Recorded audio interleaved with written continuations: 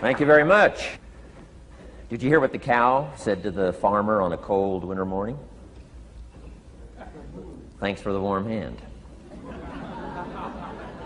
Anyway, it's going to get better, so don't panic on me. I start small. Nice to see all of you. How many of you have never seen me before? This is your first time? Oh, wow, most of you, okay. I keep thinking for sure I'm more famous than that, but, that is the truth. I'm delighted to be here. Been looking forward to it for a long time. And it's nice to be back. I was here not too long ago. It's nice to be invited back. It says something when you're invited back.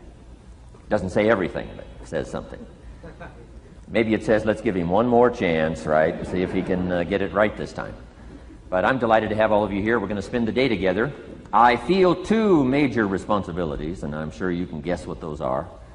Number one is to make sure you get your money's worth, right? When you shell out your cash, especially these days, you want to make sure you get full value for the money you spent. And I know the tab for the seminar was not that much. Pretty modest fee to get in. Most of you are your tips for the week, right? So it wasn't that much. But I want you to be able to say when you walk out of here today, it was worth my money. But my biggest responsibility is to make sure you get your time's worth. And the reason I say that is because time is more valuable than money. In fact, you might start your notes with that. Time is more valuable than money. You can get more money, but unfortunately you can't get more time. If somebody asks you to spend your money, that's pretty easy, right? We live in America. We're wealthy. So the money's not the problem. But what if somebody asks you to spend a day, right? You got to think that over carefully. And I know you did. I wouldn't waste one of my days, not for anybody, not for anything. Once I understood how valuable they were, I don't waste any. But to make an investment like today of your money and your time, I appreciate that. Today's going to be costly for me. It's going to cost me one of my days to be here, right? And some money, of course. But, I don't need the money. I take the money, but I don't need the money. But guess what I do need? The time. So I'm here not to just joke with you. I'm here not to just tell some funny stories and give a performance and walk away. I'm here to give you some value, and I want to make it worth your time.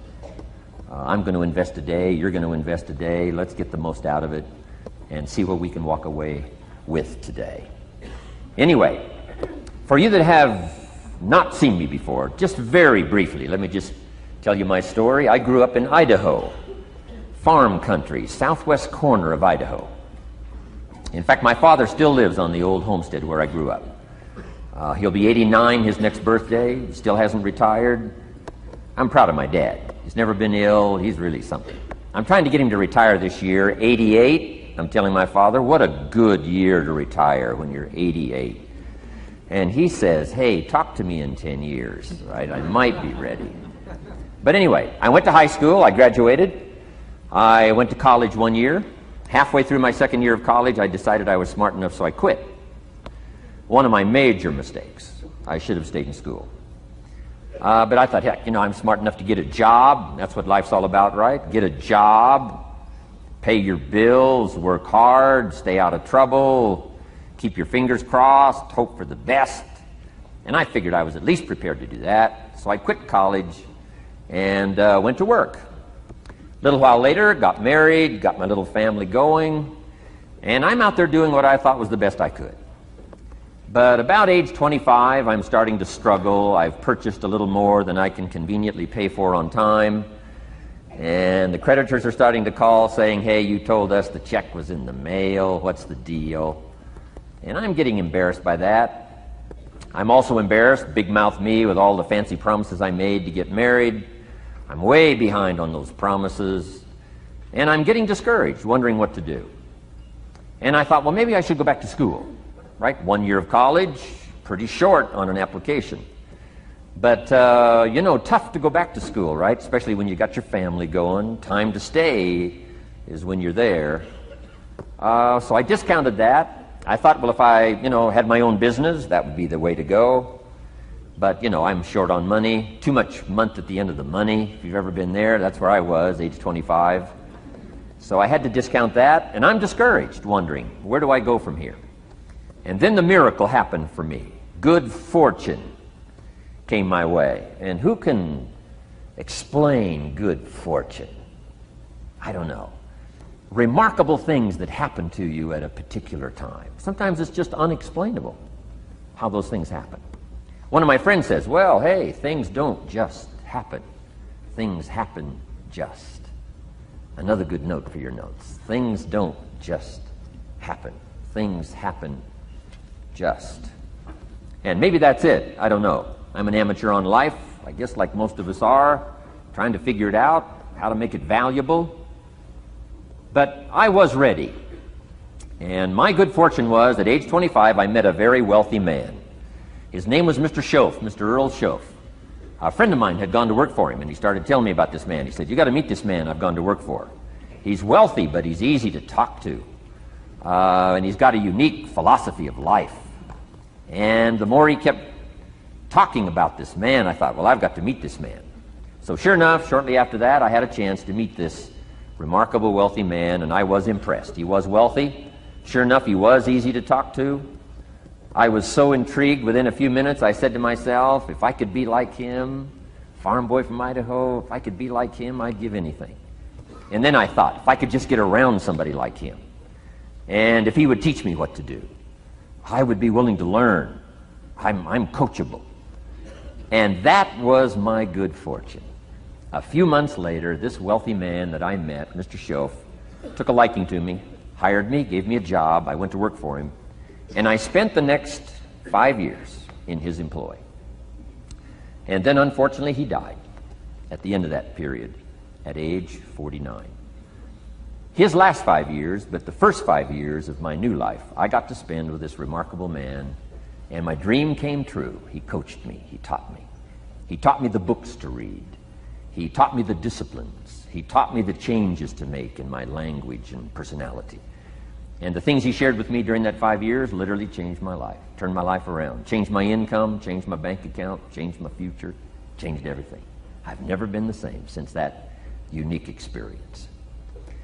And I wish he was still alive today, Mr. Schoaf. I'm sure if he was alive today, especially after this seminar, Idaho Farm Boy makes it to Dallas-Fort Worth, full house, standing room only. Pretty awesome, I'm sure. If he was alive, I'd be calling him today saying, you won't believe what's happening to me. I've had a chance now to share with other people what you shared with me. But anyway, how I got here. 30 plus years ago, I was living in Beverly Hills, California. And one day a friend of mine, businessman friend, said, Jim, I'd like to have you come and share your story with my service club that I belong to, the Rotary Club. He said, I know your story, Idaho Farm Boy makes it to Beverly Hills. But he said, I think my club members would love to hear your story. He said, if I arranged one of our breakfast meetings, would you come tell your story? Just share a few thoughts. I said, okay. So I agreed to go give this breakfast talk. And guess what? They liked it. And my telephone rang. I got another call saying, we heard you've given your story and shared some ideas. Would you come talk to our club? First thing I know, I'm starting to devote a piece of my business time to giving these talks. And then one day, a businessman who'd heard my talk, I think 2 or 3 times, approached me and said, would you come and share that story and some thoughts with my management and salespeople? I said, I got this little company going. And he said, if you'd come tell your story to my organization, he said, I'd be happy to pay you. And I thought, wow, wouldn't that be something? So I agreed to go do it, and I got paid. Little did I know, another fortune was waiting for me to translate my ideas into talks and speeches and seminars. Now I've written some books. It's on cassette tape. And now I get to travel around the world. Last year I was in Japan and Israel, Spain, Mexico, Australia, New Zealand, France, Germany, Canada, and now Dallas-Fort Worth. So Idaho Farm Boy gets to travel around the world and share his story, and here I am today. Anyway, it's almost too much for me to comprehend. From where I started, raised in obscurity, in a little small farm community, and now to be here today is pretty awesome for me. So anyway, that's just a little bit about my story. My story is probably more intriguing for me than it is for you, but I wanted to hear it again, so I thought I would just, bore you with it. Anyway, I don't ask you to be impressed today. I'm the one that's impressed from where I came from to have a chance. But that's the American dream, right? Come true. Chance to start from scratch, start from obscurity, start with pennies, start with nothing, and have a chance to transform your life, change your life, set your goals, and see what you can accomplish. So anyway, that's how I got here. And I'm just delighted that this day has arrived, and I truly want to make it valuable for you. Let's go to work. Here's what I hope you'll find out of this seminar today. For your notes, here's what I hope you'll find. Number one, sincerity. Above all else today, I hope you'll find me sincere. Best place for people to start to communicate is sincerity on both sides. I'm sure you're sincere or you wouldn't be here today, right? To spend this kind of money, to spend this kind of time, roll up your sleeves today, go to work like I am, and get this message. You've got to be sincere. So I assume you're sincere. Now I want you to see me sincere. But I've got a good note for you to make. Sincerity is not a test of truth. Important note to make. Sincerity is not a test of truth. We must not make the mistake of saying he must be right, he's so sincere. That would be a mistake. And here's why. It's possible to be sincerely wrong. So we don't mistake sincerity for truth, right? Sincerity is only a test of sincerity. Truth has to yet be tested by truth. Okay? But hopefully you will find me sincere and truthful. Next, a combination of things I hope you'll find here today. Ideas plus inspiration. Ideas plus inspiration. Ideas, business ideas and social ideas and personal ideas, we all need ideas. Right? How to have a good day ideas, how to have a good year ideas, how to have your best year ever ideas, good health ideas, personal relationship ideas, how to deal with your family ideas, sales management ideas, financial freedom for the future ideas. We all need good ideas. So today, I hope you gather up by notes and by what you can remember a lot of ideas. I want to share as many with you as I possibly can in the time constraints we have. Today is going to go very rapidly. I used to think a day like this was a long day. Found out it's a pretty short day. But I'm going to go as fast as I can, share with you as many ideas as I possibly can. And here's why. Ideas can be life-changing. Ideas can be life-changing. And sometimes all you need is just one more in a series of good ideas. It's like dialing the numbers into the lock, right? You got 5 or 6 numbers dialed into the lock. The lock still won't come open, but you don't need 5 or 6 more numbers. Maybe you just need one more. And maybe a seminar like this could do it. A sermon could do it. The lyrics from a song could do it. The dialogue from a movie could do it. Conversation with a friend might do it. That one last piece you need, number. Dial it into the lock, that's it. The lock comes open, there's the door for you to walk through. And maybe this seminar today could furnish that for you. One more idea. I know you've come with a lot already. Sometimes we get the impression, I used to have that I only had this much going for me and I needed this much. Usually not true. And I'm sure not true of this audience, where I find you today, as well dressed as you look today. As fine as you are sitting here today, it isn't that, you've got this much going for you and you need this much. I would assume you've got this much going for you and maybe all you need is just a few more thoughts, ideas, to furnish you some ways and means to turn your life into the dream you want it to be. So, ideas. The seminar is going to be loaded with ideas. I want you to take good notes. But here's what else I hope you'll find here today, and that is inspiration. And who knows the mystery of inspiration? Why some people are inspired and some are not? You were inspired to get here. Some were not. Who knows the mystery of that? I don't know. How come you made it? The rest of them didn't make it. We don't know what that mystery is. Some people turned it down. Some people said it costs too much. Some people said it's going to take too much time. Some people are too busy. Right? A lot of different excuses why some are inspired to take advantage of something that comes to town. Others pass it up. We don't know the mystery to that. Here's what I call it. Mysteries of the mind. And I just leave it at that. Some things I don't try to figure out. I take the simple approach now. right? Some people do and some people don't. I mean, that's about as profound as my philosophy is. Some buy and some don't buy. Some go for it and some don't. Some change and some don't. And if you've been around for a while, you can usually work out the numbers, right? Out of 10, 3 do, 7 don't. Whatever business you're involved in, pretty soon you got this ratio going. The ones that do, the ones that don't. You say, well, why don't the ones that don't, how come they don't? We don't know. I just leave it as a mystery. I used to try to understand all that. I just take the simple approach now. The guy says, this happens to me, this goes wrong for me, and all this stuff goes wrong for me. How come all this stuff happens to me? I say, I don't know, it beats me. The best I've been able to figure out is those kind of things always happen to people like you. I mean, right? That's the best I got. I don't know. I'm an amateur on this stuff. What do I know?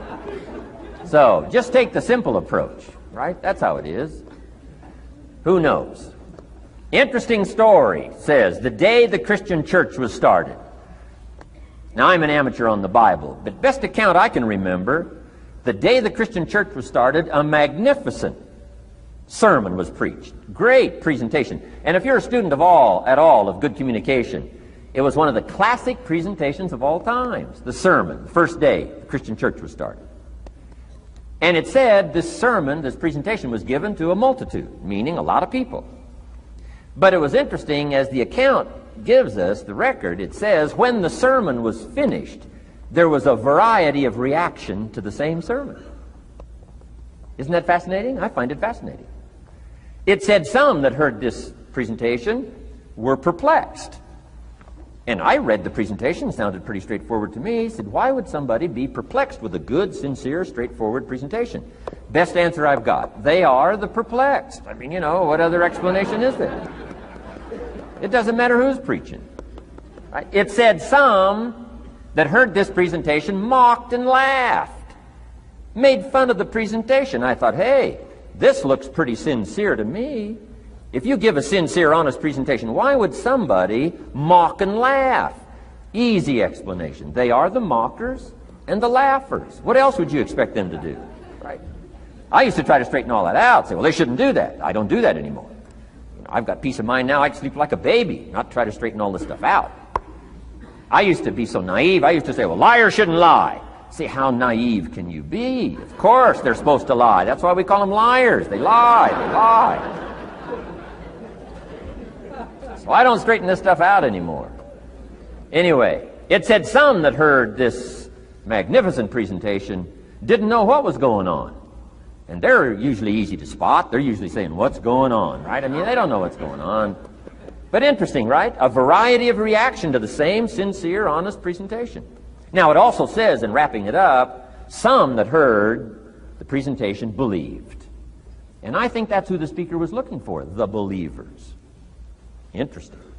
Now, it said the number of believers was about 3,000. So a pretty good first day. 3,000. I've had some first days, but I never had 3,000. But anyway, 3,000 were believers. And the speaker was looking for the believers out of this multitude. And that's about as close as we can come to understanding the mystery. Some believe, and some mock, and some laugh, and some are perplexed, and some don't know what's going on. And you just have to leave it that way. Why? Because that's the way it's going to be. The way to be brilliant is to find out how it's going to be and then say, here's how it should be. I mean, that's how you become brilliant. So, anyway, who knows the mystery? I call it mysteries of the mind. We don't understand. But I don't try to change it anymore. On this particular story, as far as we know, they didn't have classes after the presentation to try to de-perplex the perplexed. I mean, as far as we know, they left them perplexed. They left the mockers mocking. They let the laughers laugh. I mean, they didn't come back and try to straighten all this out. You say, well, how can you build a church? Well, make another presentation, and you'll get some believers and some mockers and some laughers and some who don't know what's going on. So that's about the best we can do. But I'm glad I've got the believers here today. You believed enough to shell out your cash and part with your time and some of your effort and energy, and I appreciate that. So hopefully you'll find some inspiration here today. All right? To get the most out of today, a couple more notes. Number one, be thankful. That's a good way to capture the most of a day like this. Be thankful for what you already have.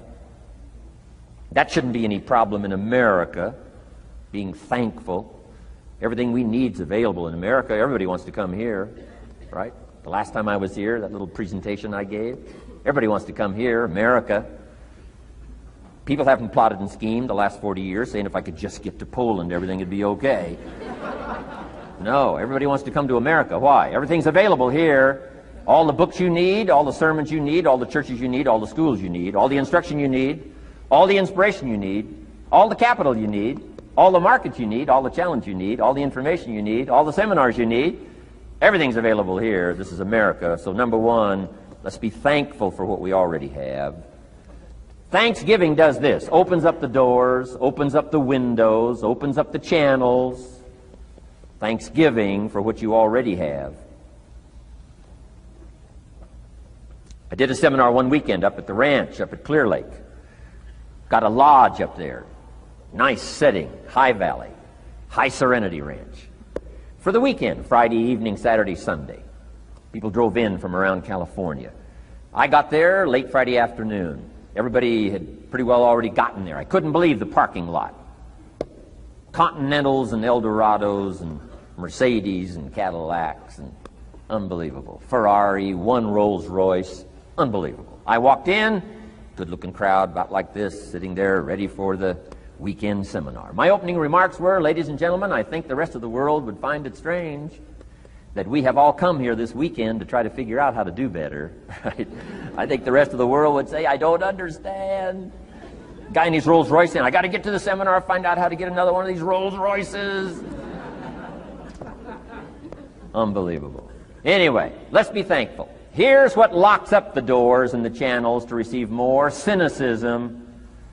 That locks you away. That prevents you from learning more. Being a cynic about the past and the future, a cynic about the marketplace, cynical about the people, cynical about the institutions, cynical about the setup, cynical about yourself, cynical about your chances. See, that locks away all the chance for stuff to flow your way. So, good advice, I think, today. Start off, be thankful. Here's number two, listen well. That's going to be a challenge today. I understand that. Seems like most of, our life is still going on outside these four walls, right? Most of our life seems like it's all, continuing out there. Family and business and associates and market and economy and whatever else is happening in the midst of your life. And to sort of, pull your attention from what's going on out there and put it in here for just a few hours, I know is a challenge. But do the best you can, listen well. And here's the last one, take good notes. Be a good student today. Take some good notes. I've not come to entertain you. As you can tell by my opening joke, right? I would not make it in Las Vegas. So we don't have a dog and pony show today, no entertainment. But I do have some ideas. Take some good notes. Somebody showed me the other day notes that they took about 21 years ago, attending one of my seminars out in Los Angeles. He said, I still use these notes I took 21 years ago to help me in my business, relationship with my family. So I'd like to have these notes that you take today become that valuable for you. Then it would be worth me making the investment to come and spend a portion of my life, my time, my energy here. And I want this investment I'm making here today to pay off. And one of the ways it can pay off for me is for you to take good notes and then go away and use whatever makes sense. Because what I feast on coming back around is the stories out of this audience today. Sure enough, 6 weeks from now, 6 months from now, 6 years from now, somebody's going to, by phone, by letter, by personal contact, walk up to me and say, the things you shared that day got me thinking. And I started making some changes, and let me tell you what's happened to my business, let me tell you what's happened to my sales career, let me tell you what's happened to my relationship with my family. See, that'll make it worth it for me. Not the money, the return. Something you can't buy with money. If somebody says, thank you for touching my life and taking the time to make the investment. And that's what I'm all about. So if you'll become a good student today. And here's the last note. Don't be a follower, be a student. You'll be happy to know today we haven't come seeking disciples. We've got no movement for you to join. I'm just here to share some of my experiences, good ideas, best I can. But I think that's good advice. Don't be a follower, be a student, right? Take advice but not orders. Take information, but don't let somebody, order your life. Make sure what you do is the product of your own conclusion. Excellent note to make. Make sure what you do is the product of your own conclusion. Not to do what someone else says. Take what someone else says, process it, think about it, ponder it. If it makes you wonder, if it makes you think, then it's valuable. Then when you go take action, make sure that the action is not what somebody told you to do. Make sure the action is the product of your own conclusion. If you'll follow just a little bit of those simple guidelines, I'm telling you, the learning process can be speedy, swift, powerful. Your learning curve can go up, and then applying it to your business, your life, your family, conversations, equities of all kinds. You'll find some progress like I did that first 5 years when I met a teacher willing to share with me, turned my life around. Progress I couldn't believe happened for me. Okay, let's get started. I want to review, I was here last time and we talked about the 5 major pieces to the life puzzle.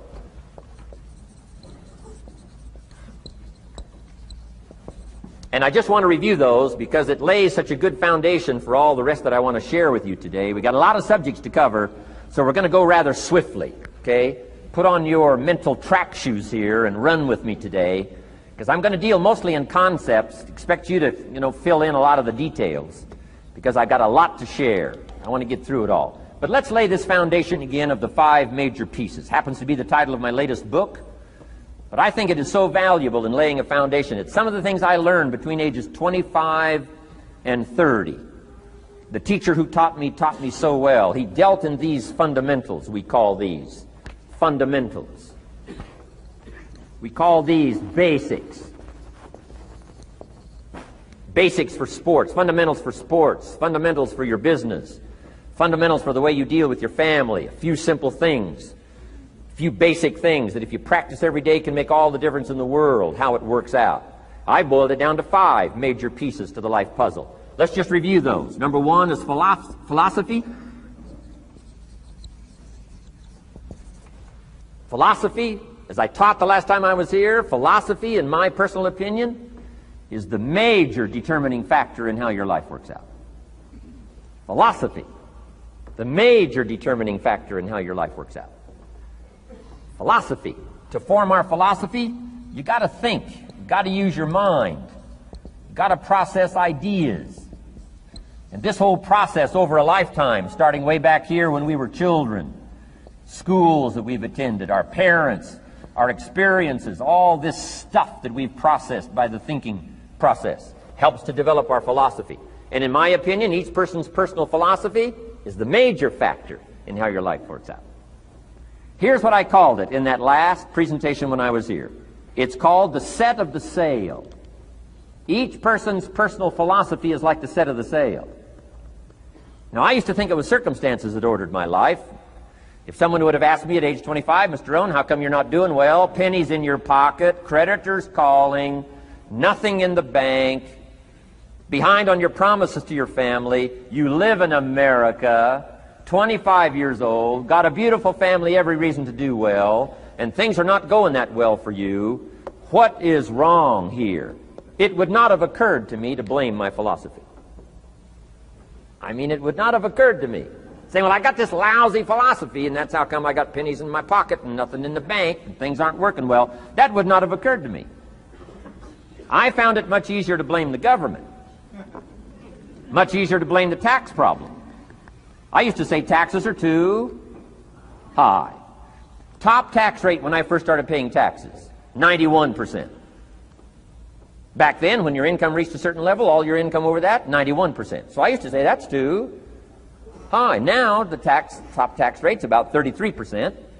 But people are still saying what? Taxes are too. See, but you can't use that anymore.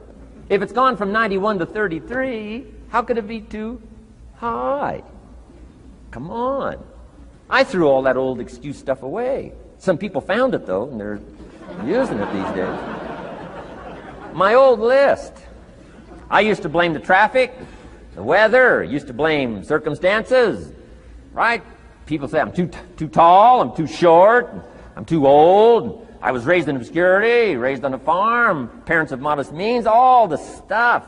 If you were to ask me, how come you find yourself here, Mr. Rhon, age 25, living in America, land of abundance and opportunity, pennies, zero in the bank, not doing well, creditors calling, it would not have occurred to me to blame my philosophy. I found it easier to blame the company policy. I used to say, if this is all they pay, how do they expect you to do well? So I figured that, my future was going to be tied to what everybody else was arranging, the economy and, interest rates. I used to say things cost too much. That was my whole explanation, not my philosophy, until my teacher taught me better that this is where the problem was, my own personal philosophy. Here's what's exciting about each person's personal philosophy. That's what makes us different than dogs and animals and birds and cats and spiders and alligators. That's what makes us different than all other life forms. The ability to think, the ability to use your mind, the ability to process ideas, and not just operate by instinct. In the winter, I'm telling you, the goose can only fly south. What if south doesn't look too good? Tough luck. It can only fly south. But see, human beings are not like a goose, can only fly south. I mean, you can turn around, go north, you can go east, you can go west, you can order the entire process of your own life. And we do that by the way we think. We do that by exercising our mind. We do that by processing ideas and come up with a better philosophy, a better strategy for our life, goals for the future, okay? Plans to achieve those goals. All this comes from developing our philosophy. Philosophy helps us to process what's available.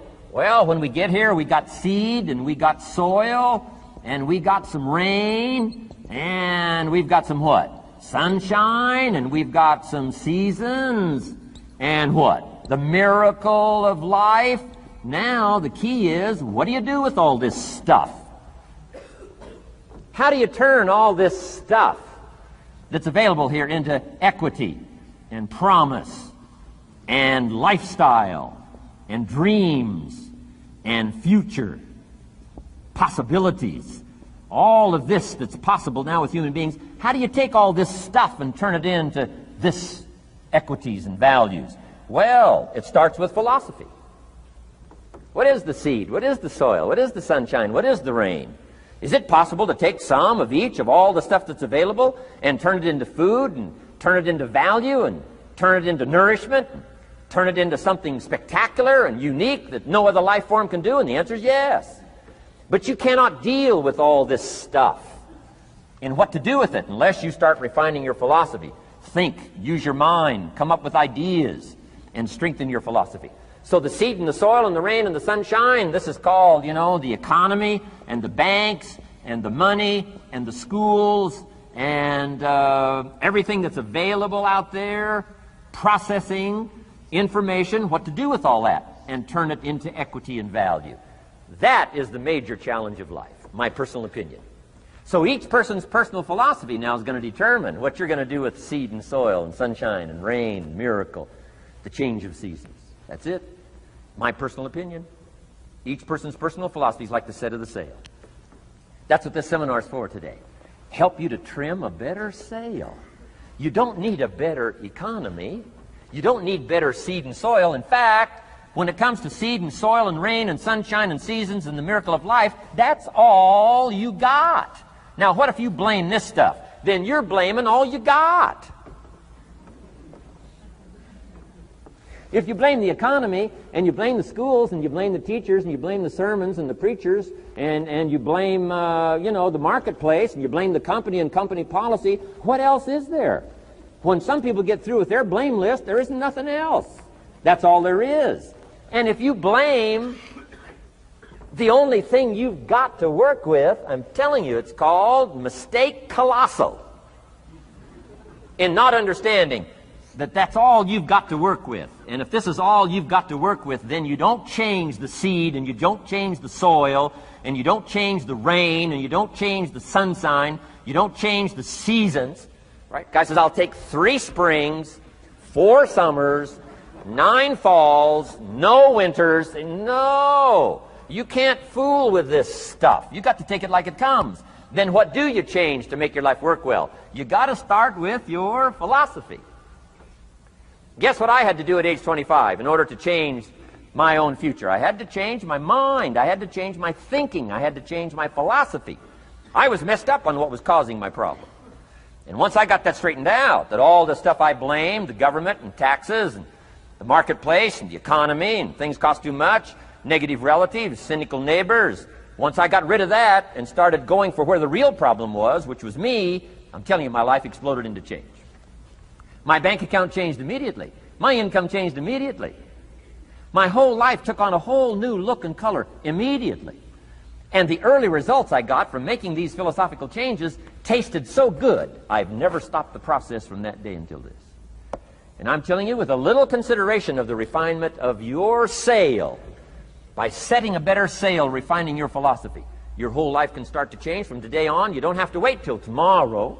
You don't have to wait till next month. You don't have to wait till spring. You don't have to wait till 93. You can start this whole process immediately. I recommend it. Now, some people do so little thinking, they don't even have their sail up. I mean, you can imagine where they're going to wind up at the end of this week, at the end of this month, at the end of this year. Now's the chance to change, process all this information. So number one is philosophy. Okay. And we dealt with all that, where we get ideas from personal experience, from other people's experiences. I don't want to get into all those details because we covered that the last time I was here. But philosophy, that's number one, my personal opinion. Each person's personal philosophy. Here's the definition of success and failure. Just make this note. Here's failure. A few errors in judgment, repeated every day. Now you can automatically assume, Mr. Rhon, I say, I can understand that. A few errors in judgment repeated every day. For 6 years?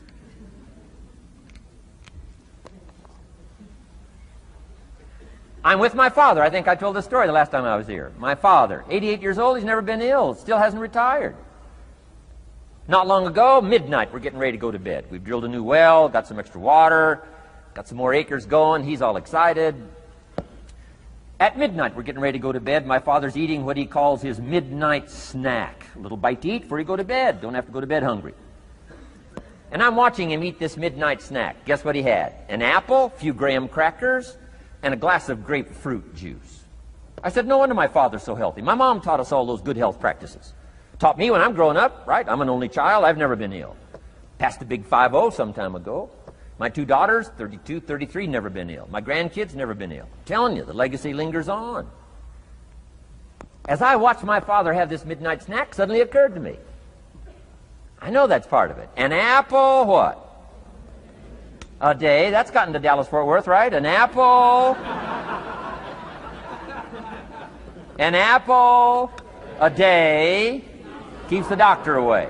Good question for this intelligent audience. What if that's true? You say, well, Mr. Rhon, if that's true, that would be easy to do. Then what's the problem? It's easy not to do. It's easy not to adopt it as your own personal philosophy. Or the guy messed up the saying. Guy says a Hershey bar a day. Say, no. No. You've been watching too much television. It is not Hershey bar. You've got to be smarter in philosophy than to fall for the Hershey bar a day when it's an apple a day. You've got to be smarter than that.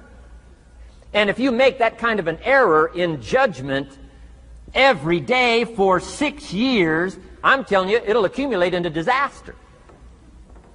Sometimes the first year you say, well, you know, I'm so healthy now, what difference is it going to make? You've got to be smarter than that. Just because disaster doesn't fall on us at the end of the first day doesn't mean disaster isn't coming. You've got to be so smart that you look down the road and say, will the errors in my present judgment of philosophy, what's that going to cost me in 1 year, 6 years, 1 month, 6 months?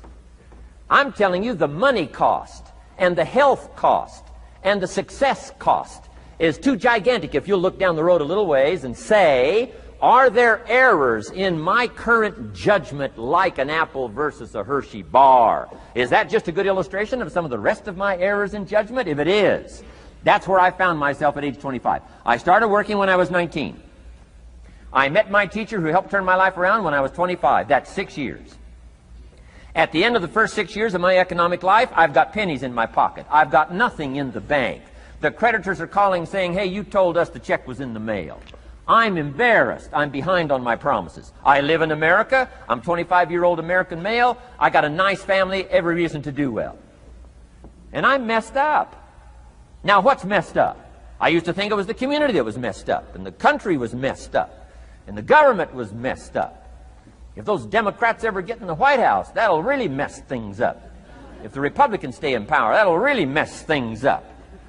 The economy was messed up. Interest rates are messed up. I thought all this stuff was messed up. Then I found out that's not what was messed up. I was criticizing the only thing I had to work with. What was really messed up was my own personal philosophy. My own errors in judgment in my own personal philosophy brought me in 6 years to pennies in my pocket, nothing in the bank, and trying to explain why I wasn't doing well, living in America, 25-year-old American male, got a family, every reason to do well. Now, once I understood this, here's the formula for failure: errors in judgment, being lax about developing your own personal philosophy. I'm telling you, it's called accumulated disaster. It doesn't matter whether it's your health or your bank account. Guy's got an empty bank account, probably has high cholesterol. Why? Over the last 6 years, he never paid attention to either one. And it doesn't matter whether it's a dollar, or whether it's your money, or whether it's your cholesterol count. All you got to do is commit the errors, and just because disaster doesn't fall on you at the end of the first day that you don't eat an apple. You say, well, I didn't eat an apple today, and tonight I'm not ill. Well, you got to be brighter than that. Someday you got to leave first grade. The reason we make those first grade desks so small so they won't fit at age 25. I mean, right? You don't belong here anymore. Come on. Now let me give you the secret to success. The formula for failure: a few errors in judgment repeated every day for 1 month starts the weakness, starts the disaster process. You can imagine what happens in 6 years. Now here's the formula for success: a few simple disciplines practiced every day. And you've started a whole new process called a whole new life. A few simple disciplines practiced every day. And if you decide today to go for the apple instead of the Hershey bar, I'm telling you, you have begun the process of turning your life around.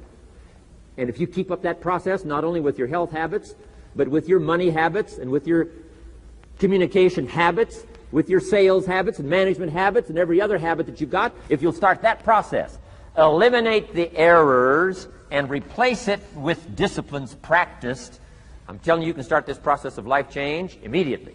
After today, you don't ever have to be the same again. Only by choice. You don't have to walk out of here the same as you walked in today. Only by choice. You can start a whole new process. And you say, well, Mr. Rhon, is it that simple? Yes, it's that simple. Where else would you start but with an apple? You don't have to start with something staggering. What if you should be walking around the block for your good health and you don't? What'll that do in 6 years? I'm telling you, the word is disaster. You could and you should and you don't. Here's an even stronger word. You won't. I mean, don't might mean you're careless. Won't probably means you're stubborn. And either one's called disaster. Could, should, don't. I'm telling you, that's why at the end of 6 years, I found myself with pennies in my pocket, nothing in the bank, creditors calling. Could, should, won't. Could, should, don't is called disaster. Now, how do you change all that? The next 6 years, I got rich. The next 6 years, I became a millionaire. By the time I'm 31, I'm a millionaire. How about that? You say, well, Mr. Rhon, what happened? Well, strangely enough, during that second 6 years of my economic life, the government was about the same. I'm telling you, taxes were about the same. My negative relatives were the same. I'm telling you, the economy was about the same, and prices were about the same, and everything else was about the same. Circumstances were about the same. Then how come I got rich? How come I totally changed my life? I was not the same. Somebody says, well, what did you go to work on to do all that? I started with my philosophy. I started amending my errors by doing some better thinking, changing my mind, coming up with ideas that I didn't have before I met my teacher. And once that whole process started for me, I'm telling you, I changed my whole life. Within a 6-year period, I was never the same. And I've kept up that process all these years. One of the reasons why I'm here is to continue my craft. I don't want the day to come someday somebody says, you should have heard Jim Rhon 10 years ago when he was really terrific. Guess what I want people to say? I heard him 10 years ago, but you should hear him now. I'm telling you the man works on his craft. I'm telling you the man's done some extra reading. I'm telling you the man doesn't miss a trick. I'm telling you he's worked hard on himself. That's why he's able to deliver like he does. The same thing can happen for you as a teenager. It can happen to you as a mother, as a father, as a business person, as a salesperson, running a business. Doesn't matter. Management, wherever you find yourself. This is the process called personal change. And what I say to start with is start with your own philosophy. Your philosophy is going to determine whether or not you go for the disciplines or continue the errors that's called potential disaster. And everybody has it within their power. Well, it was so happy for me to find out at age 25, Mr. Shove said, Mr. Rhon, you don't have to change countries. But you do have to change philosophy. And if you'll change philosophy, not country, you can turn around your income, you can turn around your bank account, you can turn around your skills, you can become capable, powerful, sophisticated, healthy, influential, all the other equities that you could possibly want out of your life, using the only stuff there is and not trying to change any of this stuff. Appreciate all of this stuff with all of its ups and downs, with all of its mystery of why it works and sometimes it doesn't work. Don't challenge this. You don't have to ask for another planet. You don't have to ask for another country. Just ask for another book. Ask for another seminar.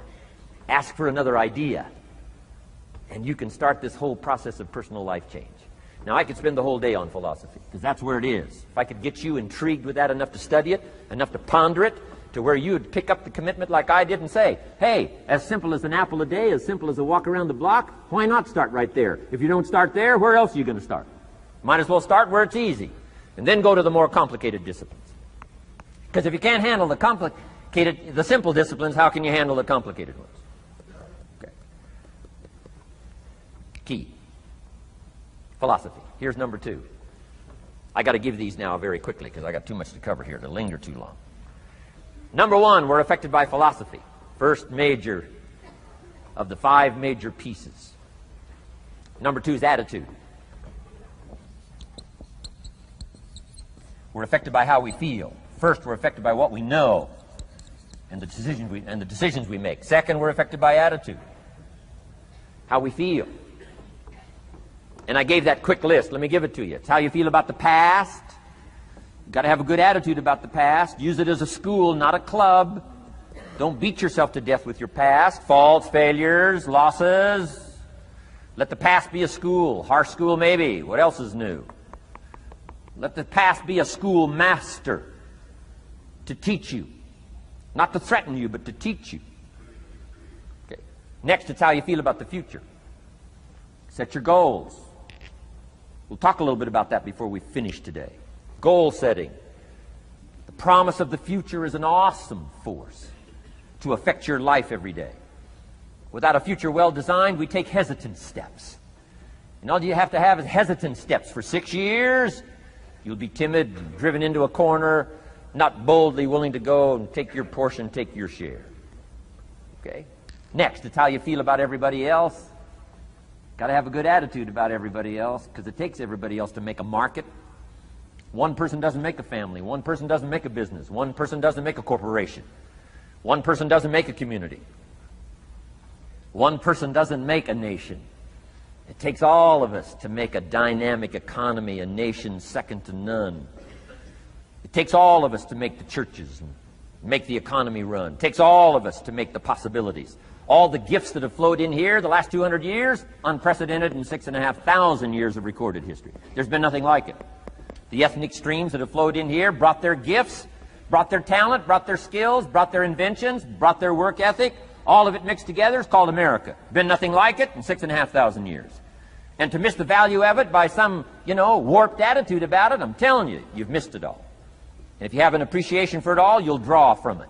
And if you draw from all the gifts that have been blended together here for 200 years, now for your value and benefit, think of what you can do for your days, for your business, for your conversation, for your equities. You can transform it to an incredible degree.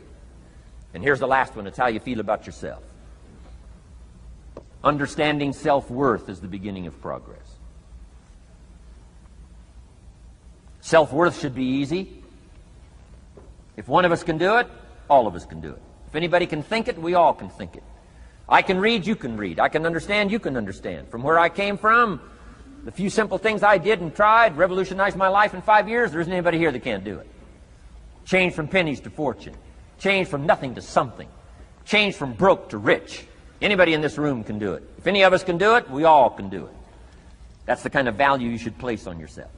If Jim Rhon can understand it, I can understand it. If he can read, I can read. If he can find it, I can find it. If he can change, I can change. If he can get it done, I can get it done. That's the attitude about yourself. So valuable. Okay? Now, in transforming our lives, we don't start with attitude. We don't start with the inspiration here. We start with education. Somebody says, well, I expected you just come get motivated today. Well, that probably won't do it. Somebody says, by now we should be standing on the chairs, waving a flag, singing the old gray mare. Get going here. No, that's not where you start. Life change does not start with inspiration. Life change starts with education. You've got to be educated to the point of where you might have messed up. My teacher put it in blunt, simple language. He only went to the 9th grade in school, so he put it in simple language I could understand. He said, Mr. Rhon, after 6 years living in America, healthy American male, 25 years old, been working 6 years, 1 year of college, pennies in your pocket, nothing in the bank, behind on your promises. Shoaff said, I just got one simple explanation for that. You've messed up. Now, I could understand that kind of language. Substitute a Hershey bar for an apple means you've messed up. Should walk around the block, could walk around the block, won't walk around the block. You have messed up. And all you got to go is right down through the list. Don't need some teacher to come by and tell you. Be your own best teacher saying, hey, let me make a list of some places I've messed up. Because if I let this down, that probably affects the rest. And the answer is, that's true. So we don't start with inspiration. We start with education. Somebody says, well, just motivate this guy. He'll be all right. Just motivate him. Get him turned on. Probably not. If a guy's an idiot, you motivate him. Now you got a motivated idiot. No, he won't be all right. So we start with education. What's the first education? If it isn't going well and you live in America, you have messed up. You don't need to change countries. You say, well, the country's messed up. That's like cursing the soil and cursing the seed and the sunshine and the rain, which is all you got. Don't curse all you got. When you get your own planet, you can rearrange this whole deal. But this one, you got to take like it comes. So number 2 was attitude. Here was number 3, activity. This is the work part, the labor part. Taking action. And the activity is the miracle working piece. A miracle being something we don't quite understand how it works doesn't mean it doesn't work. It means we just don't quite understand how it works. Miracles work. God says. Now, I'm an amateur on God, but here's my best analysis. God says, if you'll plant the seed, I'll make the tree. Now, that's a good arrangement. Number 1, gives God the tough end of the deal. What if you had to make the tree? That'd keep you up late at night trying to figure out, how do you make a tree? Say, no, I'm telling you, the mystery and the miracle of this stuff has already been set up. God says, I got the miracle going, I got the seasons going, I got some sunshine and some rain, and I'm God, but the way I've arranged that, I just need somebody to plant the seed, not chant. In California, they're trying to chant to get this stuff done. Forget this California stuff. You don't have to rub a crystal and sleep under a pyramid. This stuff's too easy. Getting rich is too easy. Changing your life is too easy. Forget all that. Right? Massive bombard, affirmation, forget all that. My opinion. Ocean waves and seagulls? Come on, this stuff's too simple. Just simple, easy stuff. But if you neglect it, that's how it piles up year after year. But if you're willing to straighten it out, and here's one of the keys. It's called activity. It's called disciplines. Turning wisdom from your philosophy and inspiration, the strengthening of attitude and faith and courage, commitment, and all this stuff that comes from attitude. If you're willing to take these two qualities, philosophy and attitude, and invest it into activity, you can have a miracle. Anything short of that, no miracle. Wisdom doesn't perform a miracle. Attitude doesn't perform a miracle. The only thing that performs a miracle of increase called equity is called putting wisdom and attitude into discipline, into labor. And this labor now can perform a miracle. And here's the two parts to the labor. One, do what you can. Number two, do the best you can. Can't give you better advice than that. Number one, do what you can. You just got to go home and make a list after today. And here's the question to ask as you make this personal list.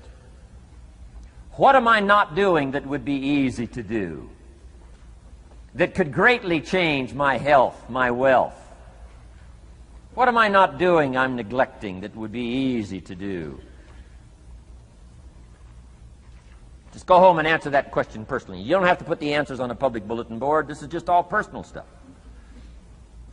From the walk around the block to the apple to what to do with your money, which we're going to cover today. What does a child do with $1? We're going to cover that today. Errors in judgment, disaster. Few simple disciplines, wealth beyond imagination. And if you'll pick up the activity part, the miracle working part, plant the seed part, take care of your part. The soil will take care of its part, and the seed will take care of its part. The seasons will take care of their part. The miracle will take care of its part. If you'll take care of your part, called putting it into activity, action. Works miracles. 2,000 years ago, on April 13th, one of Jesus' disciples. Now again, I'm an amateur on the Bible, but best as I can remember it, one of Jesus' disciples said to Jesus, "It's time to pay our taxes and we don't have any money." That's how come I know it was about April 13th.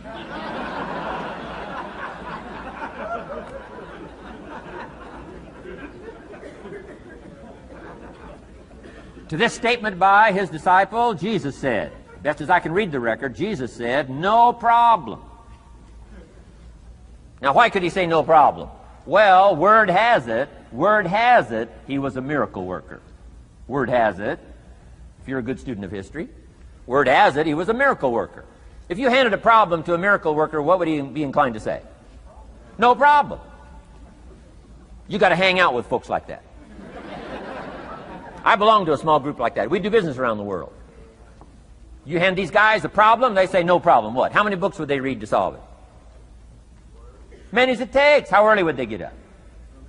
Early as it takes. How much information would they get? Much as they needed. So it's what? No problem. You got to hang out with folks like that. Jesus said this will be no problem, the tax thing. He said to his disciple, it's simple. Go fishing. Wow.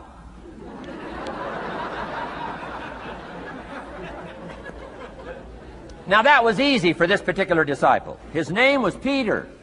And Peter was a fisherman. How clever. How clever. But here's the real problem. If you should fish, and you could fish, and you don't fish, you got no miracle. You could change, you should change, you won't change. That's called accumulated disaster. In 6 years, you'll be explaining instead of celebrating. Having some ragged list like I had, reasons for not doing well, pennies in my pocket. Could, should, don't, disaster. And if you'll just start the process of change, could, should, and will, you can start this whole process. And if you will, then put it into action, the miracle belongs to you. Jesus said to his disciple, it'll be simple. Go fishing, and the first fish you catch, look in his mouth.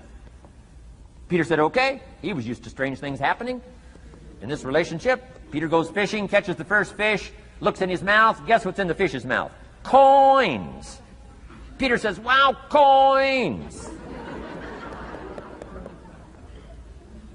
Starts counting the value of these coins, and when he adds it up, guess how much it added up to? Exactly enough money to pay his taxes and Jesus' taxes.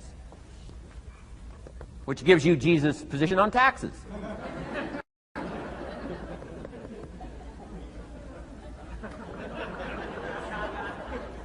Okay. Now we call that what?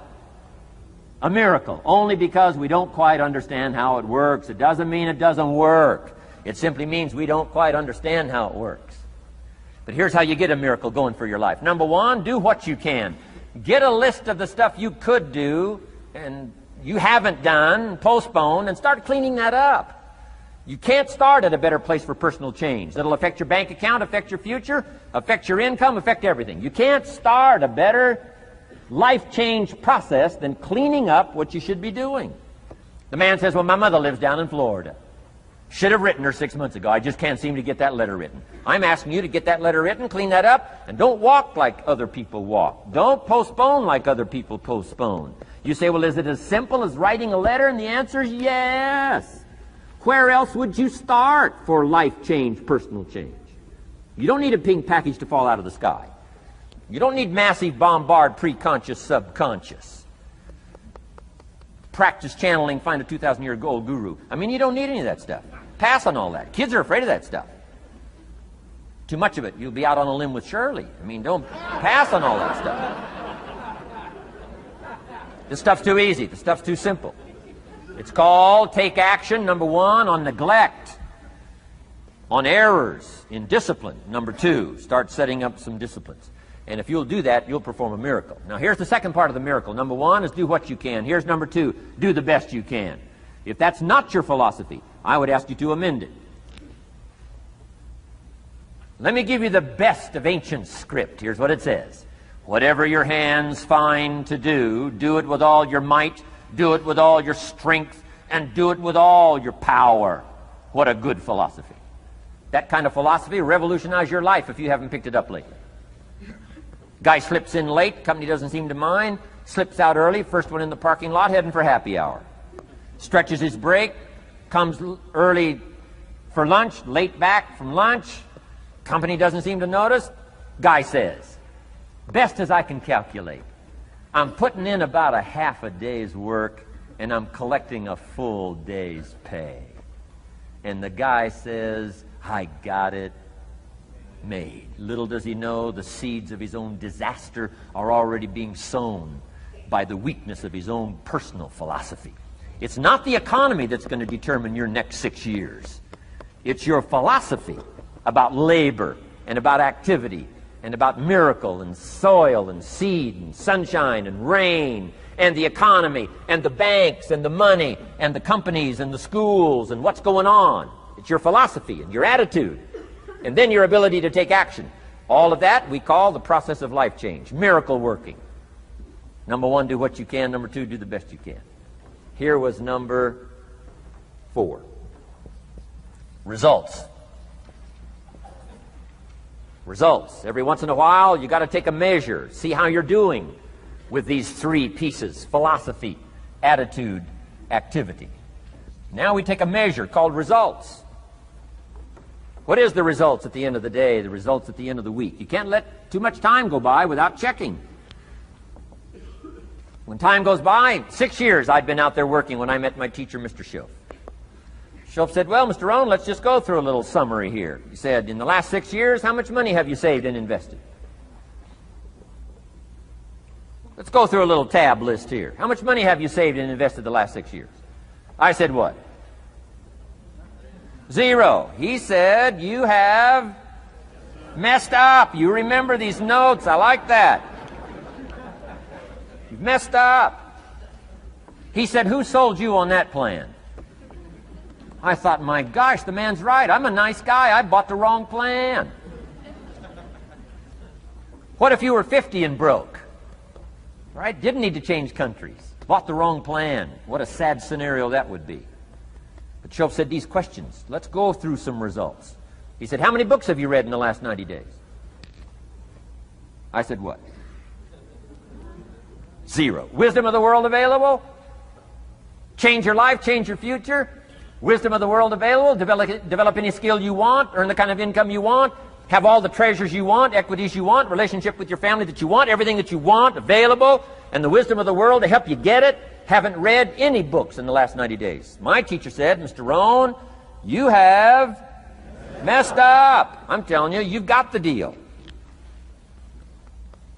Shoaff said, Mr. Rhon, in the last 6 months, how many classes have you taken to improve your skills or to develop new skills?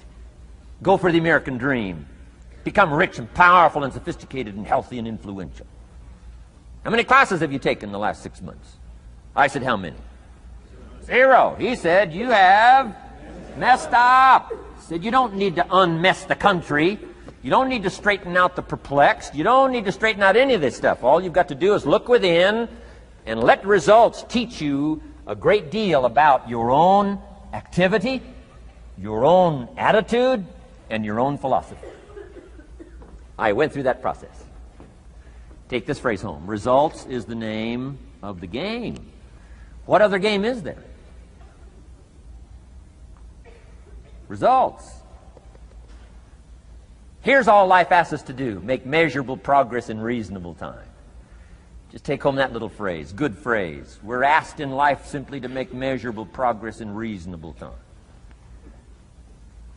We demand it of our children. How many years do you want your child to spend in 4th grade? Approximately. About 1. If it looks like they're not going to make it, we pour on the pressure, called legitimate pressure, lack of results. Peer pressure, family pressure, school pressure, community pressure. Every other kind of pressure we can bring to bear what? You can't stay more than 1 year in 4th grade. As parents, you'd have to leave the community. You say, well, what if they're nice kids? Wouldn't you give them 3 or 4 years? And the answer is no. You got to make better progress than that. So you got to check fairly often. Some things you got to check every day. Some things you got to check at least by the end of the week. Salesman joins this little sales company. He's supposed to make 10 calls first week. Wouldn't it be legitimate to call him in on Friday and say, John, what? How many calls? I mean, this stuff is simple. John says, well. Say, John, well won't fit in this little box here. Well. Now John starts with a story. You say, John, I made this little box so small so a story won't fit. I don't need a story. I need what? A number. A number. What will a number tell me?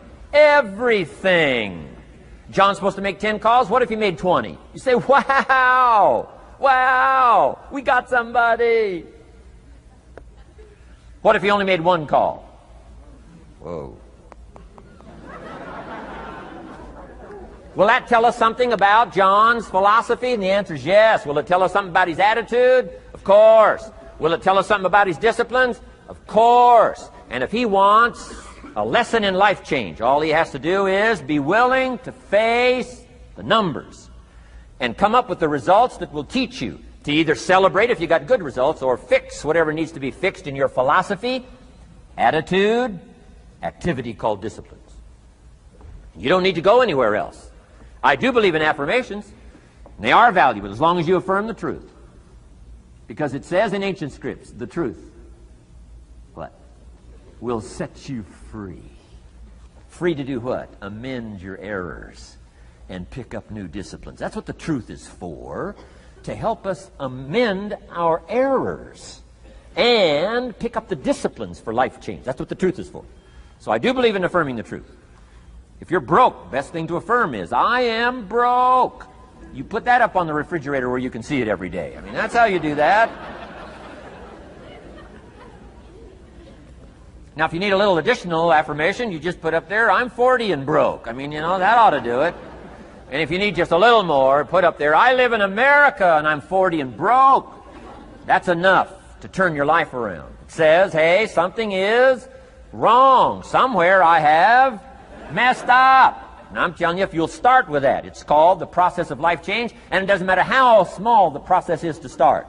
One discipline starts it, and then one discipline feeds another, and the first thing you know, you've got this whole cycle in an upward positive motion. And it's called life change. It's called income change. It's called health change. Relationship with your family change. Equities unprecedented that you can have in numbers that will stagger the imagination if you do not curse what's available and start amending what's possible to get the results that you want. I don't think I can put it in any better language. That's it. Kids can do it. Teenagers can do it. Parents can do it. Managers can do it. Right? Government officials can do it. Anybody can do it. Anybody can do this stuff called personal change. Wow. Results is the name of the game. Success is a numbers game. Good note to make. Success is a numbers game. You got to go for the numbers. You got to understand what the numbers are. How many pounds overweight should you be at age 50? Approximately.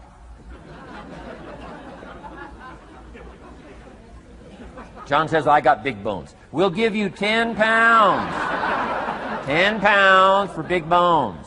Otherwise, come on, John. 20 pounds, 25 pounds. Shouldn't we turn on the caution light at work and at home? Blinking caution light. Somebody says, what's that caution light? So John's up about 20, 25 pounds. We got the blinking light going at home, got it going here at work. To remind him what? Wrong numbers. Okay? 35, 40 pounds, red light, blinking at home. Somebody says, what's that blinking red light? Say, John's up about 40 pounds.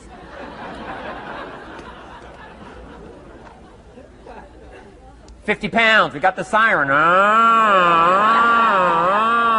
What's that siren at home and at work? John's up about 50 pounds.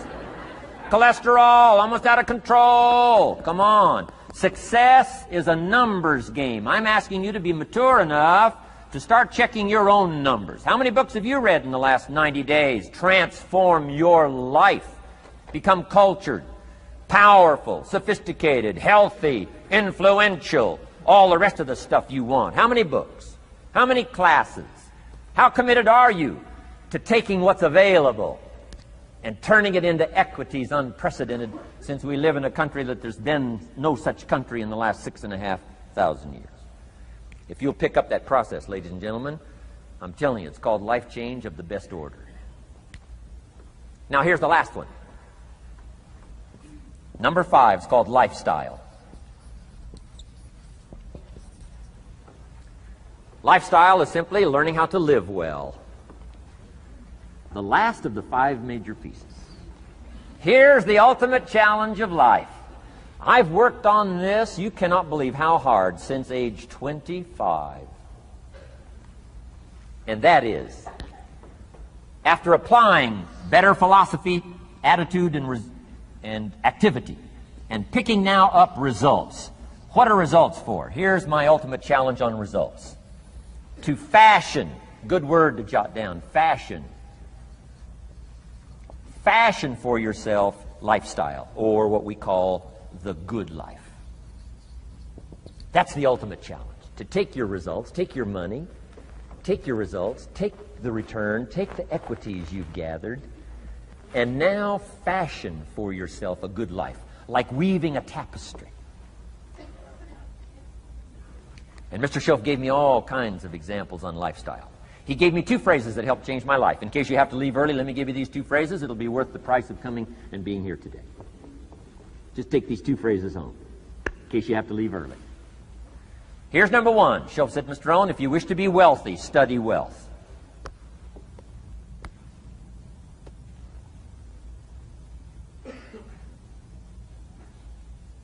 When he said that, I said, my gosh, I don't know anybody that studies wealth. Where am I going to learn it? He said, never mind, Mr. Rhon, now that you've met me, if you'll be with me for a while, he said, and if you'll commit yourself, he said, I will teach you. And he taught me. He taught me the books. He taught me the stuff.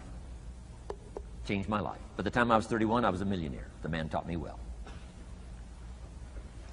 If you wish to be wealthy, study wealth. If you were to show me your present economic plan, in a personal conversation between you and me, you say, Mr. Rhon, let me disclose for you my current economic financial plan for the future. Would I get so excited I'd say, hey, I'm going to go across the country and lecture on your plan?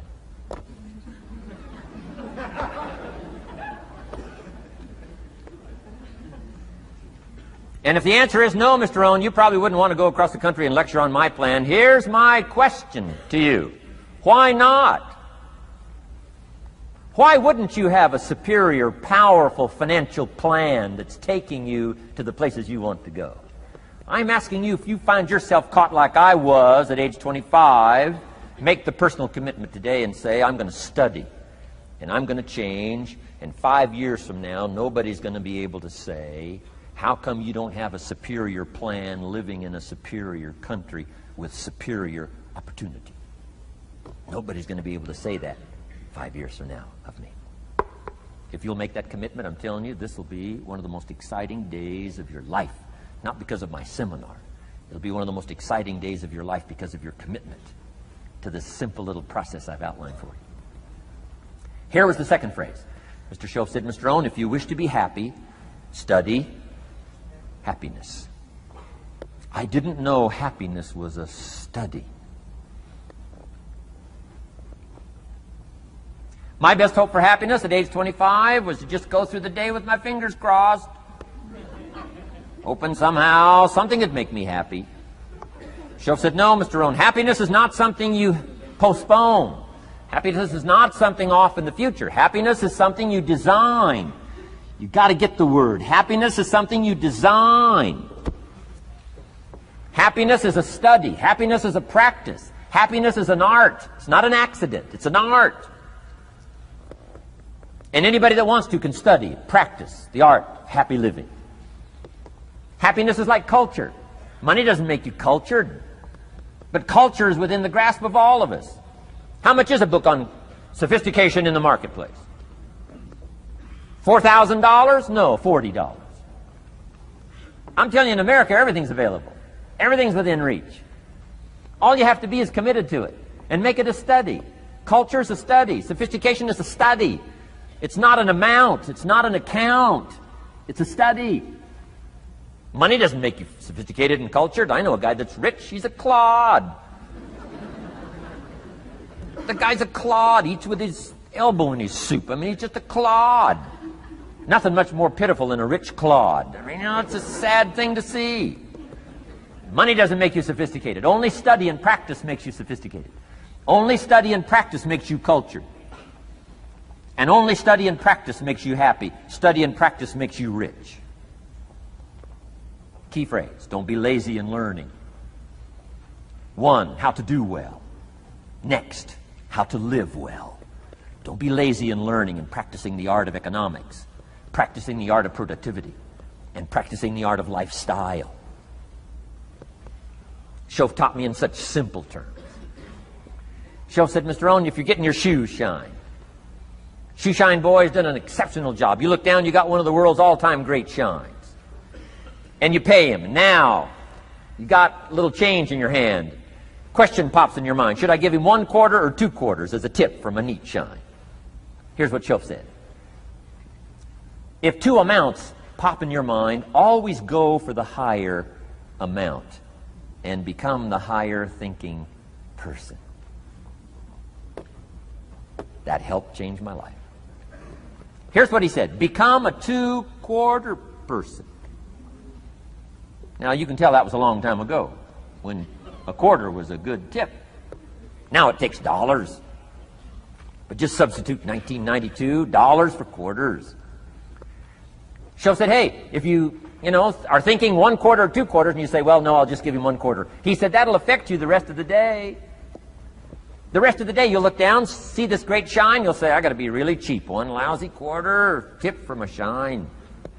But he said, if you'll go for the 2 quarters, Shoaff said, you can't believe the extra happiness you can buy for just an extra quarter. That's called studying and practicing the art of lifestyle, which means living well. Money doesn't make you happy. Father wads up a $20 bill, throws it at his son, and says, if you need the darn stuff that bad, take it, just get out of my face. How sad, a father with money and no joy. He studied economics, but he never studied joy. I'm asking you to turn that around. Turn that all around. I did a seminar one time, St. Louis, Missouri. When I finished a seminar like this, a man walked up and said, Mr. Rhon, you've really gotten to me. He said, I'm going to change my philosophy, I'm going to change my attitude, I'm going to change my life, I'm going to change everything. He said, you've touched me today. And he said, you'll hear about me. You'll hear my story someday. I said, okay. Right? A lot of people, right, say things. Sure enough, a few months later, I come back to St. Louis, did another seminar. When I finished my seminar, I saw this man come walking up. I didn't remember his name, but he said, I'm sure you'll remember me as the man who said, I'm going to go make some changes. You've touched me today. I said, I do remember you. He said, I'm telling you, things are already happening for me. I cannot believe in just a matter of months. He said, one of the things I decided to change was my relationship with my family. He said, my wife and I have 2 lovely teenage daughters. Parents couldn't ask for any more beautiful, lovely daughters. And he said, I'm the only one that's given them trouble. He said, these daughters of ours have never given us any trouble. He said, I've usually been the one all these years, given all the trouble and all the static. He said, my daughters love to go to the rock concerts, and I'm always giving them trouble. They have to beg me for the money. He said, I don't want you to go. You stay out too late. The music's too loud.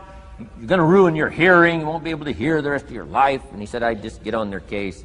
And he said, they keep begging, keep begging. Finally, when they beg long enough, I say, all right, here's the money. If you have to go that bad, just go. He said, that's how I've been up until now. But he said, after I left your seminar, I decided to change all that, called lifestyle, living well. He said, you won't believe it.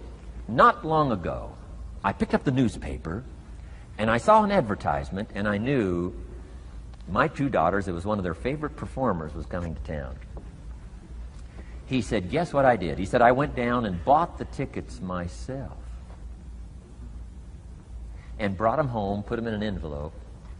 And when I saw my daughters later that day, he said, I handed them this envelope, and I said to my 2 lovely daughters, you may not believe it, but inside this envelope are 2 tickets for the upcoming concert.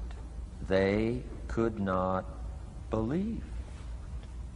And he also added, you'll be happy to know begging days are over.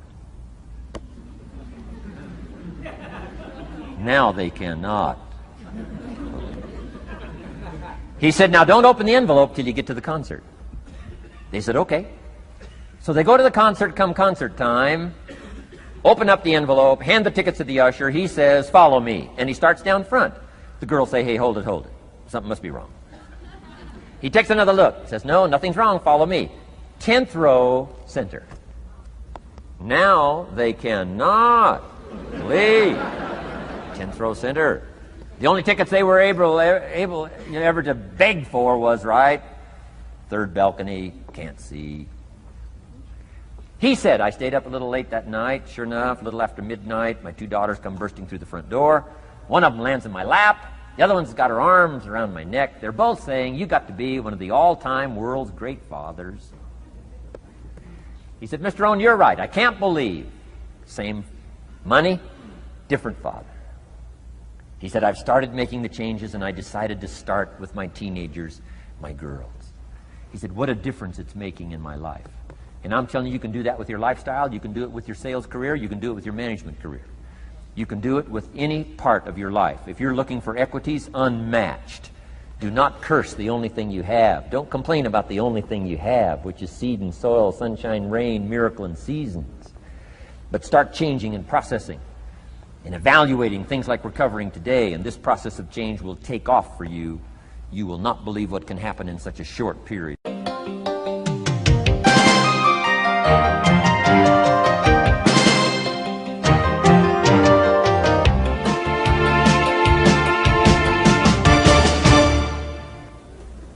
Next subject, personal development.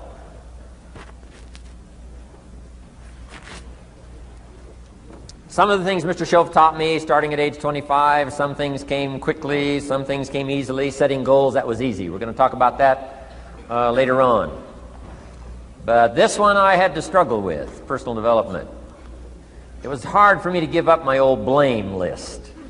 It was so comfortable blaming the government and blaming my negative relatives and the company policy, unions, wage scale, economy, interest rates, prices and circumstances and all that. That was difficult for me to give up. That was quite a transition for me to make, and blaming myself. But Mr. Shoaff started out with something very, very important. Let me give that to you.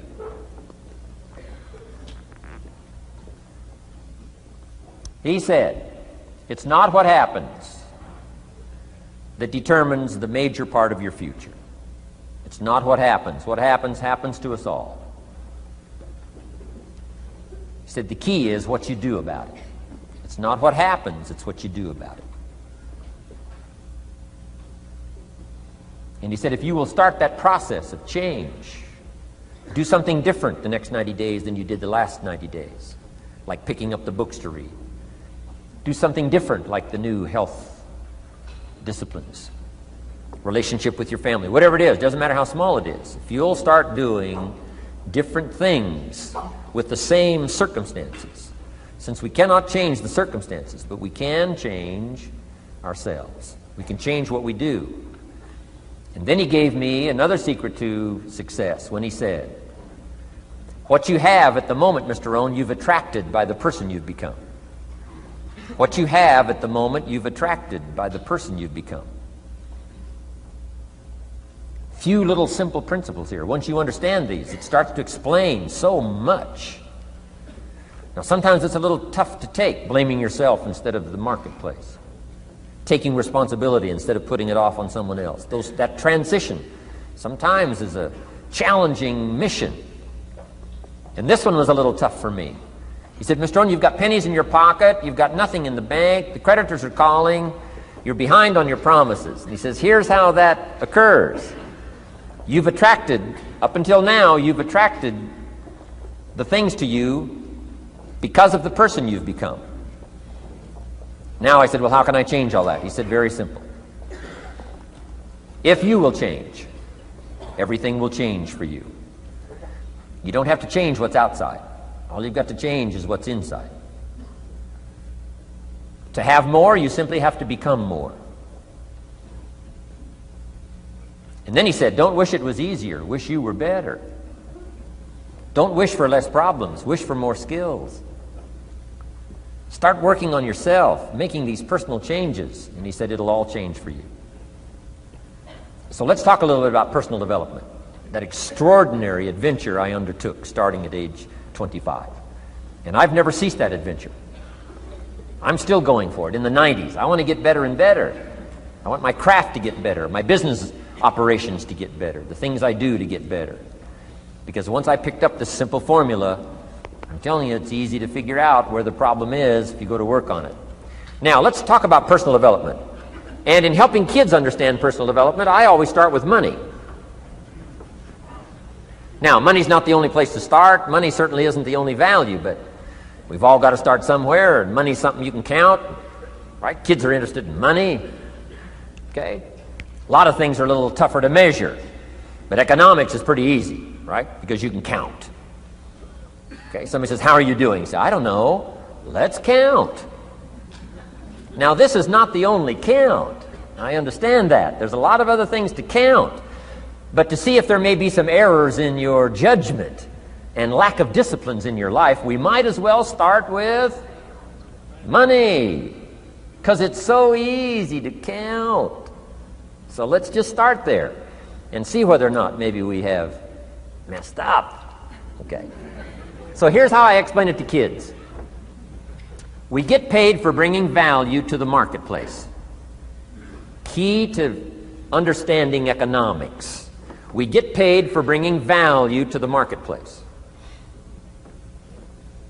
Marketplace is also described as reality.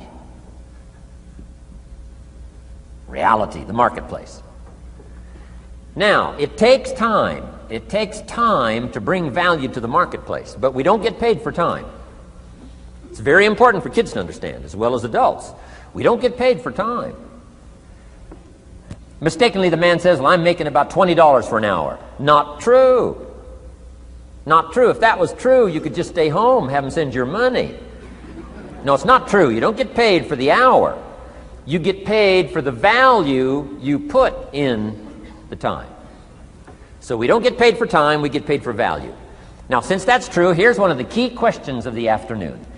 Is it possible to become twice as valuable and make twice as much money in the same time? Is it possible to become 3 times as valuable as you now are and make 3 times as much money in the same time? Is that possible? Of course. If you want to really emphasize something, that's a good phrase, Stuart. Of course. Of course. Okay. Now, all you have to do to earn more money in the same time is simply become more valuable. America's unique. It's a ladder to climb. Starts down here, what? About $4 an hour? Big argument last year in Congress about the starting place. Should be 5, should be 5, should be 5. Well, no, it doesn't need to be 5. Why not start with 4? It's a ladder.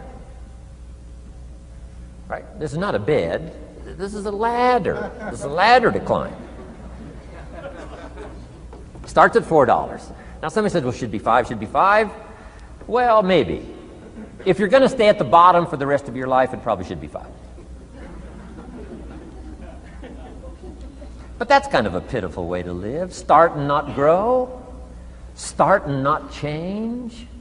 Start and not become more valuable. Hey, the whole scenario of life is to start, number 1, and what? Become more valuable, number 2.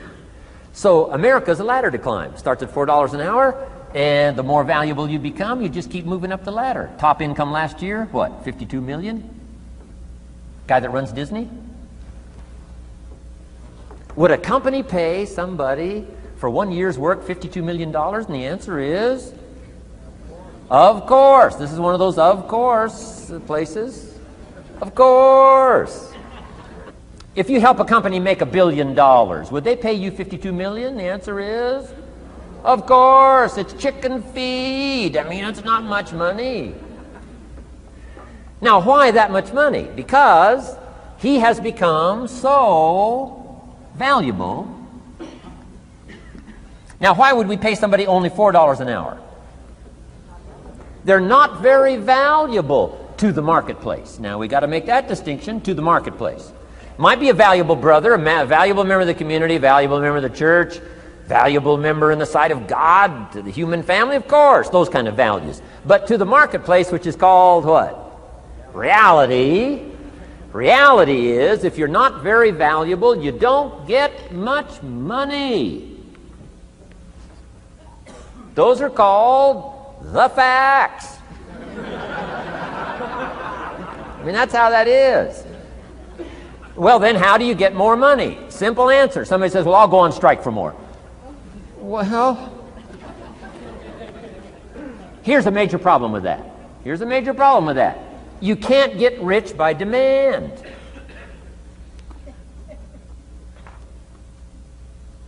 Somebody says, well, I'm waiting for a raise. I'm telling you, it's easier to climb than to wait for a raise. Why not just become more valuable rather than wait? I'm telling you, that's the key to all good things. Becoming more valuable. Why would we pay somebody $400 an hour? They've become more valuable to the marketplace. See how this works? I'm telling you, this stuff is so easy. This is America. This is a ladder. How far is it from 4 to 5? I'm telling you, it's not far. $4 to $5 an hour? If you work for McDonald's, haul out the trash, they'll pay you $5 an hour. If you whistle while you haul out the trash, they'll pay you $5 an hour. I'm telling you. You'll get an extra $1 just for a good attitude. Yay, McDonald's. Wear the hat. It's incredible. $5. And then you just keep becoming more valuable, more valuable, more valuable. I got a telephone call 5 years ago. The company said, we're ready to expand internationally. We need some help. I was sort of semi-retired. Right? Looking for the next exotic beach. They said, no, Mr. Rhon, we got a project for you. Right? We're going to expand internationally. We could use your help. Next little while, we'll add some millions to your fortune, make it worth your while. I said, okay. I thought later, isn't that interesting that they called me? My second thought was, of course they'd call me. Who else would they call? I mean, I can get the job done. Now, how come I got a telephone call worth millions? I had become valuable. Now, I'm a farm boy from Idaho. I was raised in obscurity. 1 year of college, and I thought I was thoroughly educated. Made all kinds of mistakes galore. At age 25, the creditors are calling me saying, hey, you told us the check was in the mail. I got pennies in my pocket. I got nothing in the bank. I'm behind on my promises. How come I get a telephone call 5 years ago and it's worth millions? I changed. I turned my life around. Is it possible to become worth millions? Speaking economically, now there's a lot of values to become, but let's just talk economics. Is it possible to become that valuable? And the answer is, of course, of course. Now let me give you the secret. Shoaff said, here's the secret, Mr. Rhon. Learn to work harder on yourself than you do on your job. Once I got that, it turned my life around. Learn to work harder on yourself than you do on your job.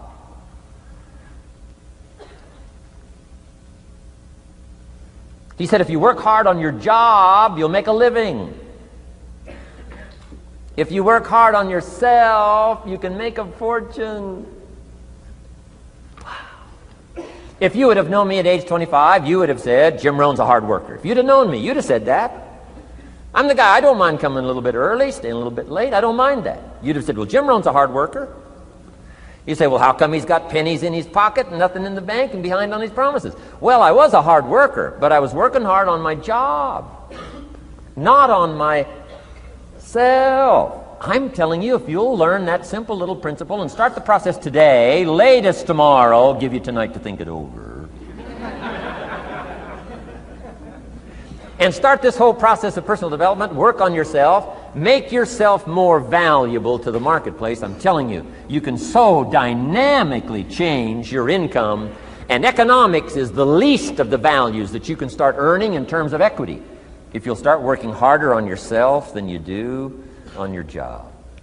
Work hard on yourself and develop the skills. Work hard on yourself and develop the graces. All of the stuff necessary to become more valuable to the marketplace. I'm telling you, your whole life can explode into change. Promotions, no problem. Becoming more valuable to the company, I'm telling you, no problem. Money, no problem. Economics, no problem. Future, no problem. If you just go to work on the right thing. Not get things out there to change. Don't try to change the seed. Don't change the soil. Don't change the sunshine. Don't change the rain. Don't change the mix of seasons. Let the miracle of everything that's available work for you, and start working on the inside. Work on your philosophy. Work on your attitude. Work on your personality. Work on your language. Work on the gift of communication. Work on all of your abilities. And if you'll start making those personal changes, I'm telling you, everything will change for you. Now, let me give you another scenario on personal development. It's called the 4 major lessons in life to learn. Before we get to the 4 major lessons in life to learn, let me give you a key phrase for your notes. Here it is. Life and business is like the seasons. Life and business is like the seasons. Frank Sinatra sings, life is like the seasons. Now, here's one of the key phrases that changed my life. Starting at age 25, you can see this whole scenario. Personal development for me began. I've never been the same since. Here's the next key phrase. You cannot change the seasons, but you can change yourself. You can't change the seasons, but you can change yourself. My best hope, right? When I'm 25 years old, my best hope was to go through the day with my fingers crossed saying, I sure hope things will change. I sure hope things will change. It seemed to be my only way for my life to get better if things would change. Here's what I discovered. It isn't going to change. It isn't going to change. I did a seminar one time for Standard Oil executives and management in Honolulu, now known as Chevron. And we're talking economics one day around the conference table. And one of them said to me, Mr. Rhon, you know some fairly important people around the world. You have a chance to travel internationally. Can you tell us what you think the 80s are going to be like? Now you can tell how far back this goes. He said, what do you think the 80s are going to be like? And I thought for a moment, and I said, gentlemen, I do know the right people. And I do have some experience, I think I can tell you. So they all leaned in a little closer, and I said, gentlemen, based on the people I know and based on the best of my own experience, I think in the 80s it's going to be about like it's always been. Aren't you glad you came today? I mean, that's inside stuff. I don't just spread that around everywhere. It's going to be about like it's always been. It isn't going to change. To hope that it'll change is called whistling in the wind. Being so naive, hoping for something that isn't going to occur. I can give you the shortest history lesson that you can imagine in one sentence. What describes human history on the spinning planet the last 6,500 years? Let me describe it for you in one sentence. Here's human history in one sentence. Opportunity mixed with difficulty. That's about as simple as you can put it. And opportunity mixed with difficulty isn't going to change. The man says, well, if it isn't going to change for the future, if it isn't going to change in the 90s, how will my life ever change? Answer, when you change. And if you will change, everything will change for you. Your bank account will change, your income will change, your future will change, the ability to acquire your dreams will change, it'll all change if you will change. And now let's go through the scenario of the seasons. Life and business is like the seasons. Let's cover them. Here's number one, major lesson in life to learn. Learn how to handle the winters. You say, well, Mr. Rhon, a lot of this stuff is fairly obvious. That's true. Just need somebody like me just to come along and remind us. This is what this is called today, a reminding session. I got no new truth for you to discover. This is all old stuff. We just need to hear it again. Somebody get on our case a little bit, right? We all need that. Here's number one lesson, learn how to handle the winters. That's obvious. The winters come right after falls. And pray tell how often? Every year, according to written history, for the last 6,500. To cross your fingers and say, I hope it doesn't come. I'm telling you, we call that naive. Now, there's all kinds of winters. Not just the winter of the season. But there's all kinds of winters. Winter time, the down time, the discouraging time. One writer called it the winter of discontent. The winter when you can't figure it out, the winter when it all goes wrong. Economic winters, social winters, political winters, and personal winters. When your heart is smashed in 1,000 pieces, the nights are unusually long. It's called winter time. Barbra Streisand sings, it used to be so natural to talk about forever, but used to be's don't count anymore. They just lay on the floor till we sweep them away. You don't sing me love songs. You don't say you need me, and you don't bring me flowers anymore. A song of winter. But hey, we're acquainted with all those winter scenarios. We've been through them all. Now the question is, what do you do about the winters? Well, you can't get rid of January by tearing it off the calendar. But here's what you can do with the upcoming winters of your life. The long ones, the short ones, the easy ones, the more difficult ones. Here's what you can do. Get wiser and stronger and better. Just make a list of that trio of good words. Wiser, stronger, and better. To challenge for yourself the upcoming winters of your life, don't you think you could read more? Pick up the scenario, pick up the books, pick up the cassettes. So I would put some stuff on cassettes so you can listen to it, put it in books so you can read it. Now putting it on video so you can see it. I'm telling you, anybody that wants to can get wiser. Next is stronger. Anybody can get stronger. If you're willing to do the push-ups, you can get stronger. If you're willing to put yourself through the paces, you can get stronger. Can you develop stronger skills? And the answer is yes. Start practicing. And you can get stronger. Can you get stronger in handling life situations? Of course. But you got to go to work on yourself. You can't blame out there wishing it was easier. Wish you were stronger. And here's the last one, get better. Anybody can get better. Language, we can all get better. I've been lecturing now for 33 years, and I'm telling you, today versus 33 years ago, I'm better. First time I gave a talk, I stood up, my mind sat back down. I mean, I've been through that whole deal. Opened my mouth, nothing came out for a while. My knees are banging together, the sweat's pouring off my face, I'm shaking like a leaf. It's called terror, in case you haven't tried it. Those first attempts. But I'm telling you, I got through it, and I did it again, and I got through it, and I did it again, and I got through it. And now, of course, I can lecture for a few hours in one day.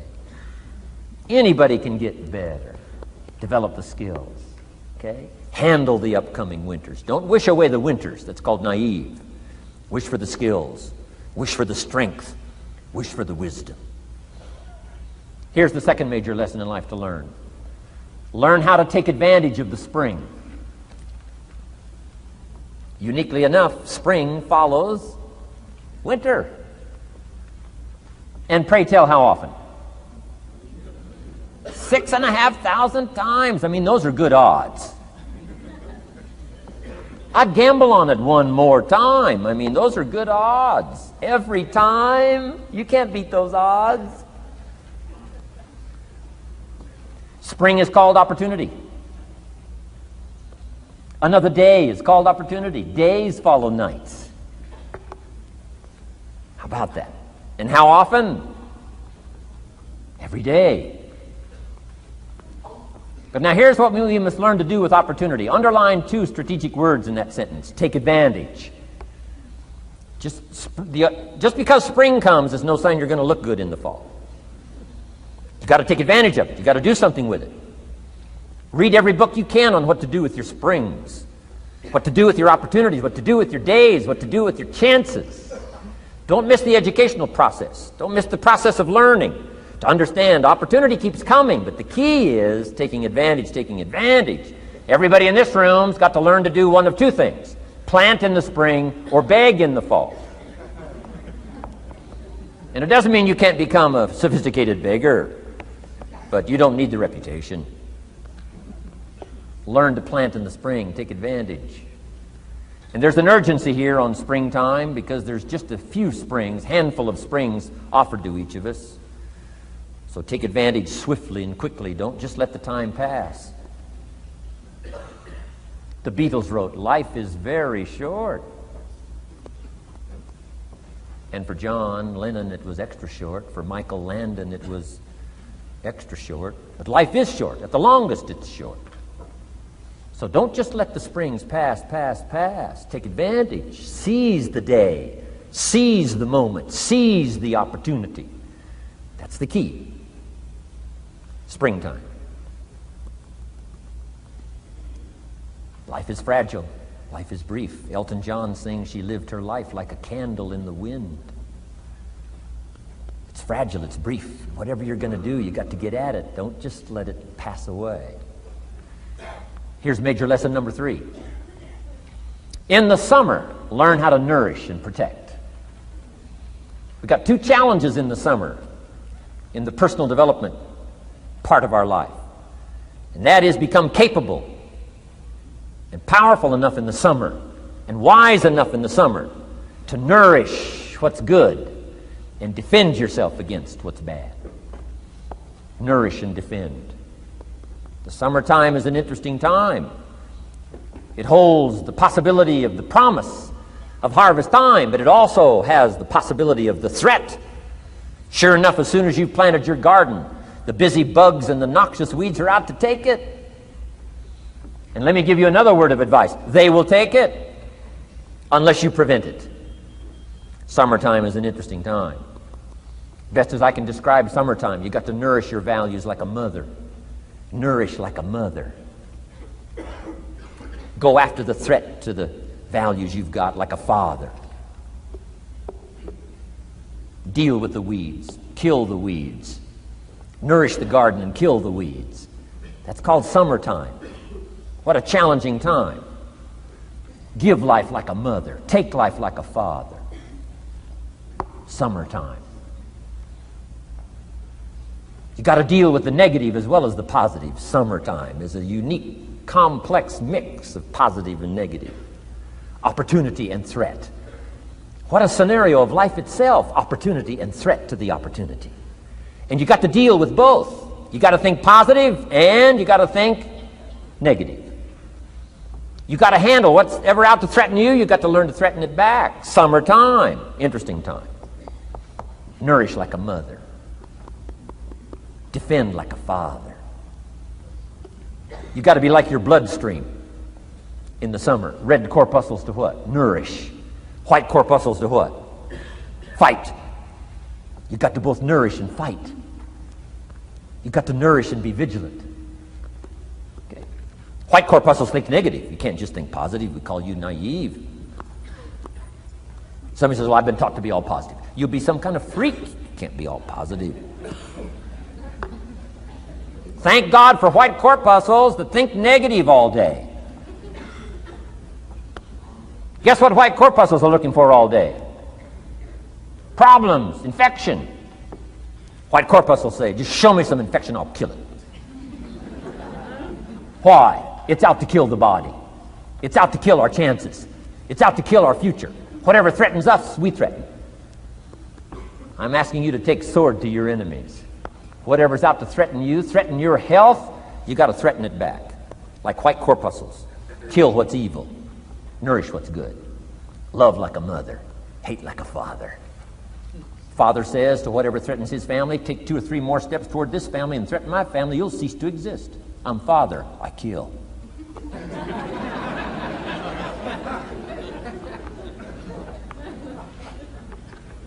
Don't let the weeds take your garden.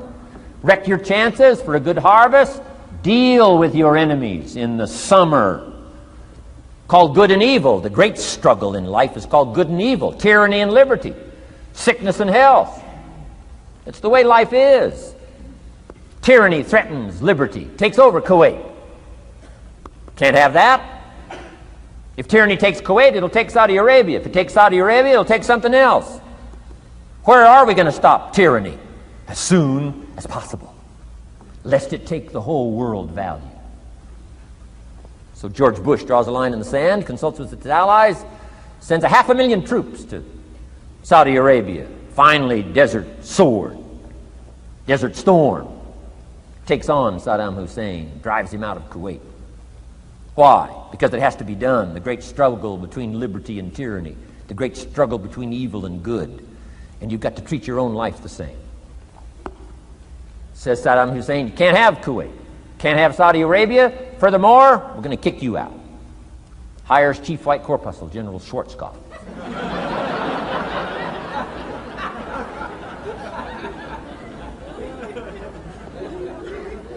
Takes care of the matter. I'm asking you in the summer, nourish like a mother. Threaten whatever threatens you like a father. Now you can also turn around the scenario, that's true. Love like a father, hate like a mother. Give life like a father, take life like a mother. You can turn the scenario around. The key is both love and hate. Single parents have got the greatest challenge. Love like a mother, hate like a father. Love like a father, hate like a mother. Nothing more dangerous than an angry mother.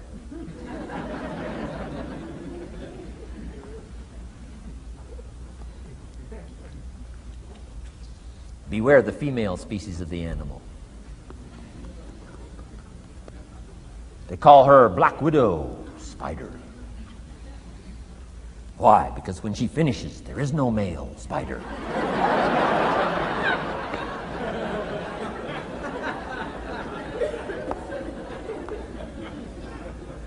I saw this article. I was flying on an airplane up in Canada. I saw this article in one of the airplane magazines. Showed a picture of this guy with his shirt off, these claw marks down his back, teeth marks in his neck.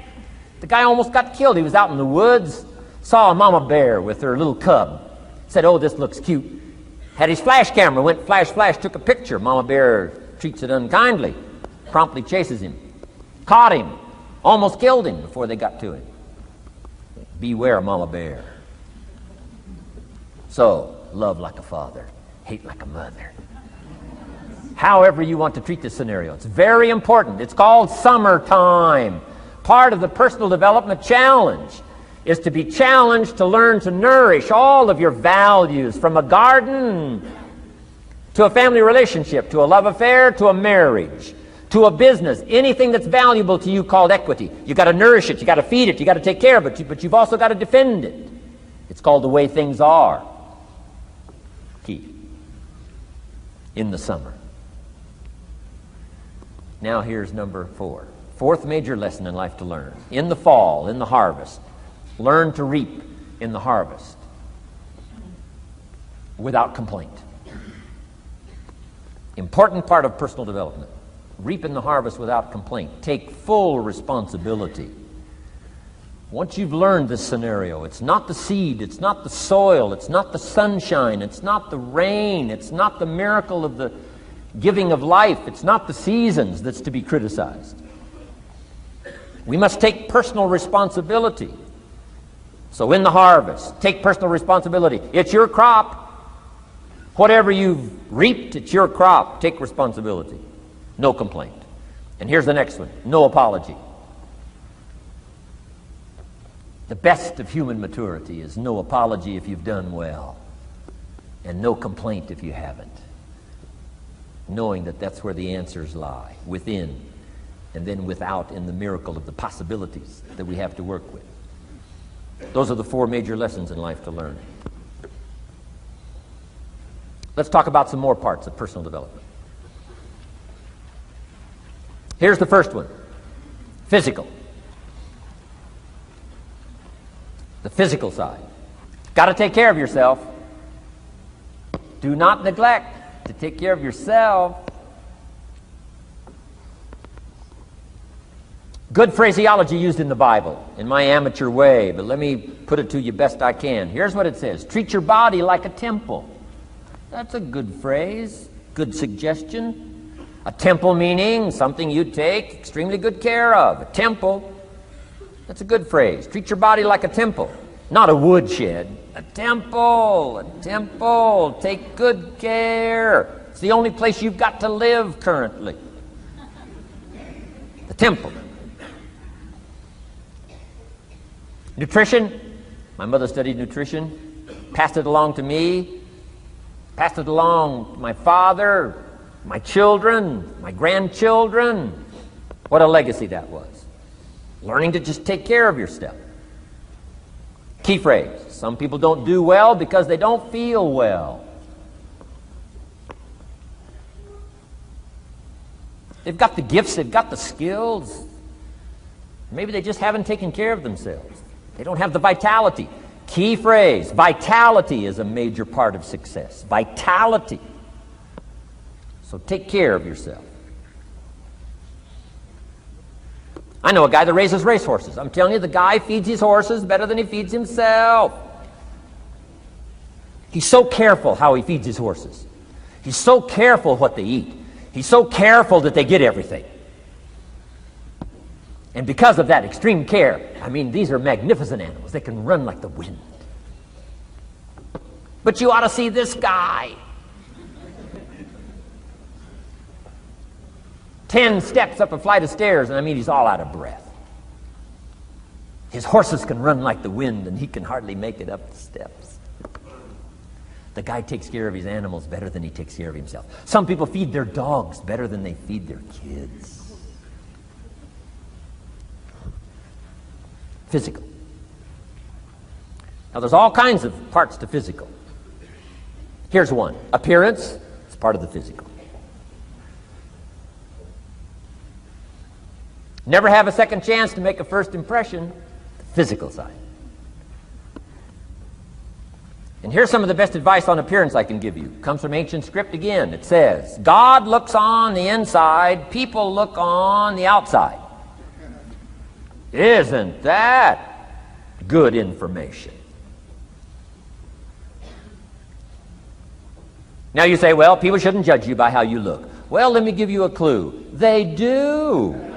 They do. You can't deal in these shoulds and shouldn'ts. You'll be tipped over the rest of your life.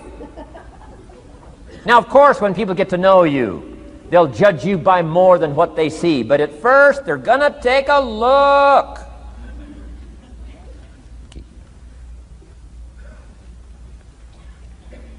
So, here's the best advice I can give you. Make sure the outside is a major reflection of what's going on inside. The physical side. A few minutes a day, stay healthy. A little bit of little bit of study on nutrition, stay healthy. Key. Now here's the next part of personal development, the spiritual part. Now, I'm an amateur on the spiritual side. I do happen to believe that human beings are more than just an advanced life form, an advanced species of the animal kingdom. I do believe humans are a special creation. That's just my personal belief, and I don't ask you to buy it. But here's what I do ask you to buy. If you do believe in spirituality in any manner, here's my best advice. Study it and practice it. Do not neglect your values. Do not neglect your virtues. If you do believe in spirituality, my advice is study it and practice it. Don't let it go unstudied. Don't let it go unnourished, if you do believe. That's my best advice on the spiritual side. Now here's the third part. The mental side. Part of this personal development challenge is to develop mentally. Learn, study, grow, change. It's what schooling is all about. And the human development takes time, incredible amounts of time. That's why we've taken the time for this seminar. It just takes time. Some things you can't cover in a 20-minute speech. You can't cover in a little 5-minute talk. It takes time. For humans, it seems like more time than any other life form, human beings. The little wildebeest in Africa. Guess how much time it's got as soon as it's born to be able to run with the pack so it doesn't get eaten by the lions? Guess how much time it's got? A few minutes. As soon as the little wildebeest is born, tries to stand up, falls down. Its mother nudges it, gets it to stand back up, falls back down. Finally, on little shaky legs, it tries to nurse. Mother pushes it away. She moves away, so it can't nurse. Why? You can't nurse now. You've got to develop some strength now. The lions. Falls down, gets back up, tries to nurse. Mother pushes it away. No. You got to get these legs strong. How much time have we got? Not much time. Mama wildebeest says, not much time. Not hours, not days, minutes. Wow. But the human baby, wow. After 16 years, we're not sure. Right? Unbelievable amount of time it takes. So it does take time for personal development. It does take time for spiritual development, physical development. But here's also what takes time, and that's your mental development. Feeding the mind. Nourishing the mind. Some people read so little, they got rickets of the mind. They couldn't give you a good, strong argument as to their own personal beliefs. Here's one of the challenges we've got as parents, and that is to get our kids ready to debate the major life issues of the 90s. They've got to get ready to debate. We've spent this last couple of decades debating communism. Communism taught capital belongs in the hands of the state. We've been teaching, no, capital belongs in the hands of the people. Communism taught. People are too dumb and stupid to know what to do with capital. You've got to take capital away from all the dumb, stupid people and give it to the all-knowing, all-wise state. And let the state run everything and let the people meekly show up for their work assignment. All glory to the state, communism taught. Kid says, well, is that right? No, all glory to the people. Let the state be the servant of its people, not the people be the servant of the state. I'm telling you, you've got to be able to pick up those ideologies. You've got to be able to pick up the philosophy. And here's the next part. You've got to be able to defend it. If you can't defend your virtues and if you can't defend your values, I'm telling you, even in the 90s, you'll fall prey to philosophies that are not in your best interest.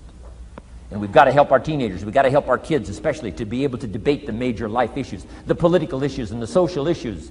and the religious issues and the spiritual issues and the nutritional issues and the economic issues and all of the rest of the issues that are valuable for us to build the kind of equities we want. You got to get yourself ready. And one of the ways you got to get ready is not just physical and not just spiritual. You got to get ready mentally. And this is where Shof went to work on me, to be ready mentally, to develop the philosophy and also be able to defend your virtues and your values. Let's go through it. You need a good library. Shof got me started on my library. Here's one of the books he recommended. Think and Grow Rich by Napoleon Hill. Think and Grow Rich. Shof said to me, doesn't that book and title intrigue you? Think and Grow Rich. Don't you have to read that book? Think and Grow Rich. I said, yes, sir.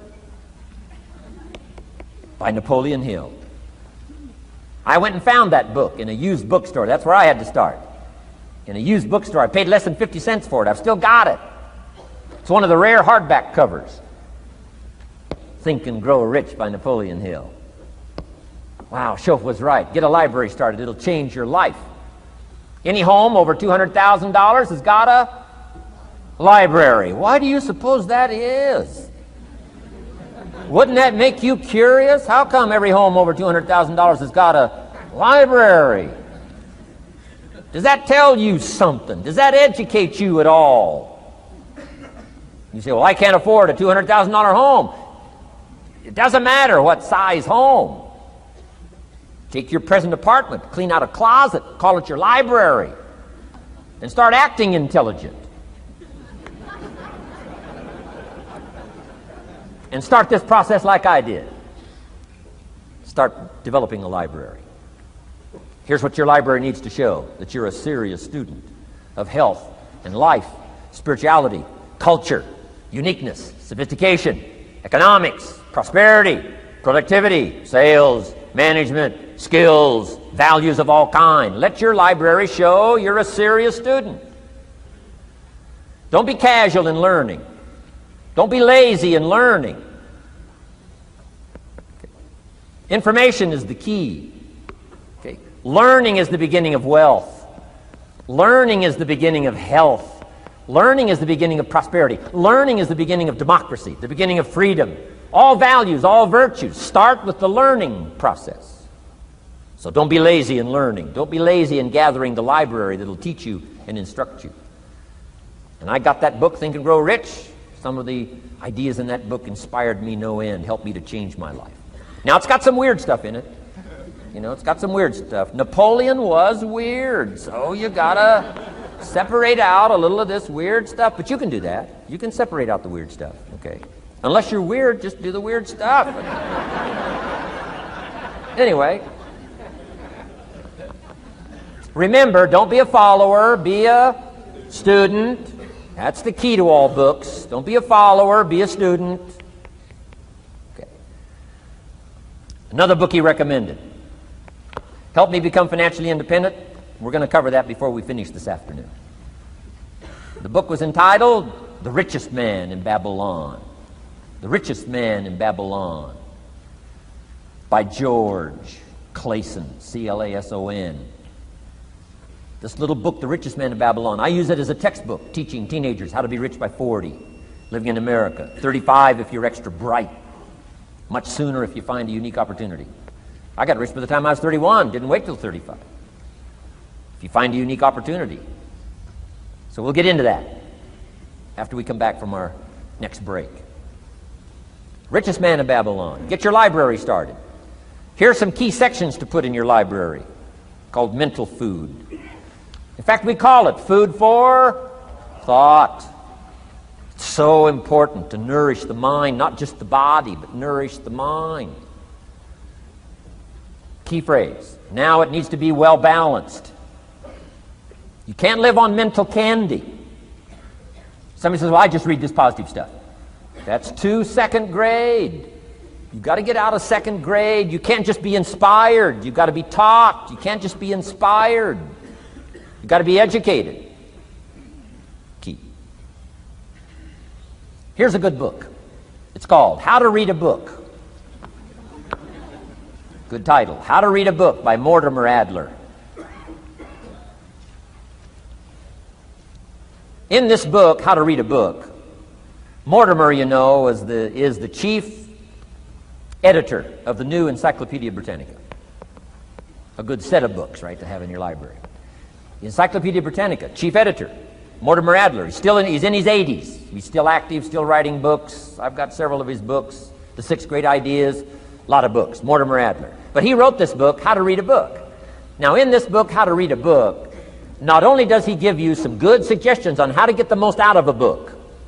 It's one thing to read it, it's another thing to get the best out of it. He'll give you some techniques on how to get the best out of a book. It's very good. But here's what's also in his book, How to Read a Book, a list of what he calls the best writings ever written. The best writings ever written. I've used it as a centerpiece for my library. So I'm just asking you, take a look. If it suits you, fine. If it doesn't suit you, hey, keep looking till you find something to suit you. But well balanced. Let me give you some of that balance. Number 1, history. We've all got to have a sense of history. American history, national history, international history, family history, political history. We all need a sense of history. Shortest history lesson. Opportunity mixed with difficulty. No matter how far back you go, 1,000 years ago, 2,000 years ago, 3,000, 4,000 years ago, I'm telling you, it all reads the same. Once you understand the thread that it isn't going to change, then what's going to change for my life? Answer, looks like I'm going to have to change. History helps us to understand how it is, what there is to work with, seed, soil, sunshine, rain, and what human beings have done with it in the past. And how many of them have, like I did by age 25, they have messed up. That's what history's for. Be a good student of history. Here's a good book, Lessons of History by Durant. Lessons of History by Durant. This little book is only 100 pages, but I'm telling you, it's so well written, you'll be intrigued, as I was. This little book, Lessons of History by Durant.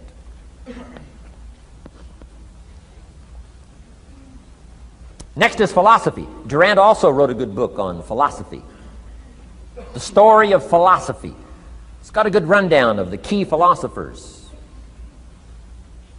of the last several hundred years, what they taught and some of the lives they lived. You might find it a little difficult, but hey, you can't just read the easy stuff.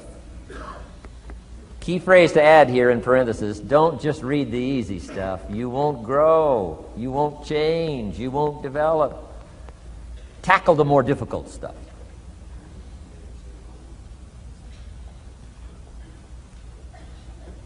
Next, novels. Novels are good. Sometimes an intriguing story keeps our attention so that the author can weave in the philosophy he or she is trying to get across. Ayn Rand was probably better at that than anybody else I could possibly think of. Atlas Shrugged, some of those towering novels. The novel kept us intrigued, but guess what she was doing all the time? Feeding us her philosophy, feeding us her philosophy. Now, whether you agreed with her philosophy or not, you had to admit she was really good at getting it out there, weaving it through the story, in the dialogue and in the speeches and in the text. Fabulous. Novels. Novels are good. Now, here's a little personal advice. Skip the trash. I mean, you know. Someone says, well, sometimes you can find something valuable in a trashy novel. I wouldn't go through it to find it. You can find a crust of bread in a garbage can, but I wouldn't go through it. Number 1, you don't need the reputation. So, not enough time to read the brilliant stuff, the good stuff. Skip the trash, really. My personal advice on personal development, becoming more valuable than you are. Key. Next is biographies and autobiographies, the stories of successful people, unsuccessful people. There's some dramatic stuff, right? Over the last 100 years, it's been written, biographies and autobiographies. Here's one of the best, the Bible. The Bible is a unique book because it's got a list of human stories on one side of the ledger, another list of human stories on the other side of the ledger. One's called examples and the other's called warnings. And here's what we've got to have on biographies and autobiographies, both warnings and examples. In the Bible, the examples. The Bible says, look at these people's lives, follow them. Follow their philosophy, follow their advice. Then we got the warnings, right? Don't do what these people did. They messed up their life and threw their life away. Vitally important, both sides of the scenario. Now, if your life story ever gets in one of those books, make sure they use it as an example, not a warning.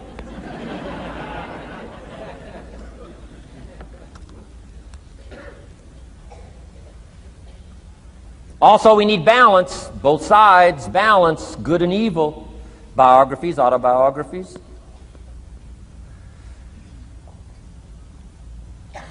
You need a book on Gandhi. You need a book on Hitler.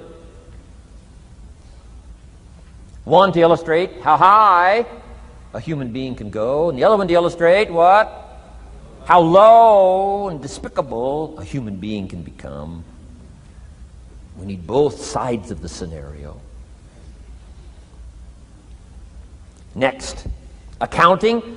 Got to have a little, at least primary view of accounting. Kids have got to start learning the difference between a debit and a credit.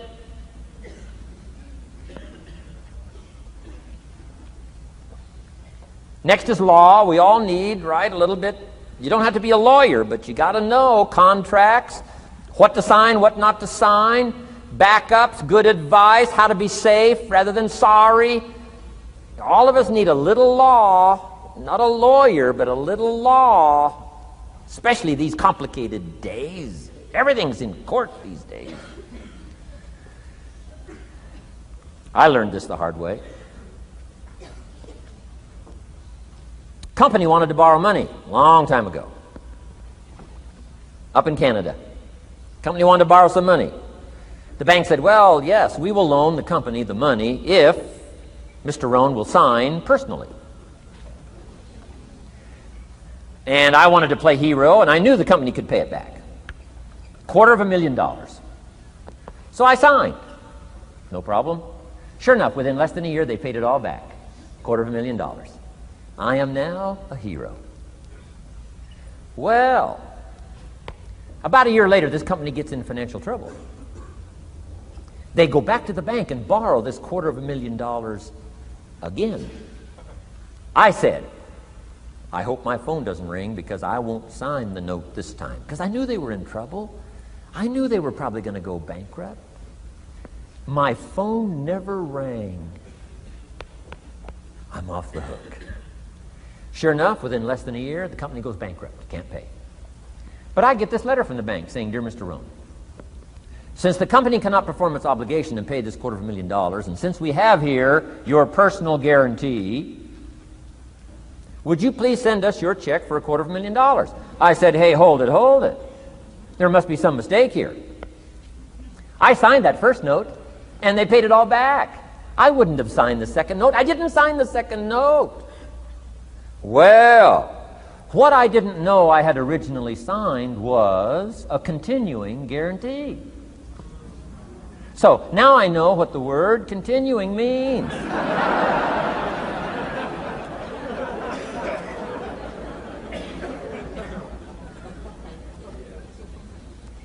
I'm asking you to study a little law, know what to sign, know how to defend yourself, right? Say, hey, we'll get back. Don't sign too quickly. I mean, there's all kinds of things here. Be a student. Don't be lazy in learning. How to defend as well as nourish.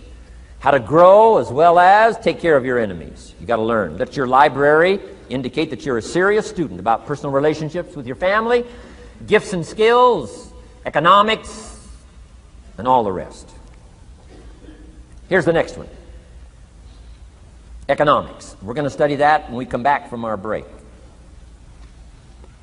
Economics. We're going to cover, especially for the kids today, how to become financially independent. We're going to let the adults listen. I've been teaching kids for the last 18, 19 years how to be rich by 40, 35 if you're extra bright. Most kids think they're extra bright. They go for 35. Or much sooner if you find a unique opportunity. We're going to get into that. Be a student of economics. Next, culture, sophistication. Don't leave that out of your life culture, sophistication. Culture is part of the fabric of the nation. Culture is what makes us different than dogs and animals. Culture is what makes us different from the barbarians. Culture, sophistication. Be a student of the dance and the art and the music and all the rest of those extraordinary human values that are possible for us all to participate in as well as to enjoy. Be a student of culture. And the last one is spirituality. Study it from the Bible and all the related books about spirituality. If you're a believer, study and practice. Let your library show you're a serious student. Next, keep a journal. Shoaff said, Mr. Rhon, not only be a student, but the good ideas that you develop from the books. Keep a separate journal. Write all this stuff down. Here's what he said. Don't trust your memory. If you're serious about becoming wealthy and powerful and sophisticated and healthy, influential, cultured, unique, keep a journal. Don't trust your memory. If you listen to something valuable, write it down. If you come across something important, write it down. Write it down. Now, I used to take notes on pieces of paper and torn off corners and backs of old envelopes and restaurant placemats and long sheets and narrow sheets and little sheets and pieces and thrown in a drawer. Found out, best way, keep a journal. I've been keeping these journals now since age 25. It makes up a valuable part of my own learning, and it's a valuable part of my library. My own journals now form a good portion of my own library. The stuff. I'm trying to get kids to do like I do, be a buyer of empty books. Kids find it interesting I'd buy an empty book. Especially at my status in life. What did I pay for this one? $26. Kids say, $26 for an empty book? Why would you do that? Well, the reason I paid $26 is to press me, to see if I can't find something worth $26 to put in here. And I'm telling you, all my journals are private. But if you got a hold of one of my journals, you wouldn't have to look very far until you would say, this is worth more than $26. I must admit, if you got a glimpse of Mr. Rhone's journals, you'd have to say he is a serious student. Not just committed to his craft, but committed to life, committed to skills, committed to learning, to see what I can do with seed and soil and sunshine and rain and miracle and possibilities and turn it into equities of life and treasure, family relationships, enterprise, sales, management, gifts galore, everything you want, all available, especially in America. I'm asking you, keep a journal. I call it one of the three treasures to leave behind. Let me give you that. One of the three treasures to leave behind. Number one is your pictures. Take a lot of pictures. Did you ever look back, right? 2 or 3 generations, just a handful of photographs way back there. Wouldn't it be something if there was album after album, thousands of pictures to help tell the story?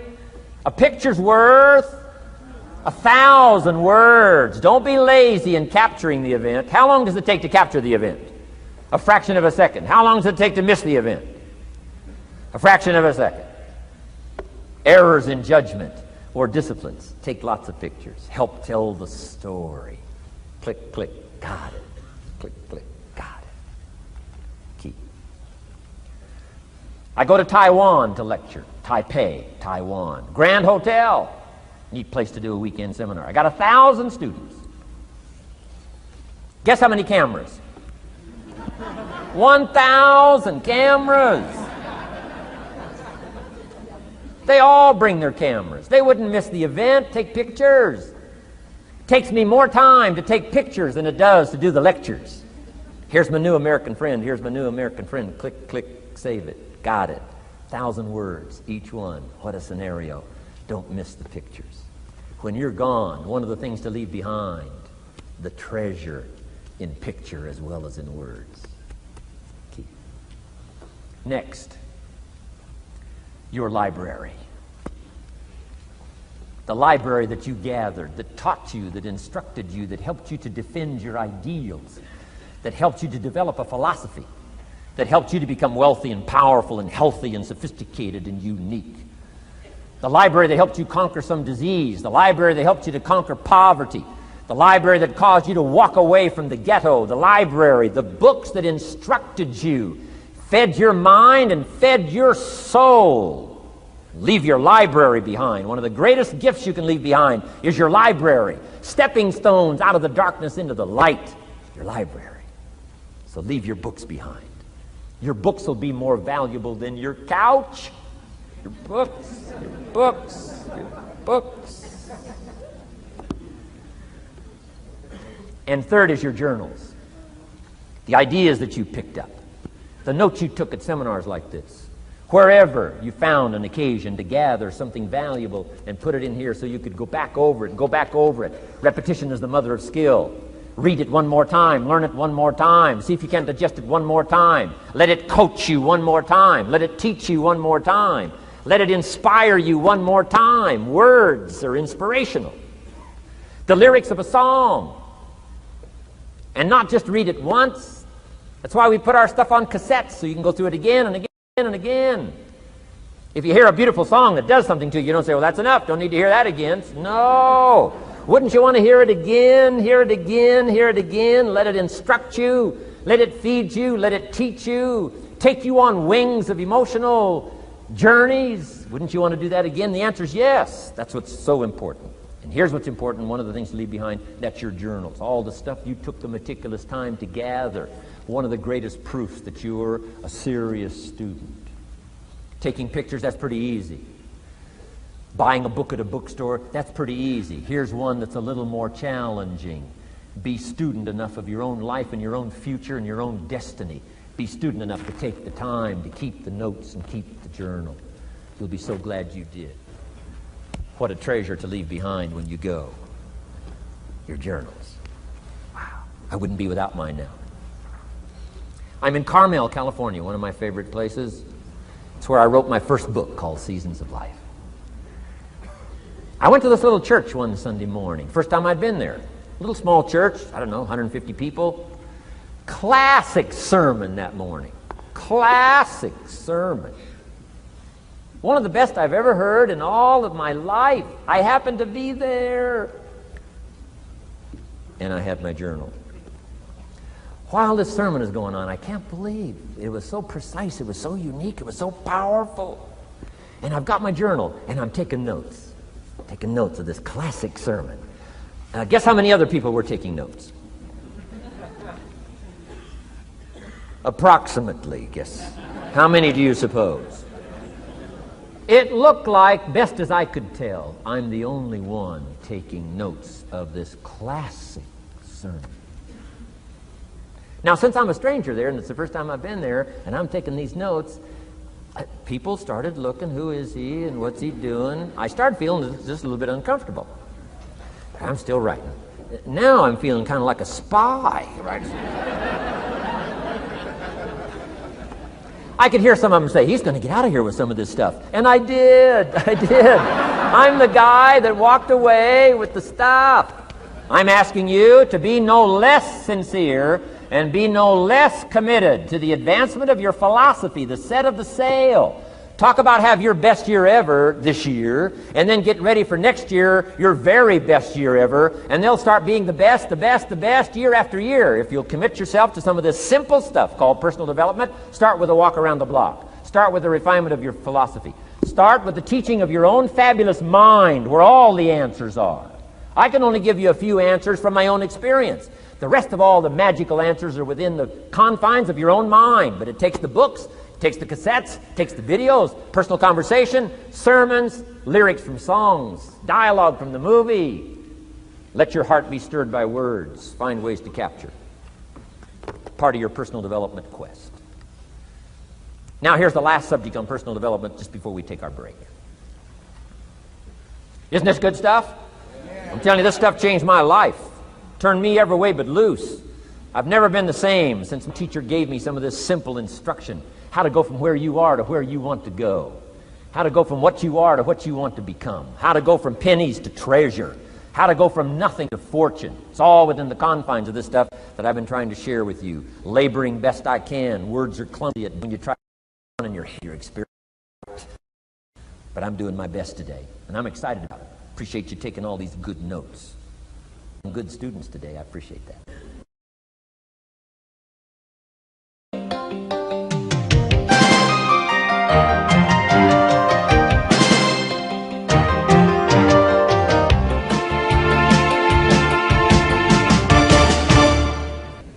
Develop these 5 abilities as part of your personal development quest. I call them the 5 abilities. Here's the first one. Develop the ability to absorb. The ability to soak it up like you're doing today. Be like a sponge. Don't miss anything. And not just the words. It's true, don't miss the words, but don't miss the atmosphere. Don't miss the color. Don't miss the scenario. Don't miss what's going on. Most people are just trying to get through the day. Here's what I want you to be committed to do. Learn to get from the day. Don't just get through it, get from it. Learn from it. Let the day teach you. Join the University of Life. What a difference that'll make in your future. Commit yourself to learning. Commit yourself to absorbing. Be like a sponge. Get it. Don't miss it. I've got a personal friend of mine who's so gifted in this area. I think he has soaked up and remembers everything that's ever happened to him. He can tell you as a teenager where he was and what he did and what he said and what she said and how they felt and the color of the sky and what was going on that day. And the reason is because he gets it. He gets it. He gets it. I'm telling you, it's more exciting to have him go to Acapulco, come back and tell you about it, than it is to go yourself. He's unbelievable. He's got this extraordinary gift. And why is it? When he's there, he doesn't miss anything. Here's a good phrase for you to jot down. Wherever you are, be there. Be there to absorb it up. Be there to soak it up. Take a picture if you can. But take pictures of your mind. Let your soul and heart take pictures. Get it. Capture it. Absorb it. That's such an important ability to develop. The ability to get it. Don't miss it. Don't be casual in getting it. Key phrase. Casualness leads to casualties.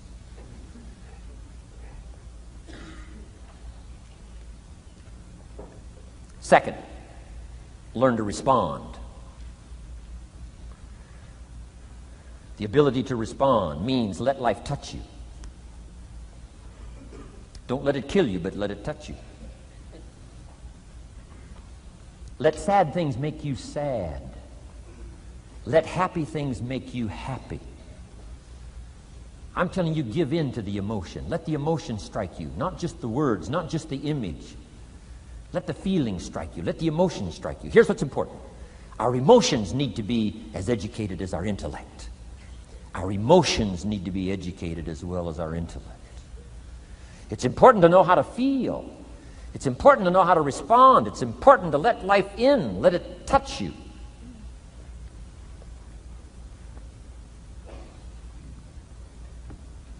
I'm the greatest guy in the world to take to the movies. I get into a good movie.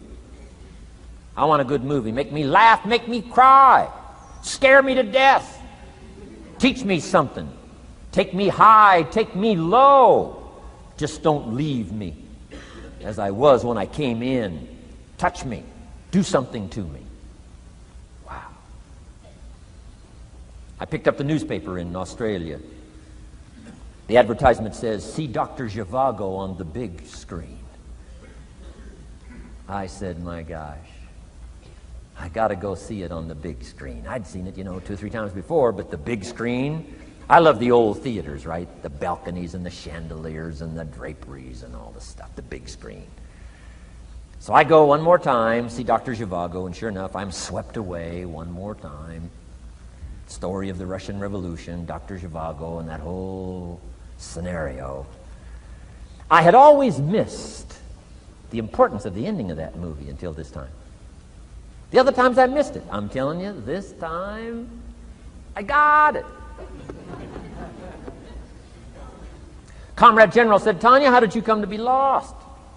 After he'd found her, right? Said, how did you come to be lost? And she said, well, I was just lost. He said, no, how did you come to be lost? She said, well, the city was on fire when we were running to escape, and I was lost. He said, no, how did you come to be lost? And that's what she didn't want to say. He finally pressed her again, how did you come to be lost? And she said, well, while we were running through the city and it was on fire, my father let go of my hand, and I was lost. That's what she didn't want to say. Comrade General said, Tanya, that's what I've been trying to tell you. Komarovsky was not your real father. He was not. I'm telling you, I've been looking all over for you, and I think I found you. This man, my relative, Dr. Zhivago, the poet. I'm telling you, he was your father. And Comrade General said, Tanya, I promise you this. If this man, your real father, had been there, I promise you, he would never have let go of your hand. And I got it. This time I got it. The other times I'm eating popcorn waiting for the movie to finish. I mean, this time I got it. I got it. I got it. I'm asking you to get it. Absorb and respond. Maybe you heard the story about the evangelist here in Texas way back in the horse and buggy days. Used to put up his tent in these various Texas towns and hold tent revivals. And he put up his tent. One of these towns expected a big crowd to come and hear him preach. And he got there first night of the tent revival, and he walked inside the tent. It was empty. And he thought, something must be wrong. He waited till 8 o'clock. Nobody showed up. He waited till 8:15. Not a soul. Finally, 8:30. One lone cowboy wandered up on his horse, tied his horse up outside, came in, sat down on the front bench, big empty tent. So the preacher thought, well, at least I better go down and talk to the cowboy. So he goes down and talks to the cowboy, and he says, Cowboy, I don't know what to tell you. He said, I'm the preacher, and this tent was supposed to be full of people. And he said, something's gone wrong. I really don't know what to do. I'm embarrassed. And he said, I don't know what to do. And the cowboy said, well, I'm not a preacher. I'm just a cowboy, so I can't tell you what to do. But he said, I know this. If I went out to feed my cattle and only one showed up, I'd at least feed it. So the preacher said, hey, the cowboy is right. If you've got a message to share, if there's one person or 1,000, don't let your ego get in the way. You should do the best you can. So he got kind of inspired by this conversation with the cowboy, jumped up on the platform, started preaching as if the tent was full of people. And he was so inspired, he just kept going, went for an hour and 15 minutes, hour and a half. Finally, wound down and quit. Come down off the platform, talked to the cowboy again, said, well, cowboy, what did you think of my sermon? The cowboy said, well, I'm not a preacher, so I can't really tell. I'm just a cowboy. But he said, I know this. If I went out to feed my cattle and only one showed up, I'd feed it, but I wouldn't dump the whole load on it.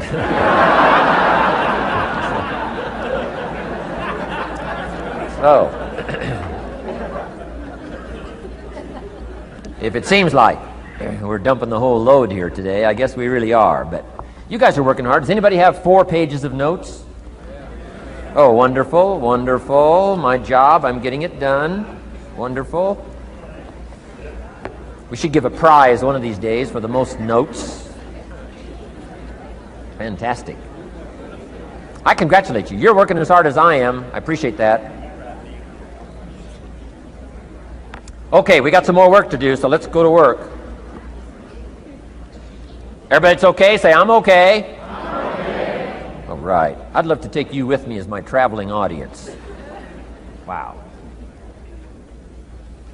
We've covered the first 2 abilities in the personal development quest.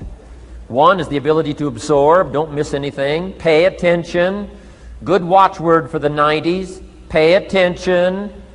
Things are moving so fast these days, you got to pay attention, pick it up, soak up the colors, soak up the sounds. Soak up what's going on. Second, respond. Let life touch you. Let the emotions affect you as well as the sights. Now here's the third ability. Develop the ability to reflect. Reflect means go back over. Study it again. Go back over these notes that you're taking today. Go back through the cassettes one more time. Read the text one more time. But there's more to it than that. Go back over your day. I call it run the tapes again, so that the day locks in firmly. Here's some good times to reflect. One, at the end of the day. Take a few minutes at the end of the day. Go back over the day. Who'd you see and what'd they say and what happened? How'd you feel? What went on? So that you capture that day. A day is a piece of the mosaic of your life. Number one, don't treat it casual. Number two, get from the day. And then number three, go back over the day so that it locks in that experience, the knowledge, the sights, the sounds, the panorama, the color, motion picture of the day. Just lock it in so that it will serve you for the future, having that day, not missing it. Next, take a few hours at the end of the week, called time to reflect. Go back over your day timer, go back over your calendar, go back over your appointment book. Where did you go and who did you see and how did it feel and what went on? Capture that week. A week is a pretty good chunk of time. Next, take half a day at the end of the month, called time to reflect. And do the same thing again. Go back over what you read, go back over what you heard, go back over what you saw. Go back over the feelings to capture it so that it serves you. Next, take a weekend at the end of the year to establish this year now firmly in your consciousness, firmly in your experience bank, so that you've got it, so that it never disappears. Good ability to acquire, the ability to reflect. Go back over. Remember. Remember. Remember. It's so valuable to be able to remember the thought, remember the idea, remember the experience, remember the occasion, remember the day, remember the weather, remember the emotion, remember the complexity, remember the highs, remember the lows. So valuable at the end of the day. Lock that day in. Lock the month in. Lock the week in. Lock the year in. Old Testament says a unique scenario unfolded according to the law, and that was they worked 9 years, and the 10th year was a sabbatical.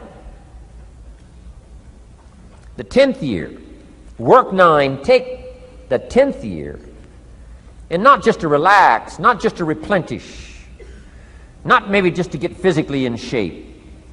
Change of pace, we call it in the modern society, but not just for that. I'm sure that in ancient days, that sabbatical was to go over the last 9 years, what went right and what went wrong, and what worked well and what didn't work well. And how did you grow, and how did you learn, and how did you change, and what have you got now after 9 years that you didn't have at the beginning of the 9 years?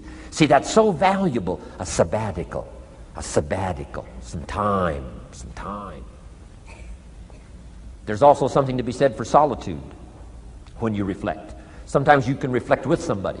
Husband and wife reflect on the past year, right? Parents reflect with their children on the past year. How did we do it, and how didn't we do it, and how could we improve? Colleagues can reflect with each other. But now here's one of the most important. You've got to learn to reflect with yourself. There's something to be said for solitude. There's something to be said for taking those occasions to shut out the world and shut out everything else for a while. I've got a motorhome. That's how I do it. With my motorcycle on the back. And I head for the mountains and ride the Jeep trails, where there's very few human beings on the Jeep trails, or out in the desert somewhere. It's called my time to get away. When you live a very public life, you treasure solitude. A chance to reflect, go back over my life, go back over my skills, go back over my experiences. Alone. There are some things you need to do alone. Ponder, think, wonder, read, study, absorb, Soak in. See if you can't become better this year than you were last year, better the next 9 than you were the first 9. Solitude. There's even a more modern advice that says, go to the closet for time of meditation, time of prayer. Go to the closet. Closet meaning what? Away. And there's even a graphic description of the away. It said, enter into your closet and what? Got some students here, I'm sure. What? Close the door. For what?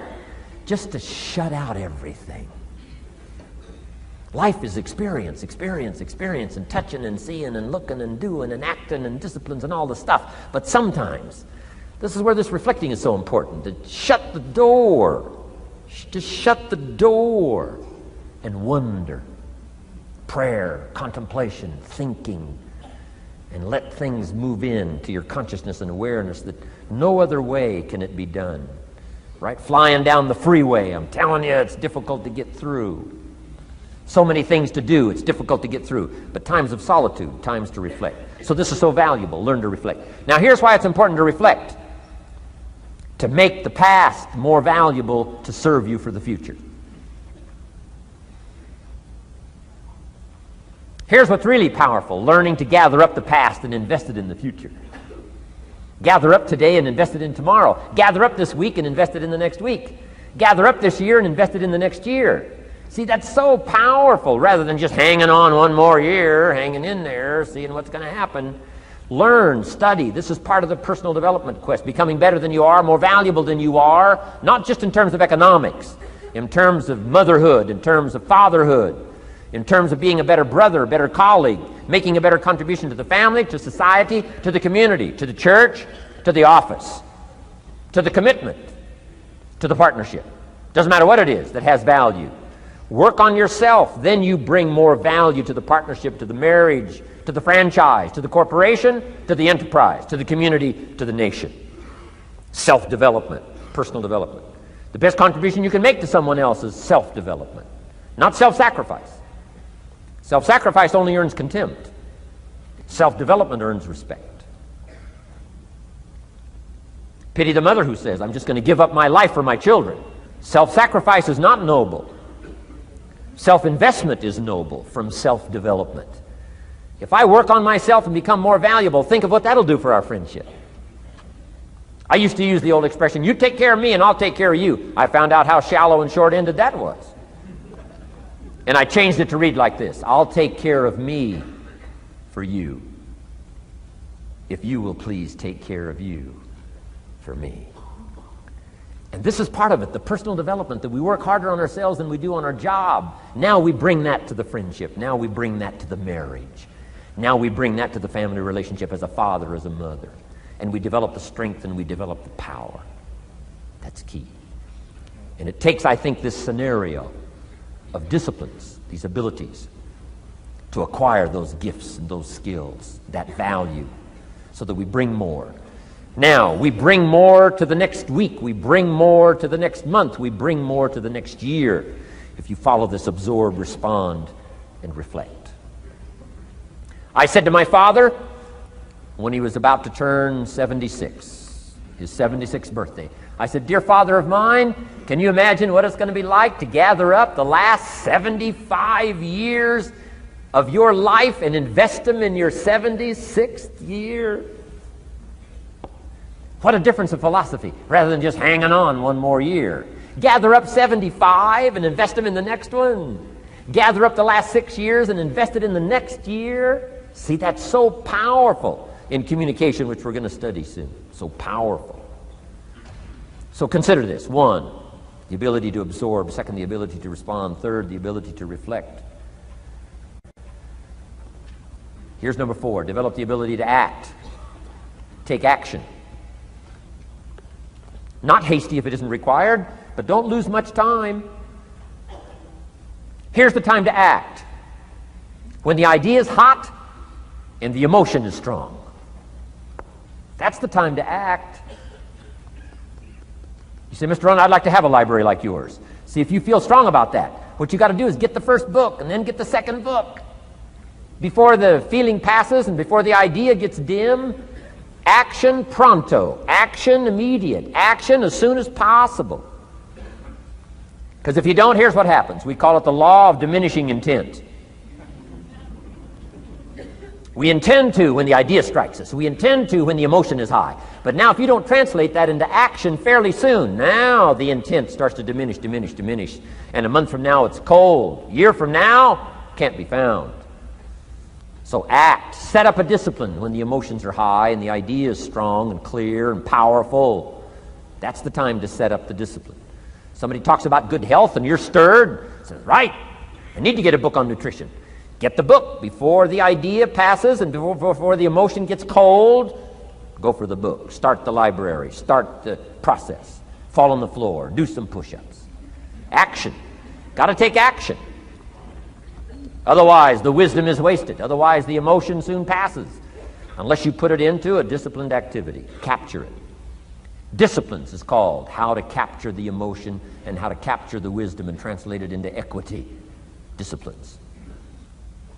Now here's what's important about disciplines. All disciplines affect each other. In fact, here's a good philosophical phrase. Everything affects everything else. Nothing stands alone. Don't be naive in saying, well, this doesn't matter. I'm telling you, everything matters. There are some things that matter more than others, but there isn't anything that doesn't matter. Okay. We all pity the man who says, well, this is the only place I let down. Not true. Key to take home. Every letdown affects the rest of your performance. Every letdown affects the rest. This is part of the educational process on personal development. If you don't take the walk around the block, you probably won't do the apple a day. If you don't do the apple a day, you probably won't start building your library. If you don't build your library, you probably won't keep a journal, and you won't take pictures, and then you won't do this, you won't do wise things with your money, won't do wise things with your time, won't do wise things with your possibilities and relationships, and the first thing you know, 6 years of that accumulated, and we say you have messed up. So the whole key to reversing that process now is to start picking up these disciplines. Now here's the positive side. Every new discipline affects the rest of your disciplines. Every new one affects the rest. That's why action is so important. The least action, the smallest action. Take it. Because when you start accomplishing and the value starts to return from that one action, it'll inspire you to do the next one and the next one and the next one. You start walking around the block, it'll inspire you to get an apple. Get an apple, it'll inspire you to get a book. Get a book, it'll inspire you to get a journal. Get a journal, it'll inspire you to grow, develop some skills. All disciplines affect each other. Every lack affects the rest. Every new affects the rest. The key is to diminish the lack and set up the new. And you've started a whole new life process. Key. Also, one more thought on discipline. Here's the greatest value of discipline. Self-worth. Self-esteem. People are teaching self-esteem these days, but they don't connect it to disciplines. The least lack of discipline, and it starts to erode our psyche. One of the greatest temptations is to just ease up a little bit. Right? The slightest lack of doing your best starts to erode the psyche. Instead of doing your best, doing just a little less than your best. Sure enough. You say, well, it's just going to affect my sales. No, it's going to affect your consciousness. It's going to affect your philosophy. Now you've begun in the slightest way to affect your own philosophy. Here's the problem with the least neglect. Neglect starts as an infection. And if you don't take care of it, it becomes a disease. And one neglect leads to another. And the worst of all, when neglect starts, it diminishes our self-worth, our self-confidence, our self-value. You say, well, how can I get back my self-respect? I'm telling you, you don't have to go to 29 classes. All you have to do is start the smallest discipline that now corresponds to your own philosophy, like I should, and I could, and I will. No longer will I let neglect stack up on me so that I will have the sorry scenario 6 years from now, giving some excuse instead of celebrating my progress. That's the key to discipline. Okay? Let's get kids involved in the least of disciplines. One more, and then one more, and then another one, and then another one, and then some more. And the first thing you know, you're starting to weave the tapestry of a disciplined life into which you can pour more wisdom and more attitude and more strong feeling, more faith and more courage. Now you've got something, a vessel in which to put it. And now the equities start to flow. And the early return, I'm telling you, if you'll start this process, the early return will have you so excited. You'll commit yourself to this strategy for the rest of your life. You'll never go back to the old ways. Join a new crowd. Join a new group. The disciplines to do it. Take action. I recommended the last time I was here the little book, Richest Man in Babylon, and I said I've lectured now to over 3 million people in the last 33 years, and I've recommended this little book to almost all of them, I think. Guess how many have actually gone and got this little book? Answer, very few. My best guess is 10%. Such an easy thing to do. In that last seminar, right, I suggested this little book, number one, is easy to find. Number two, it's easy to buy. The most you can pay for it, $6, $7, $8. You can borrow that from your kids. And number three, it's easy to read. It's in story form. That's why I use it for teenagers, teaching them how to be rich by 40, 35, if you're extra bright, much sooner, if you find a unique opportunity. But if it's easy to find and easy to buy, and if it's easy to read, why wouldn't everybody go get it? We don't know. What do you know? You don't know. I don't know. Nobody knows. Here's how profound it is. Some do and some don't. Now here's the numbers. About 10% do. 90% don't or won't. And we don't know the mystery of that. And I'm telling you, 10 years from now, those numbers will still be the same. 10% will, 90% won't. The numbers don't change. Only the faces change. You're looking at one of the faces. I used to belong to the 90% who couldn't be bothered even if it was easy. Guess how many people have a library card? Wisdom of the world available. Transform your life in any value amount you want. By the way, how much is a library card in Texas? Free. Here's what free is. Easy. I mean, it can't be any easier than free. Somebody says, well, would you bring it by? Well, no. At least you got to go get it. No.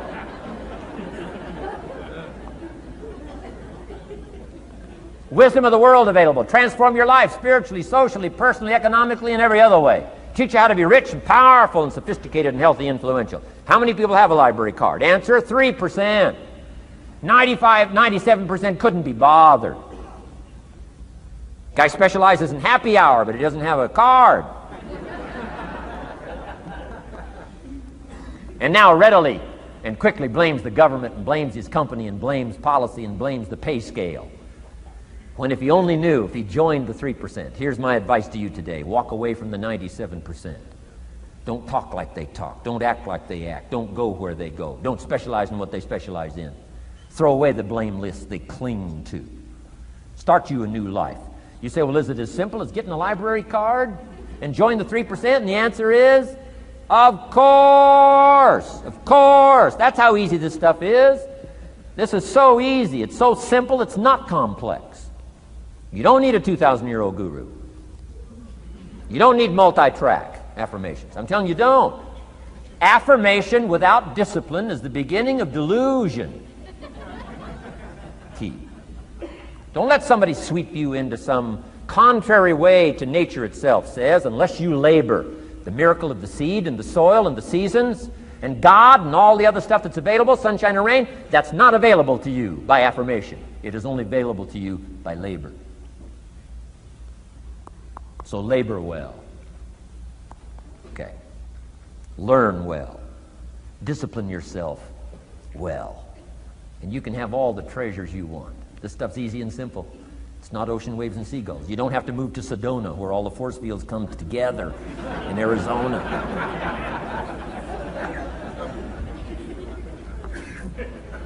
Let's teach our kids the simple ways to transform their health, number one. Their economics, number two. Their ability to communicate, number three. Their life and treasure and lifestyle, number 4. Spirituality, number 5. And the list goes on and on. Let's not leave out any of the least of disciplines that encourage us to do the next one, to do the next one, to do the next one. First thing you know, this whole scenario for you is spinning up instead of out of control on the negative side. This is all you got to do. It's as simple as this. It's as simple as a start, committing yourself to life change. And once you start down this road, I promise you, you'll join the 10% and the 3%. We're going to talk financial independence in just a little while. Guess how many people can retire from the income of their own personal resources when it comes time to retire? Answer, 5%. In the most independent country in the world, 95% are dependent, 5% are independent. Take charge of your own retirement. I'm telling you, if you take charge of your own retirement through personal development and all these skills we've taught today, plus what's coming up, financial independence, I'm telling you, take charge of your own retirement, you can multiply it at least by 5, maybe by 10, maybe by 20, maybe by 100. Let the government take care of it, some company take care of it, you got to divide by 5. Take charge of your own life, take charge of your own day, take charge of your own conversation, take charge of your own family, take charge of your own possibilities. And learn these skills, develop this kind of strategy, and I'm telling you, life will open up for you. Join the 3%. Join the 10%. Join the 5%. Walk away from the 95%.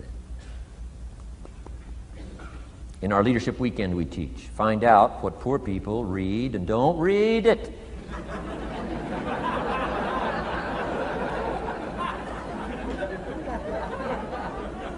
I'm telling you, don't talk like they talk. Lend a helping hand, but don't fall into their poor philosophical scenario. Don't blame what they blame. Don't use the excuses they use. It's called the language of the poor. Switch gears, switch language, switch ideas, switch strategy.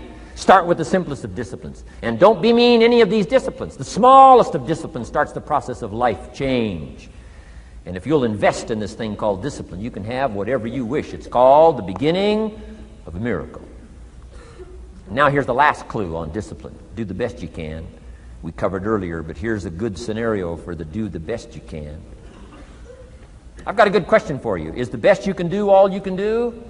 And the answer is no. Strangely enough. If we all fell on the floor right now and did as many push-ups as we possibly could, and let's say for some reason you haven't been into push-ups lately, I can't imagine why, but let's say... And let's say the best you can do is 5. And you look up at the rest of us and say, hey, 5 is the best I can do. We can tell by the look on your face that's probably true. 5 is the best you can do. Now, is 5 all you can do? The answer is no. If you rest a little, you can do 5 more. Wow. And if you rest a little, you can do 5 more. And if you rest a little, you can do 15 more. How did we get from 5 to 15? It's a miracle.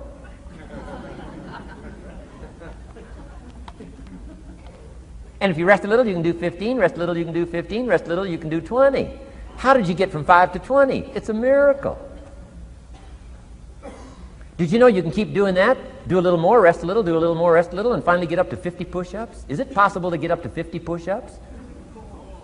Of course.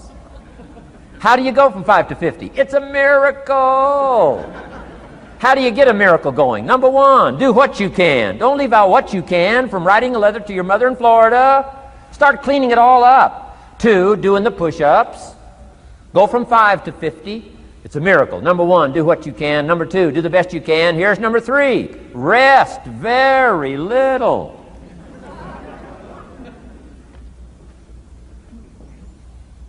Don't rest too long. Why? The weeds take the garden. Kids have got that figured out. You can't rest too long.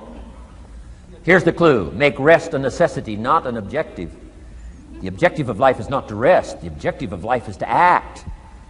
Think of more disciplines. Think of more ways and means in which to use your own wisdom and your own philosophy, and use your own attitude, your own faith, your own courage, your own commitment, your own desires, your own excitement.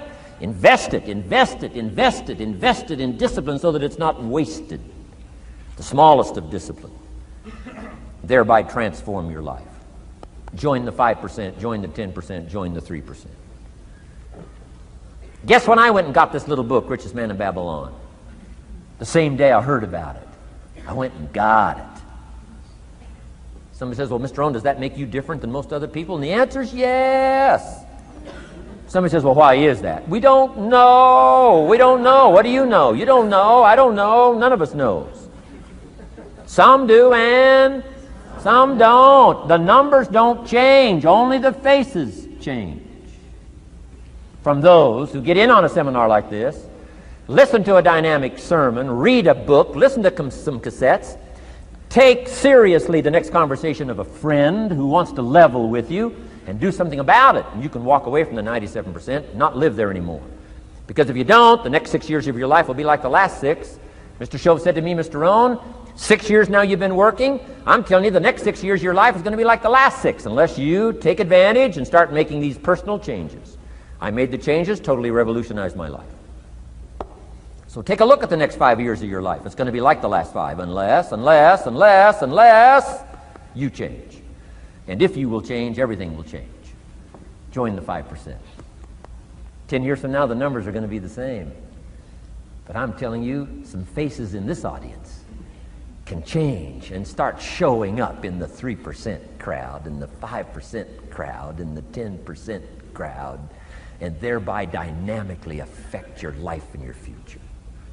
Develop these strengths. Now here's the last ability. Develop the ability to share. Pass along to someone else. If you've picked up a good idea today, pass it along. Don't let it stay. Pass it along. A book, if you take one of these little books I've suggested home and it affects you, pass along. Say, hey, I found a book, really helped me. I found a book, got me thinking. I found a book, changed my health. I found a book, got me inspired. Pass it along, pass it along, pass it along. Here's what's exciting about sharing. If you share with 10 different people, they get to hear it once, you get to hear it 10 times. So it's probably going to do more for you than it is for them. But it's called what? Everybody wins. When somebody shares, everybody wins. Wow. Share your ideas, share your experiences, share your knowledge. You can have just as much pleasure as I do. I said, giving this seminar, this is one of my joys in life. Give a seminar like this, make the best investment I can of words and spirit and heart and soul and time, energy. I don't have to work this hard. But I gladly work this hard. Why? I want the return. Your words touch my life. See, that's heavyweight stuff. You can't buy it with money. But I'm telling you, you can get the same thing started by recommending a book. Somebody will read that book, and then they'll read another one, and they'll read another one, and they'll come to you someday and say, you got me started. That book you recommended turned my lights on, turned my mind around, got me thinking, got me pondering, and I've been on track ever since. You can get just as much praise as I do if you'll share with your children, share with your colleagues, share with everybody that comes within your grasp. Share. Now here's what sharing does. Not only helps you, helps the person you share with. Here's what else it does. Makes you bigger than you are. If I had a glass of water up here and it was full, question, can that glass hold any more water? If it's full, if the glass is full, can it hold any more water? The answer is yes. But for it to hold more, you got to pour out what's already in. That's what I'm asking you to do. If you're full of ideas, if you're full of good things, I'm asking you to pour it out, pour it out, pour it out. Why? I'm telling you, more will be poured in, poured in, poured in. Next, when you do pour out, you become bigger. It's not like a glass that stays the same. Human beings have the ability to grow in consciousness and awareness and capacity. It's unlimited capacity. I found out kids don't lack capacity. In Europe, the kids speak what? 2, 3, 4, 5, 6 languages. When I grew up, my father spoke German, never taught me. My mother spoke French, never taught me. They were trying to get away from all the old world languages back then.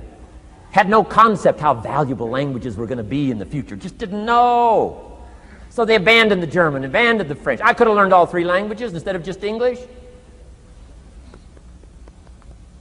My girls went to school in Beverly Hills. They've turned that around. In first grade now in Beverly Hills school system, they offer 3 languages besides English. French and German, Spanish. Why? Because kids can learn 2 languages just as easy as 1. Question, how many languages can a child learn? Here's how many. As many as you'll take the time to teach them. They do not lack capacity. They only lack teachers. Wow. And I'm telling you the same thing is with you. You don't lack capacity. But here's how you expand your capacity. And that is to share what you've got. Now you get bigger. Share some more, and now you get bigger. I'm here for a very self-interest reason. If I share with you, my consciousness grows. If I share with you, I get to hear this again. Somebody asked me not long ago, said, Mr. Rhon, how are you doing with all this stuff? You get on everybody's case pretty hard. How are you doing with all this stuff you teach? I said, well, best I can share with you is this. Listen to me very carefully, but don't watch me too close. This stuff's easier to lecture on than it is to do. I understand that. I'm working on it just like you. But hey, pour out what you've got so that your capacity grows. Now, why should you want your capacity to grow? Very self-interest reason. Here it is. To hold more of the next experience.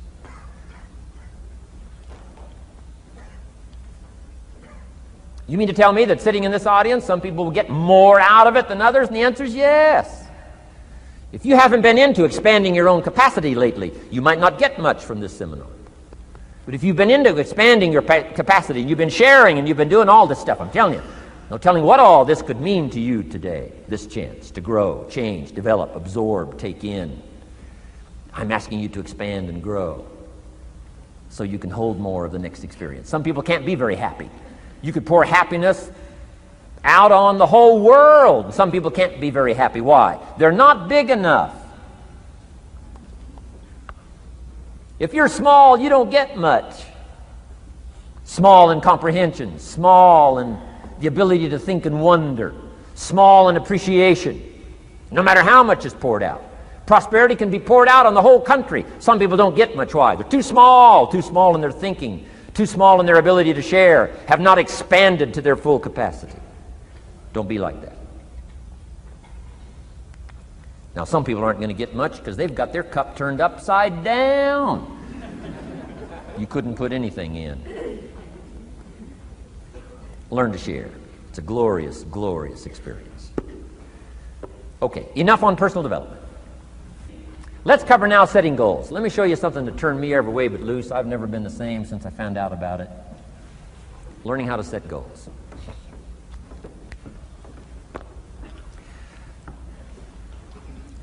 Not long after I met Mr. Schoaf, we're having breakfast one morning. Mr. Schoaf said, Mr. Rhon, now that we've gotten acquainted, we know each other fairly well, he said, maybe one of the best ways I can help you, he said, let me see your current list of goals. Let's go over them and talk about it. And I said, what? I don't have a list. He said, well, Mr. Rhon, if you don't have a list of your goals, he said, I can guess your bank balance within a few $100s. Which he did. And that got my attention. I said, you mean my bank balance would change if I had a list of goals? He said, drastically. So that day I became a student of setting goals. And I've used it to dynamically affect my life. I've taught it to some of my business colleagues. We use it to do business around the world. Setting goals. It can turn out to be a drama for your life. Here's what goals are. Your vision of the future. Your vision of the future. Now, there's 2 ways to face the future.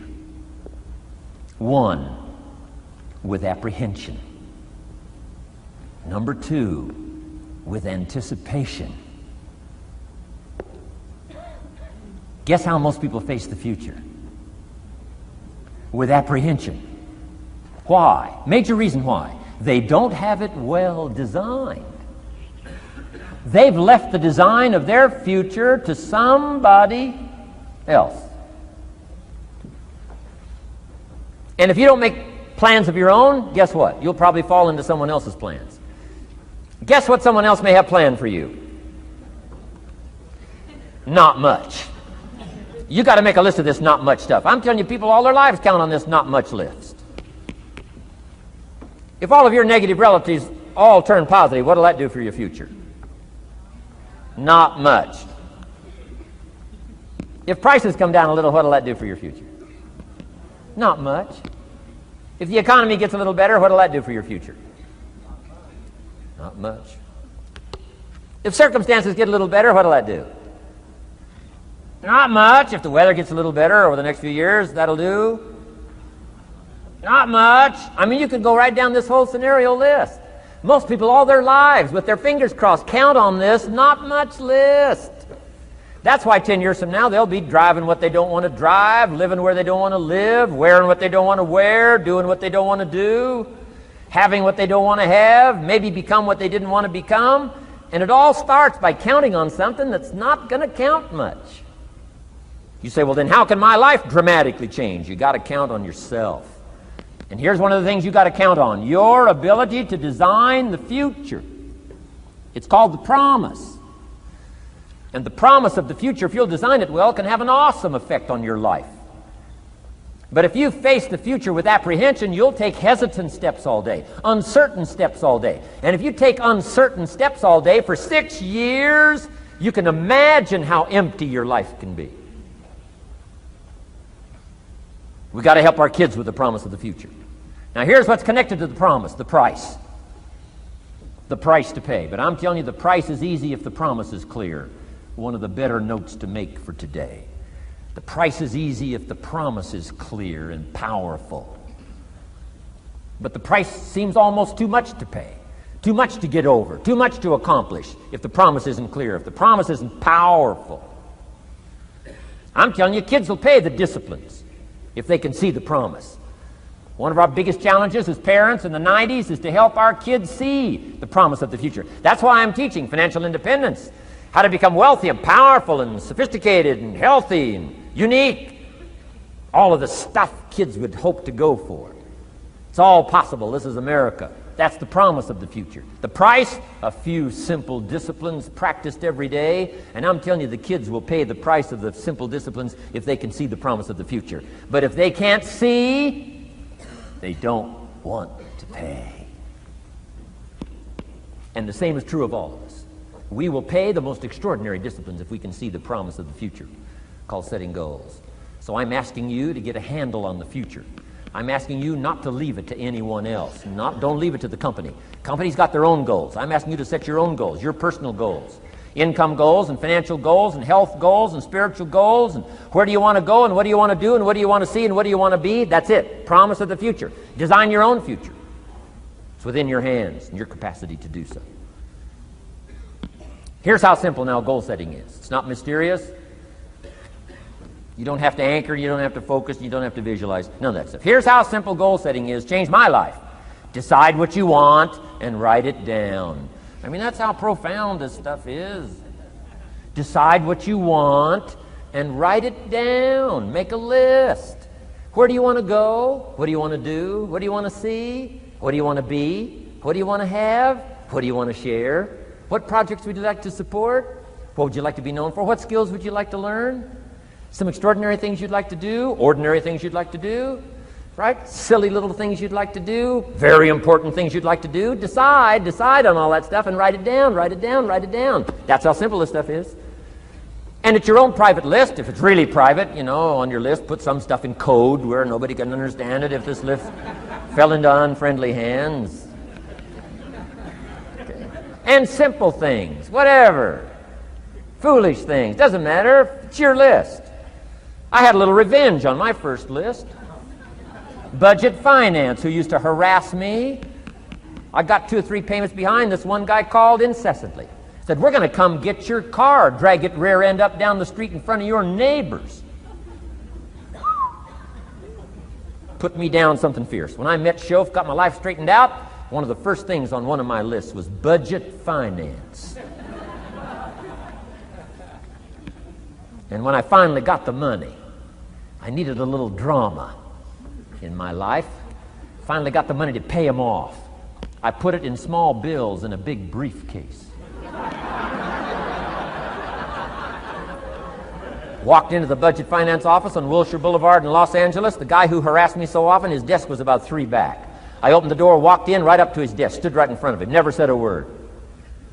He said, well, what are you doing here?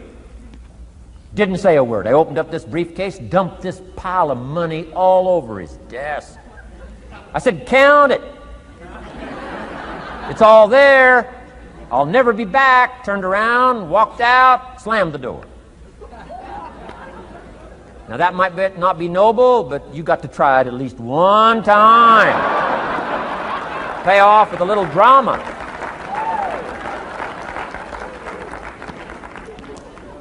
Got to check them off my list. Keep your list with you. I keep my list in my journal so that I can go back. 5 years ago, here was my list. And I'm a little embarrassed. Here's what I thought was so important now. How my philosophy has changed. From 10 years ago, 5 years ago, 3 years ago. Here's my old list. Here's my new list. Here's what's valuable to me now. Here's what I want my life to be now. Here's where I want to go, what I want to do, what I want to see.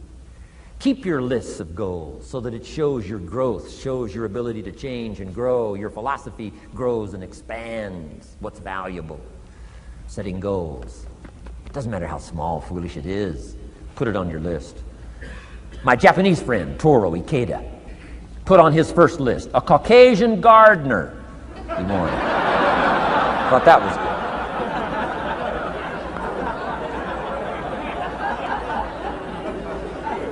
I like that. Have you got this profound thing now on setting goals? Here's how profound it is. Decide what you want and write it down. Get together with your wife, decide. Get together with your kids, decide. Get together with your business colleagues, decide. Write it down. Make a list. Okay, that's how easy it is.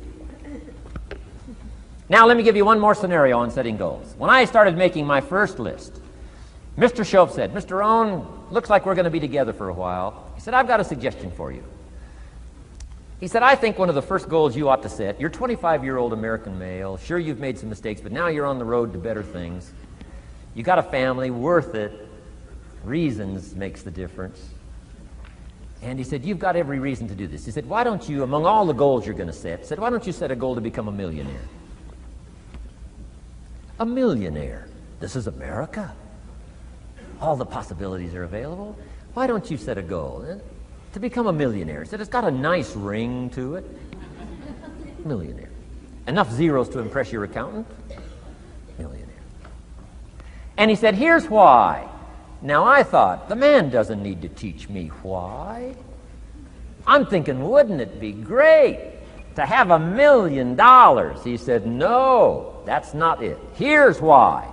And I had one of the greatest lessons I ever learned, and I'm about to share it with you. This will be worth the price of being here today if you can capture what I'm about to share with you. Babysitter fees, whatever else you paid. Some of you missed some sales today to be here, so this is a costly day for you. But what I'm about to share with you changed my whole life. Here's what Mr. Shope said. Set a goal to become a millionaire. And he said, here's why. For what it will make of you to achieve it. And I got one of the greatest classes in one sentence I've ever received in my life. Set a goal that'll make you stretch that far. For what it will make of you to achieve it. What a brand new reason for setting goals. What an all-encompassing challenge to have a better vision of the future. What for? To see what it will make of you to achieve it. And here's why. The greatest value in life is not what you get. The greatest value in life is what you become. Major question to ask on the job is not, what am I getting here? That's not the major question. The major question to ask is, what am I becoming here? It's not what you get that makes you valuable. It's what you become that makes you valuable. So Shope said, set a goal to become a millionaire. For what it will make of you to achieve it. Then he said, when you finally have become a millionaire, now, he said, what's important is not the money. I thought, wow, I've got some more to learn. He said, no, Mr. Rhon, I'm telling you honestly, you could just give the money away. Now, I did better than that, right? I told you. I lost it all. I'm rich by the time I'm 31. I'm a millionaire. I'm broke by the time I'm 33. So I didn't have to give it all away. I lost it all. Foolish mistakes I made. I'm a farm boy from Idaho. That early money drove me bonkers. I used to say, how many colors does it come in? I'll buy them all. I I went crazy over that first money. I just went crazy. And then I made that one foolish mistake, right? Continuing guarantee. I mean, I'm so naive off the farm. I don't know what continuing means. And a few other mistakes. And by the time I'm 33, I'm broke. Now I've made and lost millions since then. But what an experience that was. And I'm telling you, the man was right. When I finally was broke at age 33, guess what I discovered? My money did not mean that much. It represented only a fraction of all my assets. Shoaff said, once you become a millionaire, Mr. Rhon, you can give all the money away. Because he says, what's important is not the money. What's important is the person you've become. Now, let me give you the key phrase on setting goals. Set the kind of goals that will make something of you to achieve them. Set the kind of goals that will make something of you to achieve them.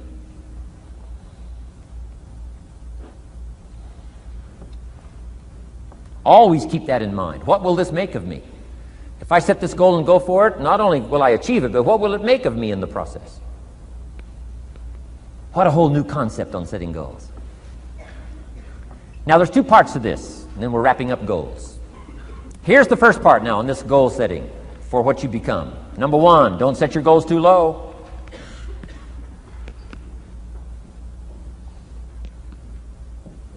Interesting, we teach in leadership. You'll find it on the cassettes. Don't join an easy crowd. You won't grow. Go where the expectations are high. Go where the demands are high. Go where the pressure's on to perform, to grow, to change, to develop, to read, to study, to develop skills. I belong to a small group. We do business around the world. You cannot believe the expectations at that level. What we expect of each other in terms of excellence, far beyond average. Why? So that we can each grow, so that we can receive from the group, we can contribute to the group, something unprecedented. It's called living at the summit. Go where the demands are high. Go where the expectations are strong, so that it'll provoke you, push you, urgently insist that you not remain the same for the next couple of years, the next 5 years, that you'll grow and change. So don't set your goals too low. The guy says, well, I don't need much. Well, then you don't need to become much.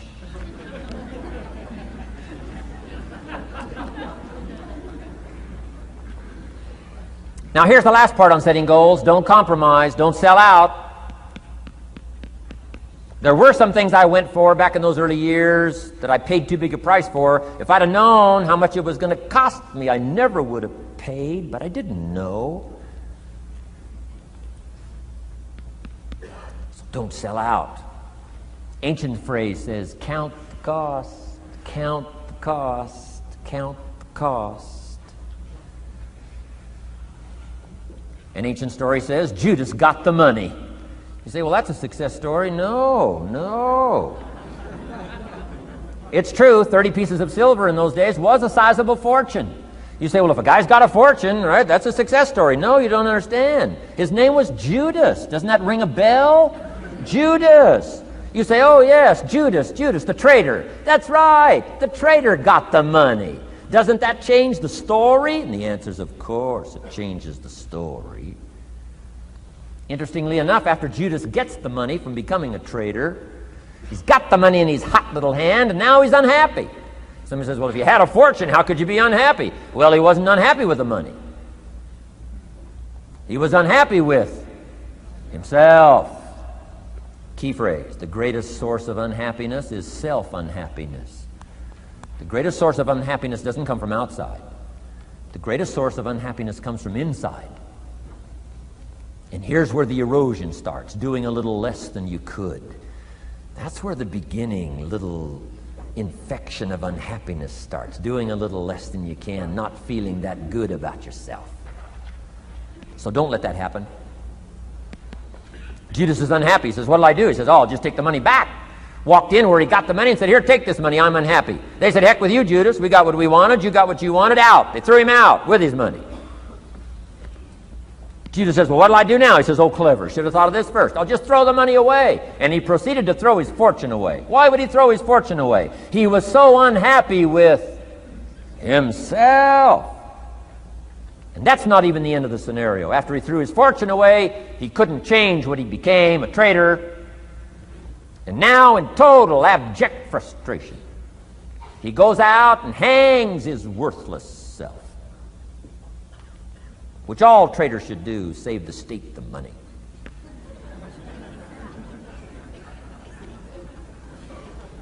Why such a tragic end? Because he was so unhappy with himself. He sold out. He sold out. He paid too big a price. Ancient script sums it all up. He said, what if you gained the whole world and it cost you your soul? Too big a price to pay if you got the whole world. Don't sell out. Don't compromise your values. Don't compromise your virtues. Don't compromise your philosophy. Key. Here's the key word, beware. If Judas could speak back, he'd probably say beware. Two good words from ancient script. One, behold, the positive word. Behold the possibilities, behold the opportunity. Behold the drama, behold the awesomeness, behold the uniqueness. Behold the majesty, behold, behold. What a good word. But here's the other word, beware, beware, beware. Don't sell out. Mark well what you become in pursuit of what you want. But I'm inspiring you, hopefully, to set the kind of goals that'll transform your life, make you far better than you are, far stronger than you are. Okay. Isn't this good advice? This is such good stuff. I should have paid to get in, right? Fabulous.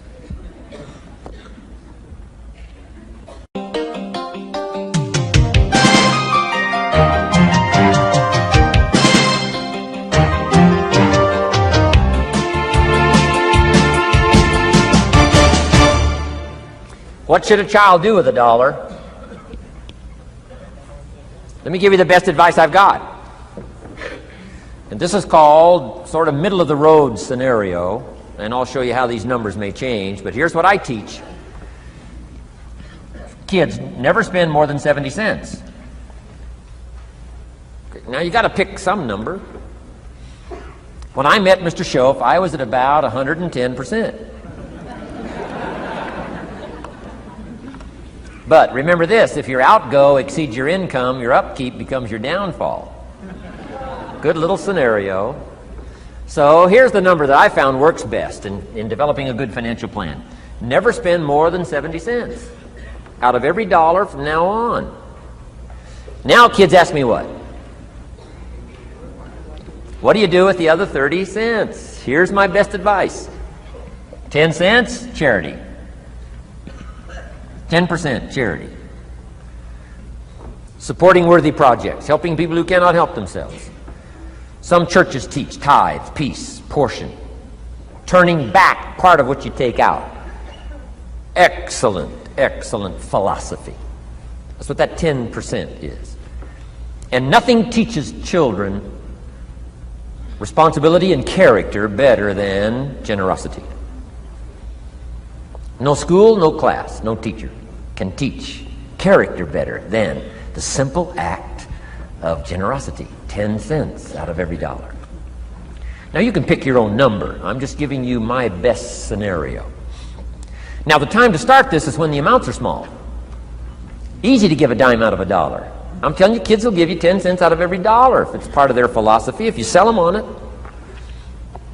And that's the time to start, when it's easy, 10 cents out of $1. A little harder to give 100,000 out of $1 million. Someone says, oh, if I had $1 million, I'd give 100,000. I'm not that sure. We better start you early when the amounts are small, so it'll all be set in when the big amounts start to come. Okay? So 10 cents for charity. The next 10 cents I call active capital. Capital meaning try to make a profit yourself. We live in a capitalistic society. Right? Everybody now wants to join capitalism. That's why the walls are coming down. Capital belongs in the hands of the people. That's where the genius is. So the genius is to try to show a profit.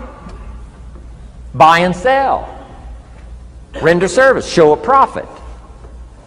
Now here's what I teach kids. Profits are better than wages.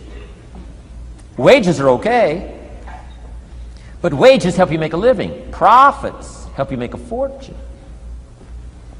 The key is to just understand philosophically a little simple economic scenario. And there's all kinds of ways to make a profit. I'm working on a new book. Here's what it's called. I think it's going to be called, Of Course Kids Should Pay Taxes. It's going to be an interesting book. In California, where I live, kids do pay taxes. If an 8-year-old walks into 7-Eleven, buys something that costs $1, the proprietor makes him cough up 7 more pennies. 8-year-old says, "What's these 7 pennies?"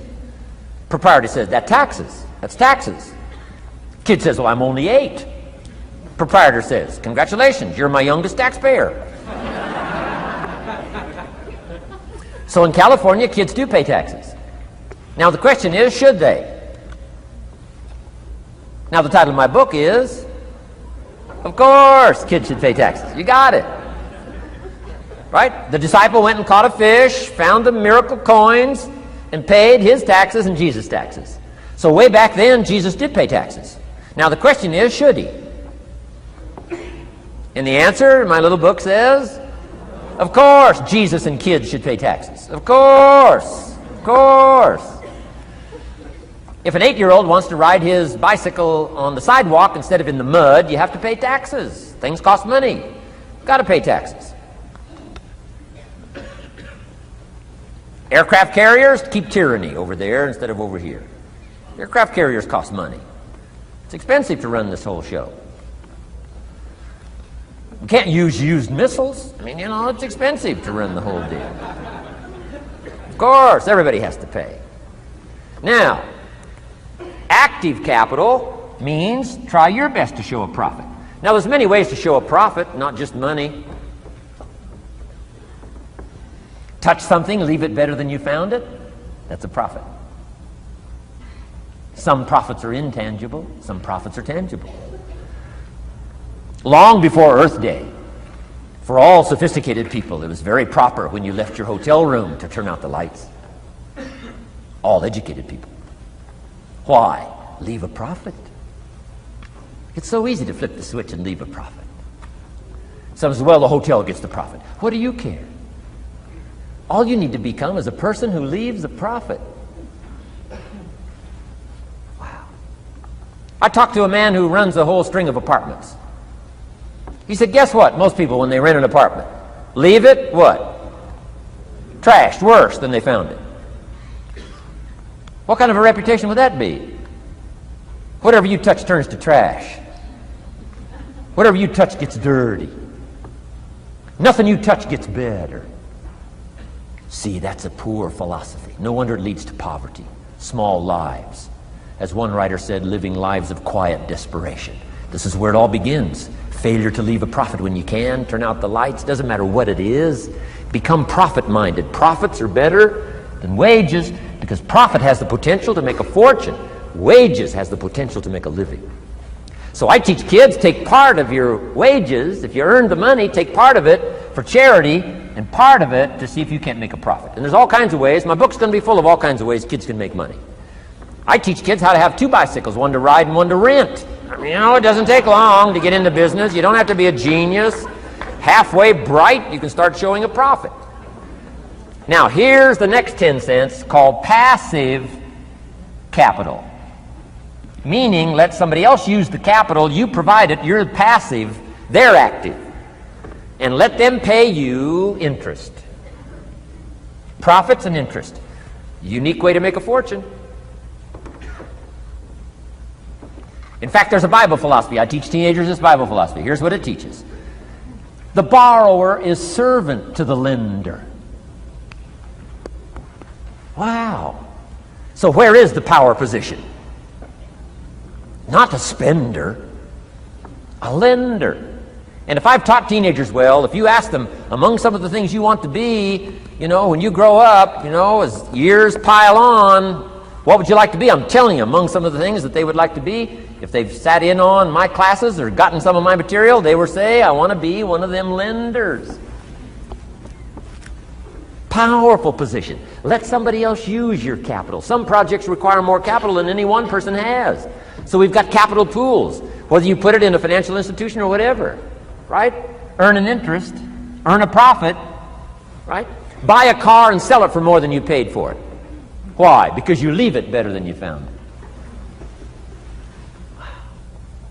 Touch something and leave a profit. Okay? It's not just wrapped up in money and economics. This helps to teach all other scenarios of life on profit and capital and expenditures, what to do with your time and what to do with your life, and as well as what to do with your money. Okay? Now this little scenario I call the ideal.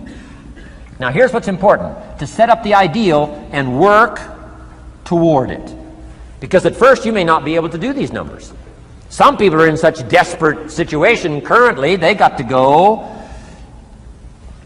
97, 1, 1, and 1. I mean, you know, I had to start there. Start with pennies. And remember, it's not the amount that counts. Mr. Schoaf gave me the clear situation. Here it is. It's not the amount that counts, it's the plan that counts. When I met Mr. Schoaf, I'm 25 years old. I said to him, if I had more money, I'd have a better plan. He said, no, Mr. Rhon, if you had a better plan, you'd have more money. 6 years? 6 years? In America, 6 years? Come on, it's not the money, it's not the amount, it's the plan that counts. So set up an ideal plan like this. Now you can rearrange this and modify it to suit yourself. I'm just giving you here as an example. So set up the ideal and then start making progress toward it. Because finally, these numbers are going to change if you move on up into the higher area, right? The people I work with around the world couldn't spend 70 cents out of every dollar. It would be obscene. That'd be too much. So these numbers are bound to change. I don't know what mine are. Probably 20% up here. A lot larger numbers down here. Okay?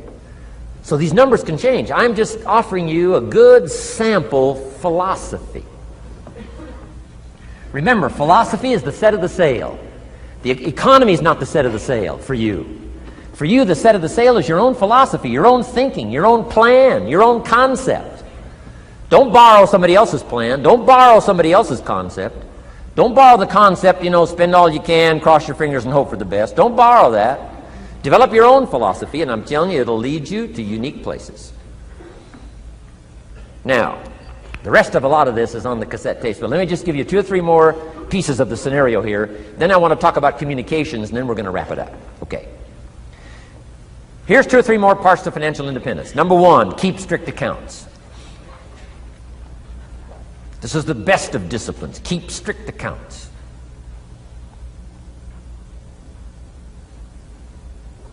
Did you ever hear this expression? I don't know where it all goes.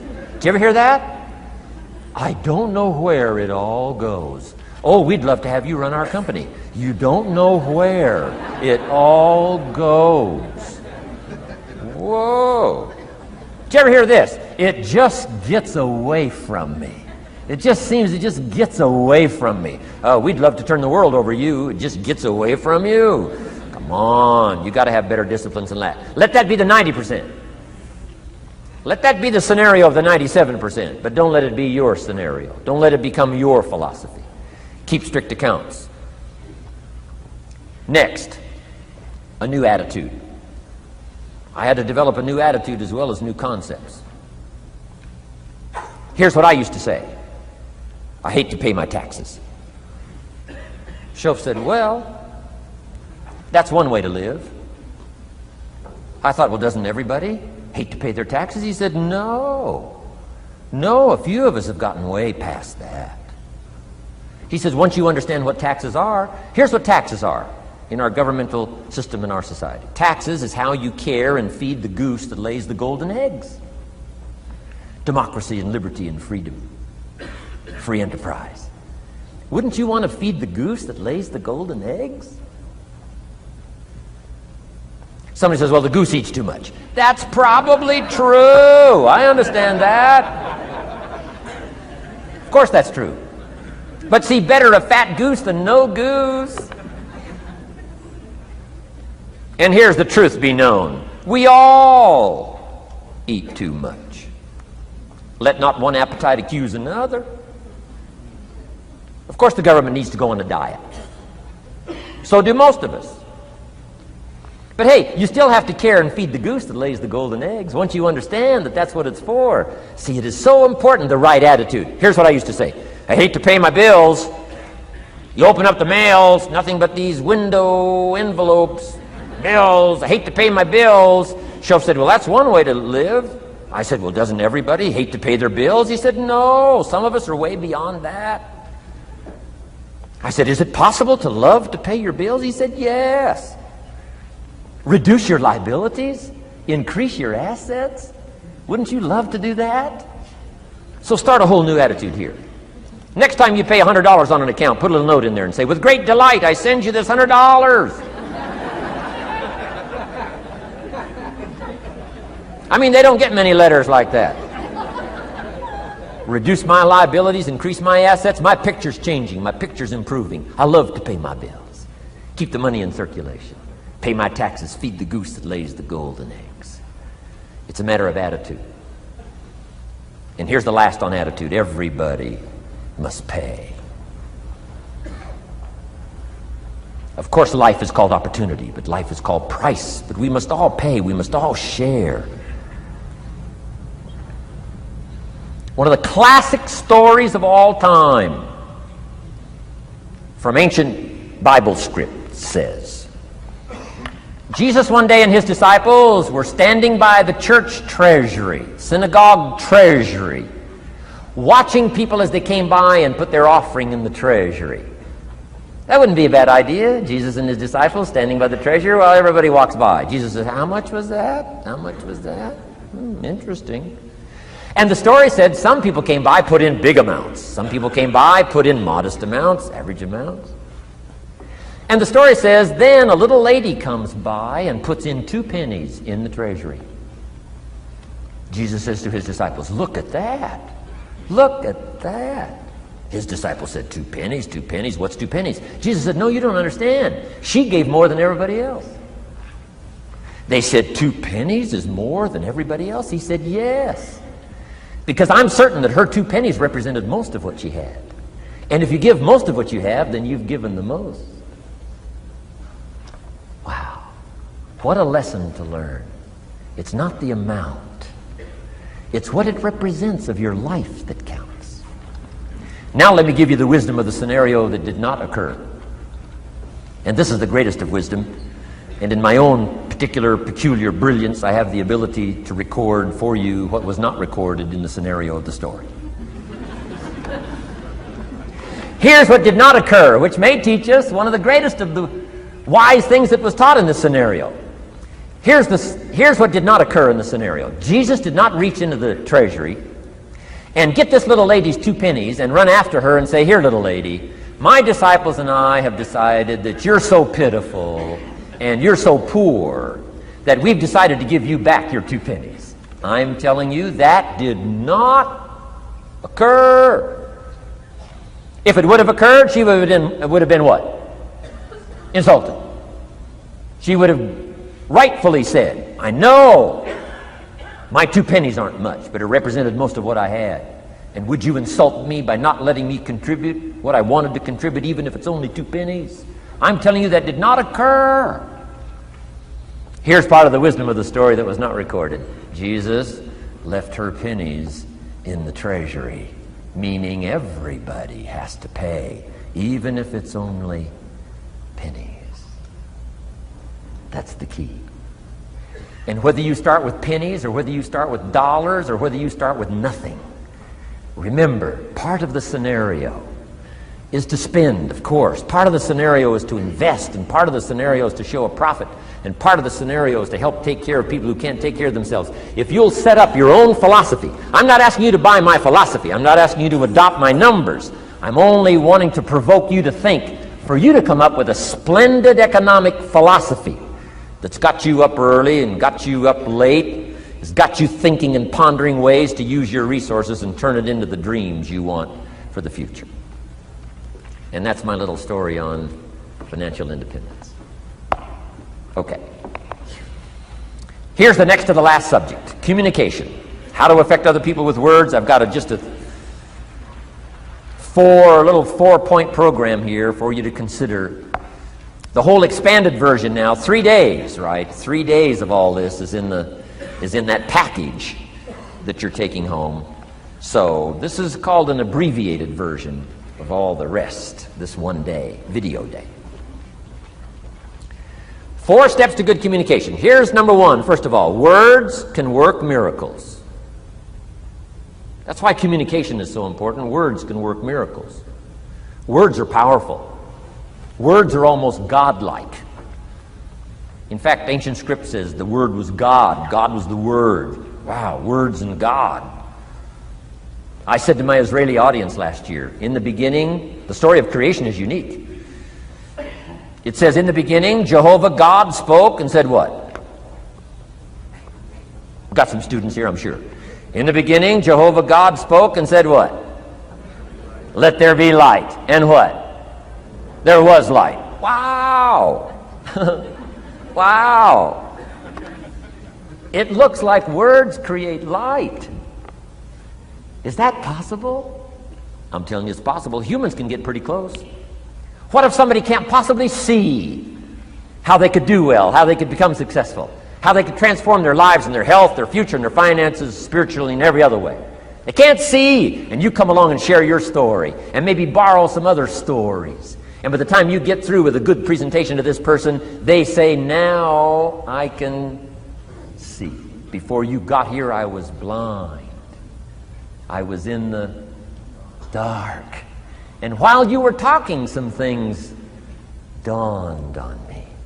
Is it possible to create light with human intelligence, with words? And the answer is, of course, of course. Here's part of the spectacular opportunity as a human being. One person talking to another. It's got so much power, so much potential. A mother talking to a daughter, a father talking to a son, salesperson talking to a client. Nothing more magical and powerful, awe-inspiring than words have the ability to dramatically affect people's lives and futures. So become a good communicator. Let me give you some good keys to good communication. Here's number 1, have something good to say. Communication starts with preparation. Getting ready to speak this year, getting ready to speak next year.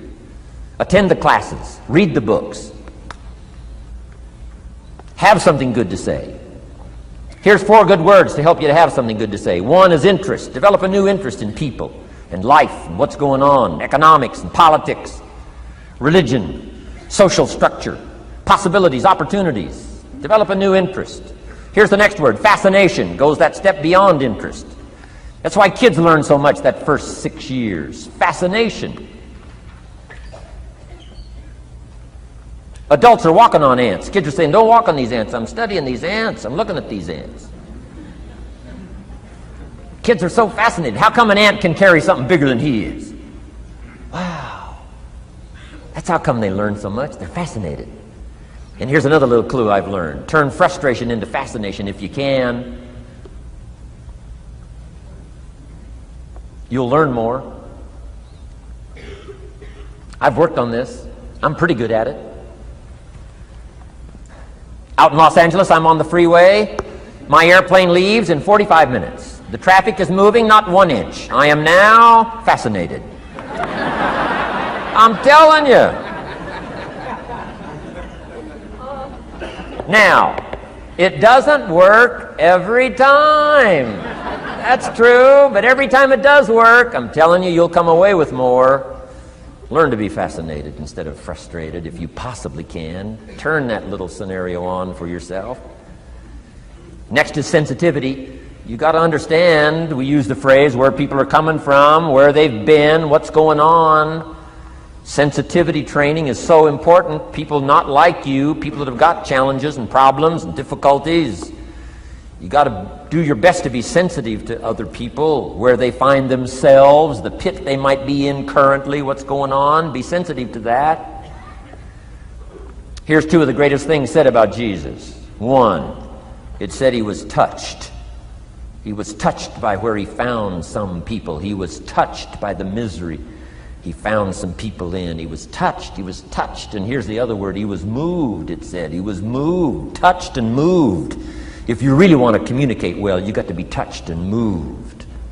Not just by your own drama of life, but by the drama you know is going on in other people's lives. Sensitivity. How does an adult 40 talk to a child who's 12? You got to be sensitive. Not just to your current situation. One of the best ways to identify with a child who's 12 and you're 40 is remember when you were 12. Go back, remember the scenario and let it hit you again, let it touch you again. I don't have any problems with 12-year-olds. I remember almost every day of being 12. 12's a unique year. One, you're not 13. I mean, you know. If I heard it once, I heard it 100 times. Of course you can't go, you're not a teenager. Wow, I can't wait for this year to be finished. Remember, that's part of sensitivity. Remember. Apostle. One who became an apostle, leader of the Christians, was once Saul from Tarsus, hater and killer of the Christians. After he was converted, became a leader, became Paul apostle, revered.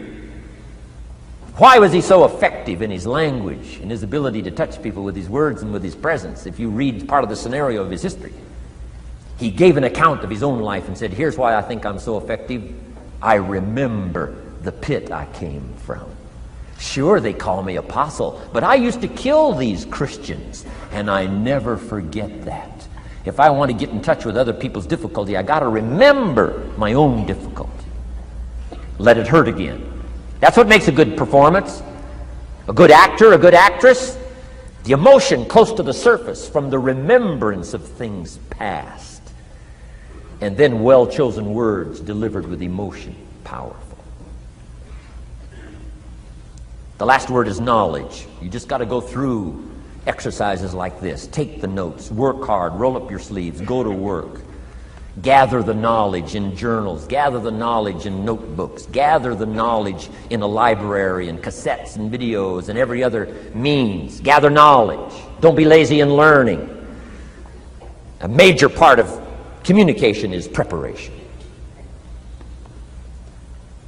Now here's the next part of good communication. Say it well. One is having something good to say. Number two is saying it well. Let me give you a quick list on saying it well. Number one, sincerity. Best place to start if you want to communicate well is let your sincerity show. Next is repetition, the mother of skill. I've been at this 33 years. Somebody says, well, you give a pretty good seminar. I should. 33 years? 33 years. Repetition. Next, brevity. Sometimes you don't need many words if you're totally sincere, I'm telling you.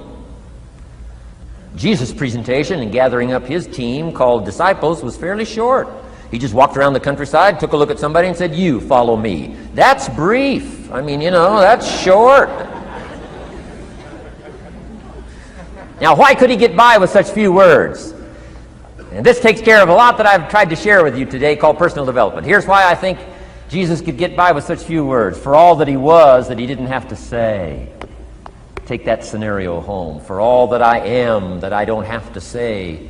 Just a few words could be dynamic in affecting someone else's life. A child, a business colleague, a sales client. Next, vocabulary. Got to work on your vocabulary. Some of my friends took a survey among prisoners working on some rehabilitation program. They weren't particularly looking for this, but here's what they found. There's definitely a relationship between vocabulary and behavior. And here's what they found out. The more limited the vocabulary, the more tendency to poor behavior. And when you think about it for a while, it makes sense. Words are a way of seeing. And if you don't have a good vocabulary, you can't see very well. Can you imagine the mistakes in judgment when you can't see very well? Next, words are a way of expressing what's going on in your head, what's going on in your heart. What if you can't see well and you can't express well? You can imagine the tragic scenario of 5 years of that, 10 years of that, 20 years of that showing no improvement. Behavior now becomes a major problem. And that person's world gets smaller and smaller and smaller. Why? They can't see and they can't express. And finally, they don't need much bigger place than a 10 by 12 cell. Their world is so small anyway, don't need much bigger place. I'm asking you to stretch your vocabulary. I used to put words up on a 3 by 5 card. I drove a lot back in those days, but at the end of the day, I'd mastered 2 or 3 words. My oldest daughter, Linda, with my grandkids, starts the day with what's called the word for the day. She writes it on a chalkboard, the word for the day. And the kids memorize that word and the meaning of the word. And every once in a while during the day, she'll say, "What's the word for the day?" The last day I was there, the word was superficial. Natalie's 4, Nathaniel's 5. And several times during that day, Linda, my daughter, would say, "What's the word for the day?" Natalie would say, "Superficial." And she would say, "Nathaniel, what does that mean?" "On the surface." Several times during the day. "What's the word for the day?" Superficial. "What does it mean?" "On the surface." If you were to ask my grandkids, "The last time Grandpa was here, what was the word for the day?" I'll bet you they'd probably know. Superficial. On the surface. Word for the day. Why not learn a word a day? Why not add to your vocabulary so you can see more, see better, and express better? Put out in words what's in your heart, what's in your soul, what's in your mind. It's important. So say it well. Here's number 3. Number 1 was have something good to say. Number 2, say it well. Here's number 3. Read your audience. These are just simple concepts now. You've got to add some of the details, but that's what I'm mainly good for, is concepts. Read your audience. If you're talking to a child, you've got to study the face of the child. You've got to study a little body language. You've got to study what's going on. So you'll know whether to shift gears, come on a little stronger, ease off a little, might be too strong, search for another illustration, soft, strong. A lot of that is dictated by reading your audience. When I first started lecturing, I had some challenges here. I was so absorbed in my notes, lecturing like this. I'm telling you, in those early days, the audience could have left and I'd have kept right on going. I didn't know what was going on down here. I didn't know what was going on over here. I didn't have any idea what was happening over here, whether I should come on a little stronger, ease back. I didn't know. I couldn't read my audience. So, read your audience. A prospect, read. Now let me give you some ways to read. Number 1, by what you see. Body language tells us some things. How to shift gears, whether to go on, whether to stop. If you're talking to somebody and they're leaning toward the door, that means you gotta hurry, right? They're not gonna be here long.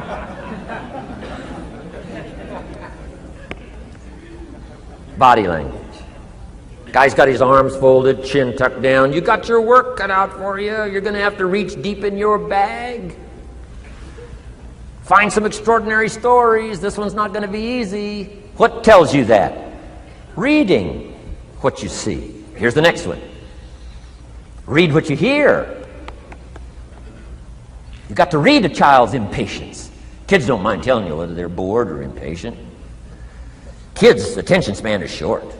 Doesn't last long. You've got to get it said. You start talking to a child, 30 seconds they say, "How long is this going to take?" Whoa! Read. Listen. Listen for the response. Now you'll know whether to shift gears, change your language, find a new illustration, soften, stronger. Read your audience. Read what you see, read what you hear. And here's one of the most important. Read what you feel.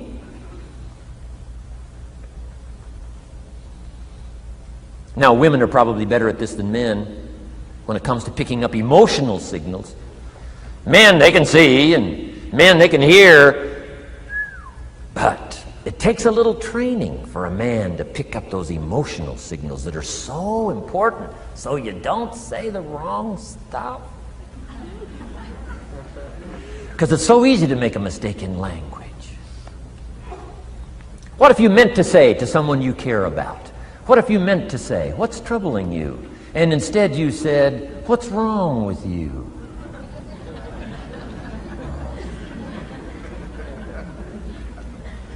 communication. So read the emotional signals. If we could learn from the women on this emotion. Women have this uncanny antenna picking up this stuff.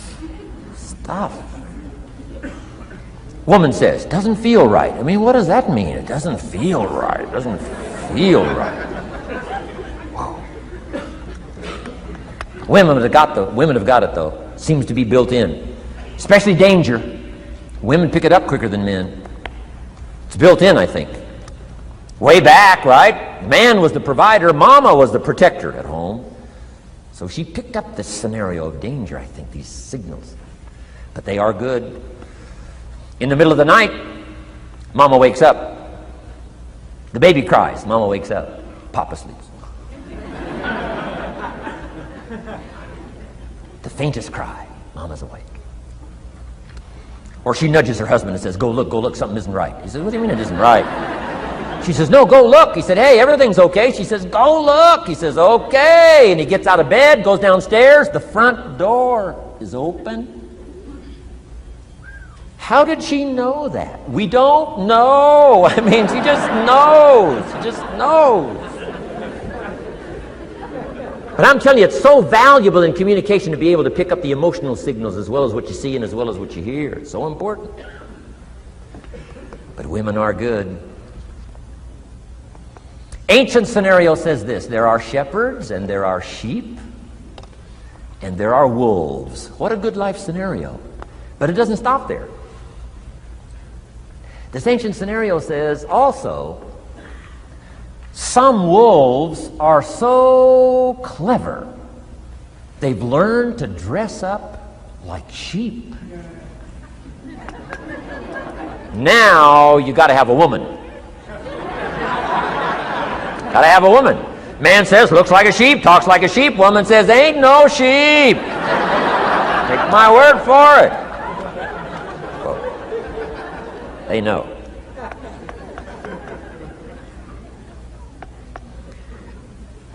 Read. Pick up the signals. Don't ignore the signals. Develop this personal development scenario, communication, financial independence, and all the rest. Now here's the last part. Intensity. Words mixed with emotion. Words mixed with hate. Words mixed with love. Words mixed with faith. Words mixed with courage. That's what's powerful. Words have a certain effect, but words loaded with emotion have an incredible effect. If I had a little straight pin, a guy buys a shirt, it's got all these little pins in it. I take out all these pins. If I took one of those little straight pins and I threw it at you, and let's say it reached you and hit you in the face or hit you in the hand, you'd feel it. This little straight pin, you'd feel it. That means I got you with my words. But what if I took that little straight pin and wired it to the end of an iron bar about that long? See, I could drive that pin through your heart. The pin is the words, the iron bar is the emotions. The emotions. Here's the best I could share with you. Put more of you into what you say. Don't be casual in language. Don't be casual in words. Casualness leads to casualties on the freeway and in communication.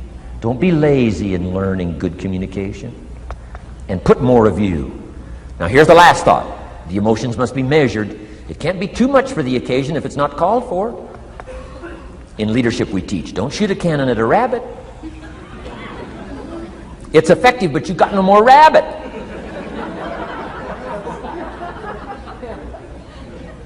So here's some of the most powerful scenario in communication. Here it is. Well-chosen words mixed with measured emotion.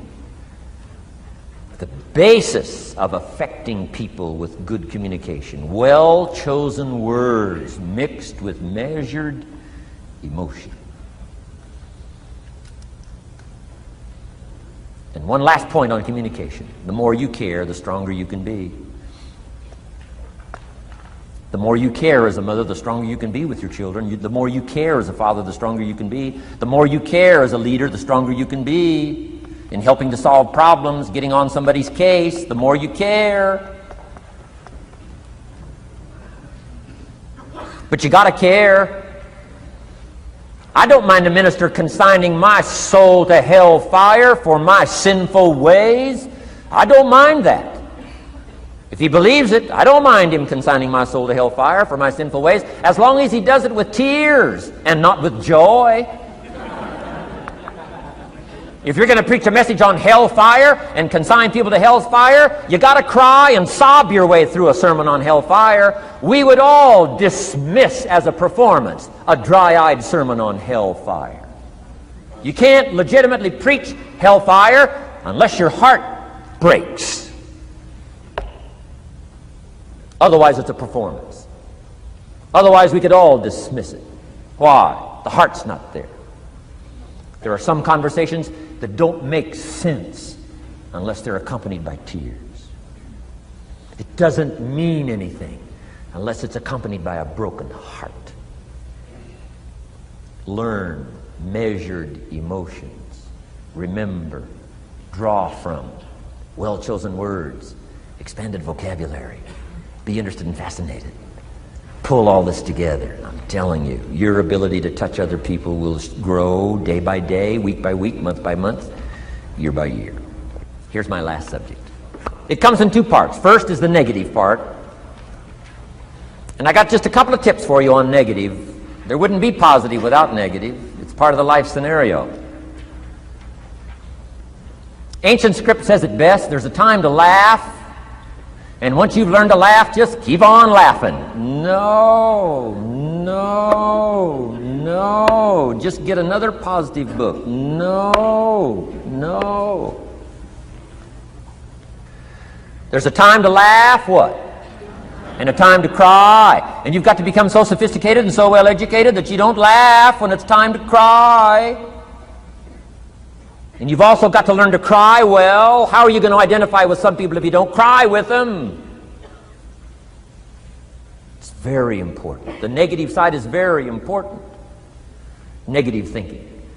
I teach kids, and you'll find it on those cassettes, the ant philosophy. Let me just give you the quick scenario on the ant philosophy. Number one, ants never quit. What a good philosophy. If they're going somewhere, you stop them, guess what? They'll look for another way. How long will they look? Till they find it, or till they die. What a great philosophy. But here's number two. I can't give them all to you, but here's number two. Ants think winter all summer. You've at least got to be that bright. You can't think summer all summer. You got to do some winter thinking in the summer. You say, well, the sky is blue, the clouds are fleecy. You can't be faked out by that. Ancient story says, don't build your house on the sand in the summer. Why would we be cautioned not to build our house on the sand in the summer? Because it's easy to get faked out. So what should you do during the summer? Think winter. Think storm. That'll drive you to find a rock in the summer when the sky is blue. Key, negative is normal. You got to handle it. You can't dismiss it. It's part of the life scenario, like your white corpuscles we talked about earlier. So don't ignore it. Let it be part of the scenario. Here's the key. Learn to master it. Negative is not to be ignored. It's to be mastered. It makes us better than we are to wrestle with it. It makes us better than we are to be alerted to tyranny that moves into Kuwait, or ignorance that moves into your life, or procrastination that moves in and robs you of your fortune, or poor health that's going to be the legacy of those who neglect their health disciplines. You got to do battle with the enemies on the outside and on the inside. So learn how to handle the negative. And now here's the last, called the positive. Let me give you the day that turns your life around, as quickly as I can. I got 4 parts to the day that turns your life around, and then we're finished for the day. Number 1, disgust. Disgust. Disgust is a negative emotion, but it can have a very positive, powerful effect. Disgust says, I've had it. What an important day that could be. I've had it. Wow. I met a beautiful, powerful, accomplished executive lady in New York. The company invited me to come in. This lady was the vice president, extraordinary lady. I got to know her, and I found out her story. I said, how did you get here? Big income. And she never went to college, never went to university. I said, how did you get here? Executive, powerful, income. She said, well, let me tell you part of the scenario. She said, when I was a young mother a few years ago, she said, one day I asked my husband for $10. And he said, what for?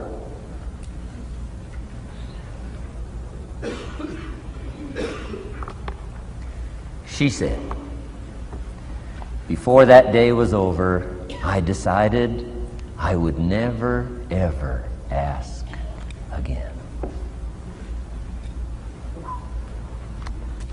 She said, I started studying opportunity, found it, took the classes, put myself through the schools, did the scenario. Now I'm vice president. I make a lot of money. And she said, I kept my promise. I've never, ever had to ask again. It's called a life-changing day. The day you say, enough is enough. Now, if you can add an act to your disgust, it helps.